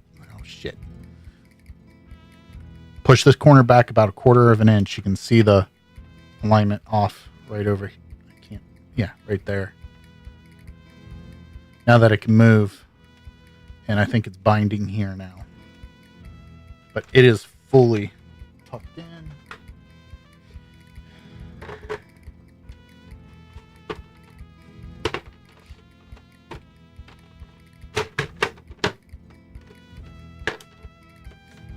Front plate fits, stays in. I'm not having to hold it.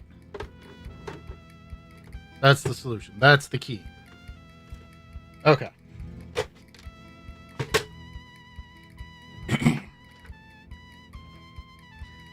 Now that I know that, disassemble.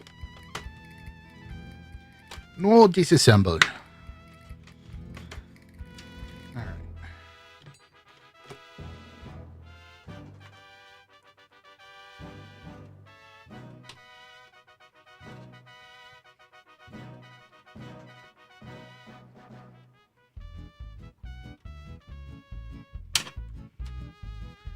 Okay. Well, Wild West. Oh, I should have known that. Conker's Bad Fur Day.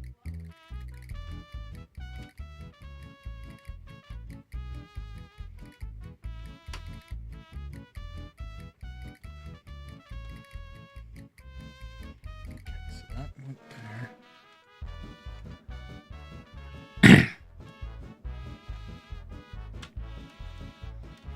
so bend that down. Tear that out. All right.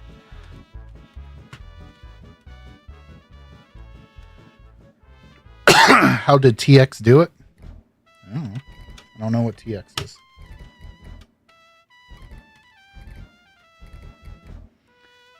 Okay. So now.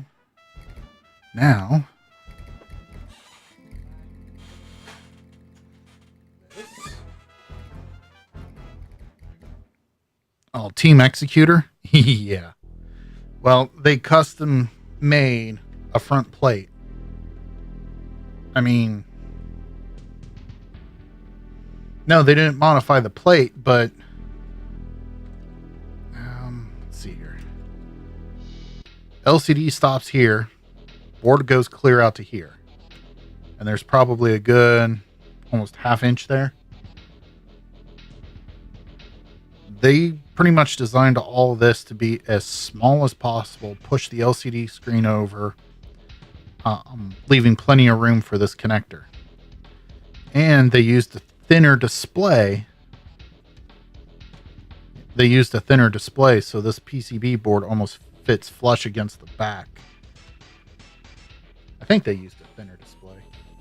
Don't quote me on that one. I'm not 100% sure.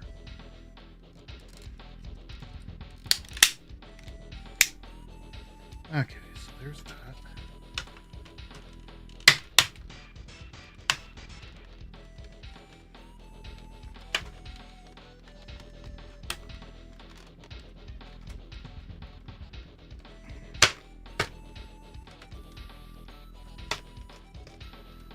All right.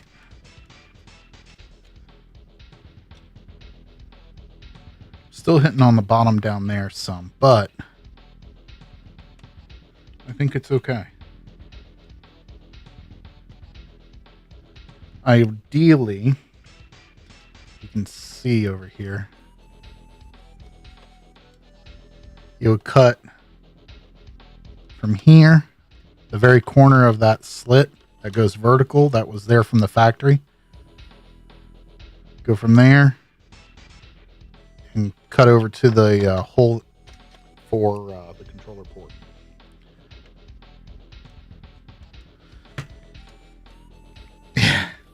I hear it too, Michael. It's an interesting remix. I can't get the displays anymore, no. I mean, there's a guy on eBay selling them for like, what was it, $120 or some shit like that.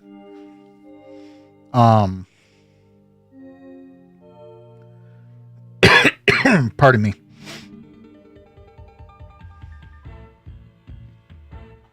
Well, this has got some strong 80s vibe. Let's see here. If I could figure out how to get just the display part, and then, you know, what ICs to run the display and everything like that, I would have no problem building a board. I would dedicate a lot of time to it, actually, building a board that fits a lot better.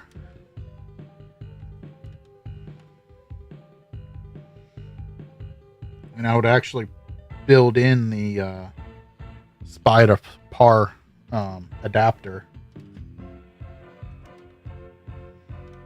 That works. There's just, I mean, I guess you could have shoved it in. You can't see because of my arms, but there's a good 1/4 inch difference.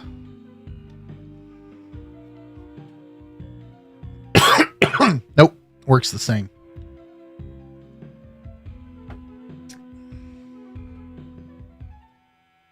Okay.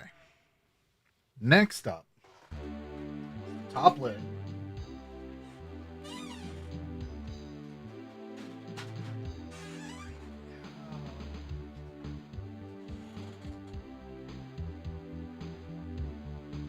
No idea where to put the metal I/O sheet. Here it is. Okay.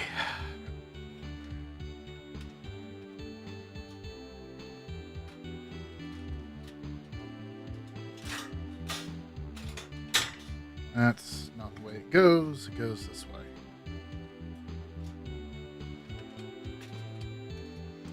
Can't remember if it goes on the back or the front.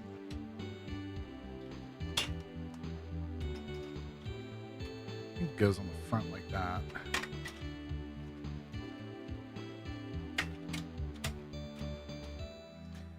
Oh man, if that works and I don't have to... Oh, I can't fucking see.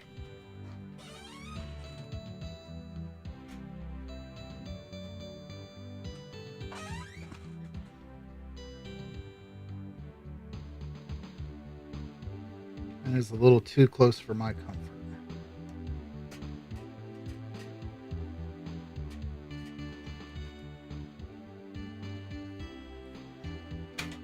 So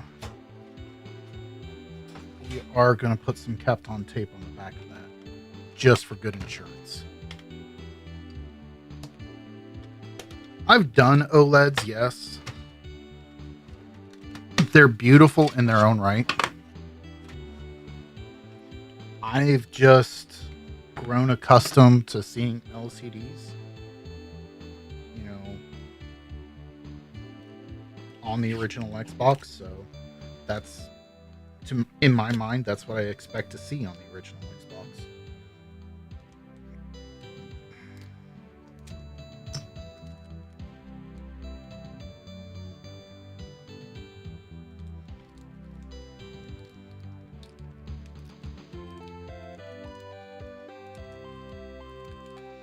Throw a little bit of Kapton tape on the back side here.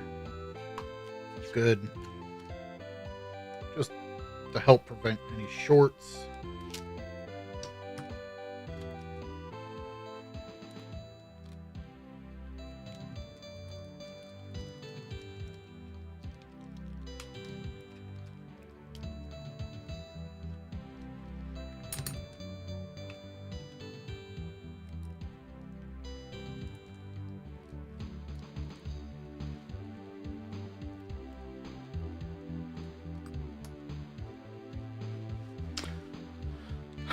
Dual LCD I have done as well. I am not a fan of that simply because I do still play with a CRT, and there was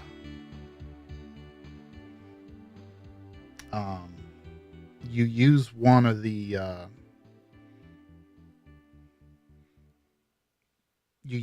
the pins on the controller port for both 3 and 4 to send your data lines out, and through addressing you control the two displays.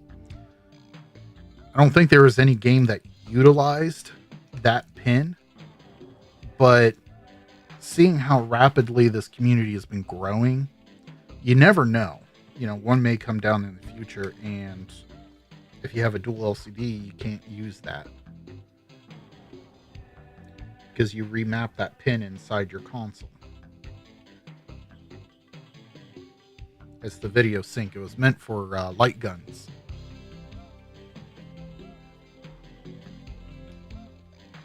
I don't remember if a light gun was ever made for the original Xbox or not, but okay. So that's taped. That's taped. Hopefully this is the last time I'm installing this? Question mark? Probably not. Highly unlikely.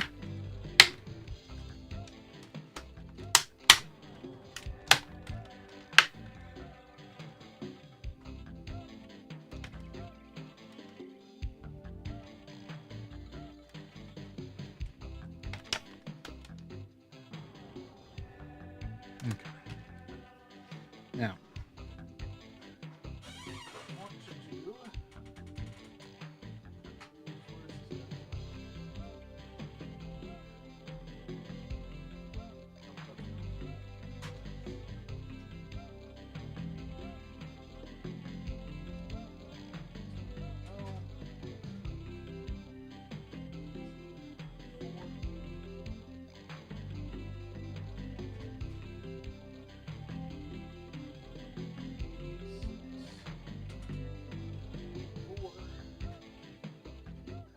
Go.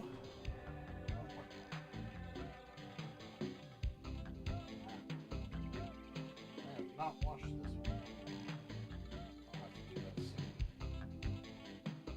Probably. Because I'm just test fitting everything right now.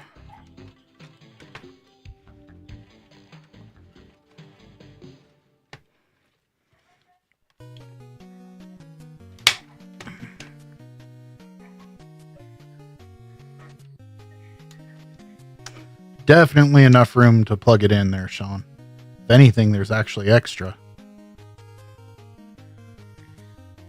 Now let's actually... This board should power up. This one's been an interesting one. Had to have all new caps. put 5 CPU in, 4 bulk, video cap, had to replace some of these smaller caps, had hella clock cap damage.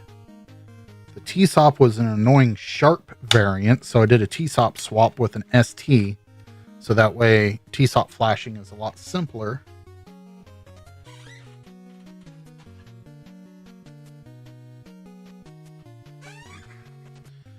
Power supply does not have any cracked joints. I think I already checked it, but I wanted to be sure. Drop that in. Let's go ahead and screw the power supply in.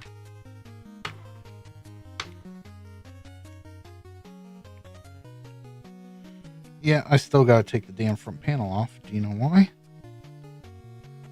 I actually need to hook up the damn wires. Wires.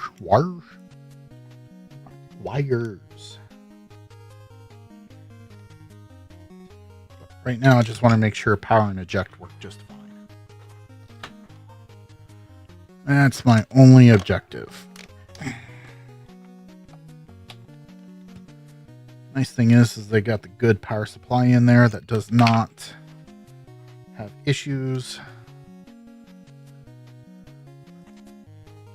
Let's switch this around. Okay, that works.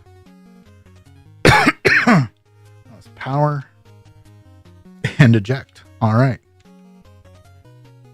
So those are working.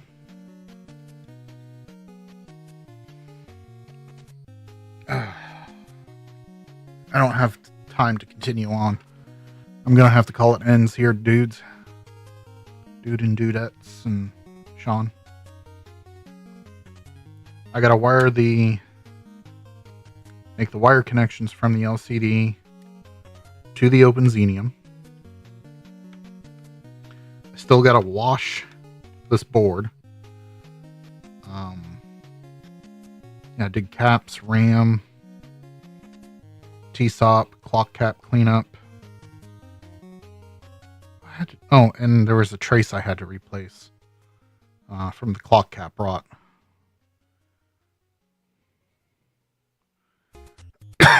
Yeah. But it'll look good. I think it'll look just really good. What I do is I wash them, well, I scrub them with IPA and a toothbrush. I then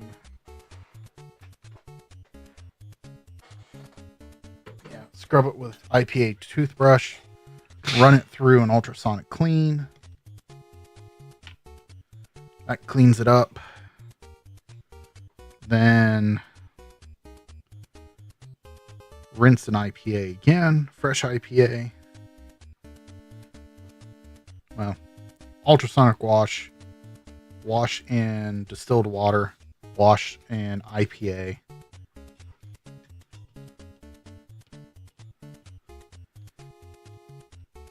Then I hang it on the shower curtain for it to dry in my bathroom.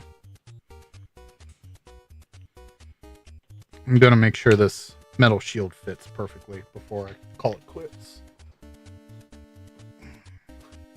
So 1, 2, 3, 1, 2, 3.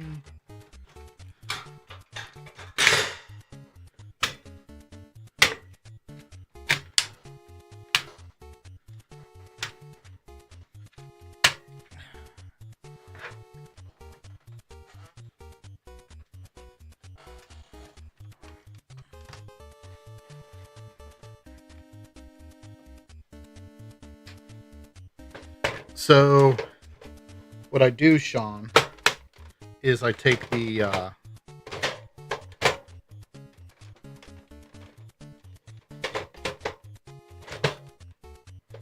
very much does not sit right.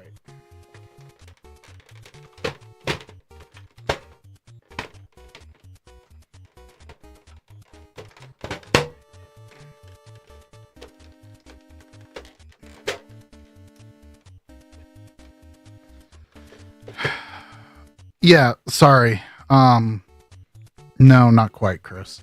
No, what I do is I take alligator clips and clip on 2 of the screw holes and loop the alligator clip over the clip wire over the shower curtain rod, so that way they just drip dry in the shower.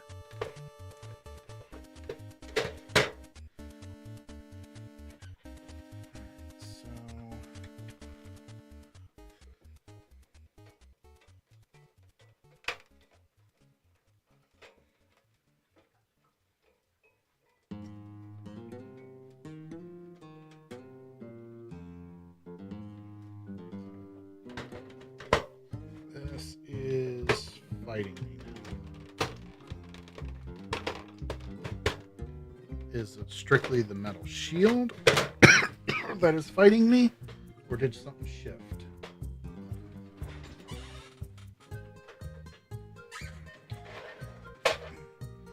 Grab a different lid.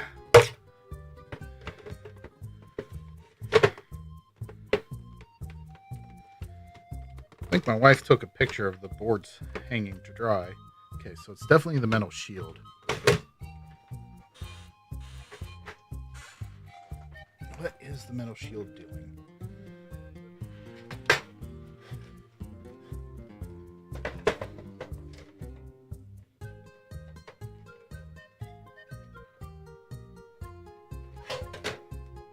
Let's just take all these.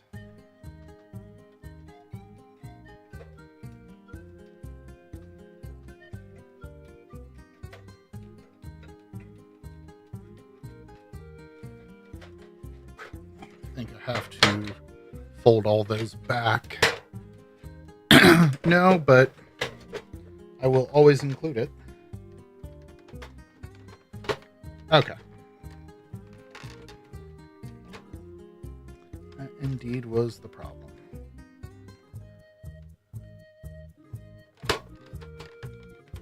Let's make sure.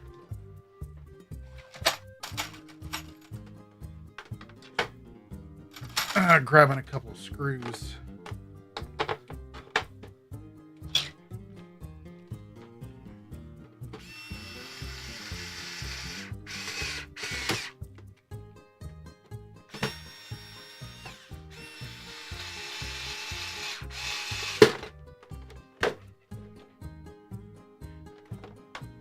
Okay.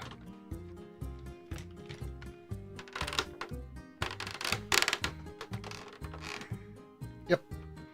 Once screwed, unlike a Jason's date, once everything's screwed, everything's all good.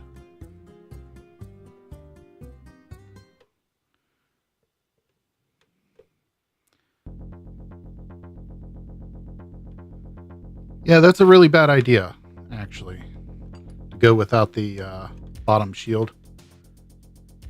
Give me a minute and I'll show you why. Okay.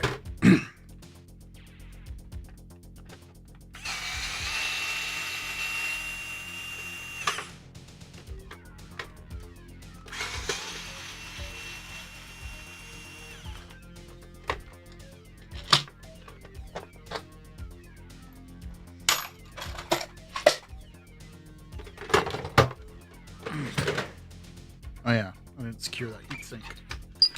Derp. Alright. Why that is a bad idea. Oh, where's the power supply? Okay. Rando power supply. Let's take a look. I just broke my monitor because I threw this arm into it. Alright, so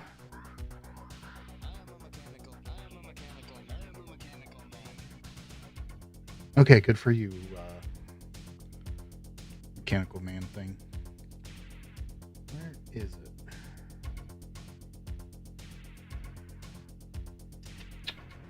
There are some power supplies. What is this one? Delta. Yeah, this is a 1.6. It does not have the problem because it's a smart power supply. Okay, here we go. Nice and clear. Clear as day. Let's switch to this. I just threw the arm for the scope straight into the monitor because the stupid arm's too long. But that's my fault. All right, let's go to this.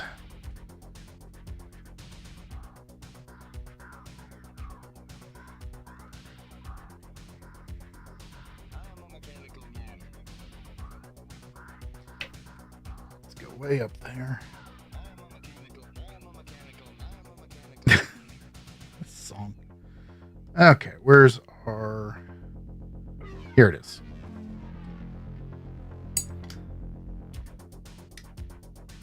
So this is a ground point that you hit the IO shield with, okay? On the bottom of this board, the only thing it connects to are these three legs right here, okay? It's the only three. We flip it over and take a look. This is a very yellow power supply. It is 3 caps. The function of these caps is to take, actually they may be moths. And I think about it, let me look at the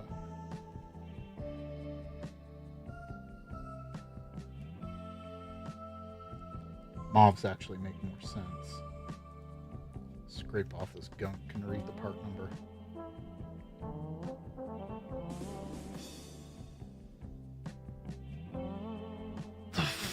Frick?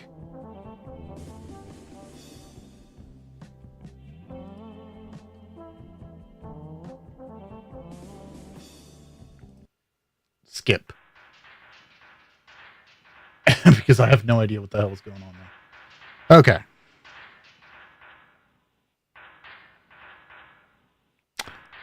Chris, you're in the wrong chat.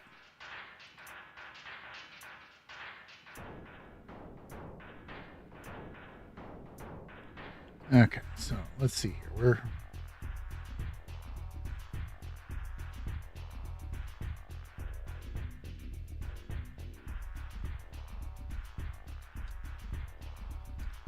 Go home, Chris, you're drunk.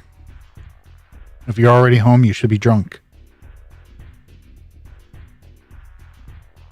Okay, I think that says CD471K. Google that real quick. CD741K.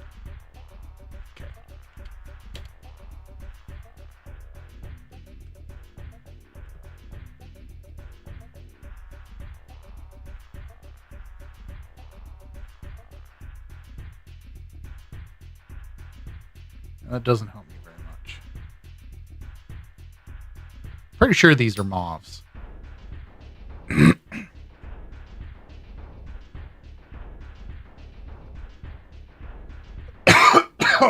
Which, if that's the case, what that is doing is bleeding off. If your Xbox ever had a surge or any type of short, it is bleeding off the parts that you are in contact with to the neutral of the console. So that way it goes away from you and does what it's supposed to do. Easy way to test that would actually be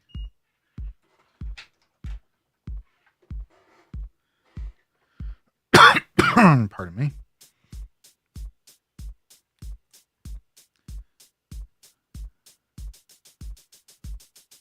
Is there any capacitance to these?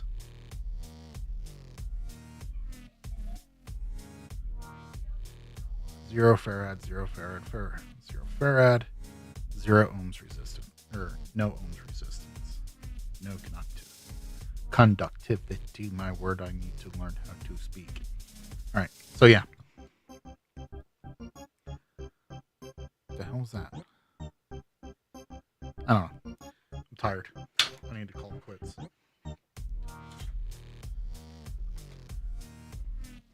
But yeah, if you... Oh, hell, that one in the front's completely different than the rest.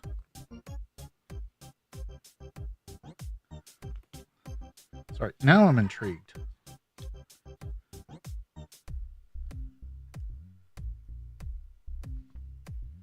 Yeah, there's a different reading on this one, but I can't even...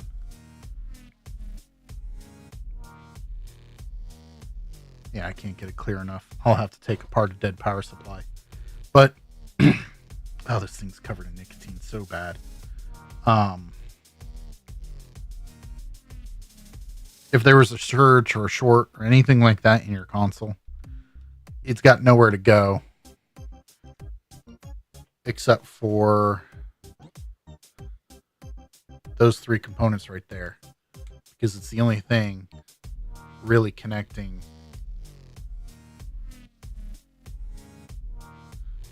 your shell, the IO shield, to ground.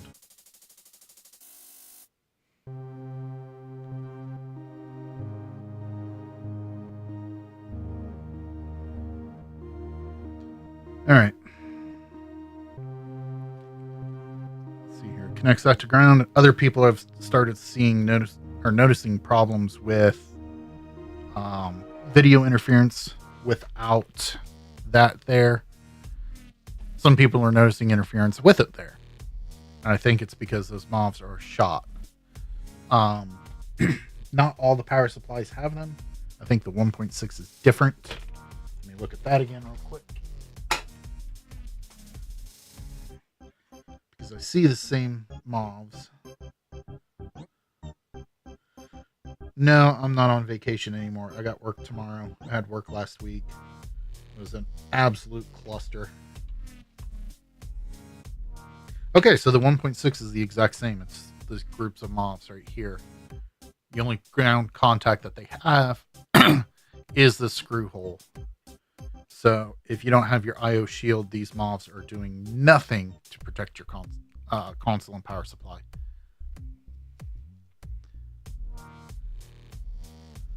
Right. Because what it is any noise or interference it's picking up is draining through these guys. Because I think one of them is just a drain, the other one's like a surge. I'd have to look up the actual part numbers for these to know which one is doing specifically what, but I mean, noise that's picked up by the IO shield has to go somewhere.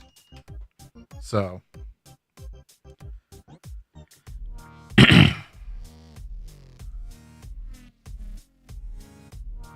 all right. I'm tired. I'm exhausted. Our workspace is an absolute mess.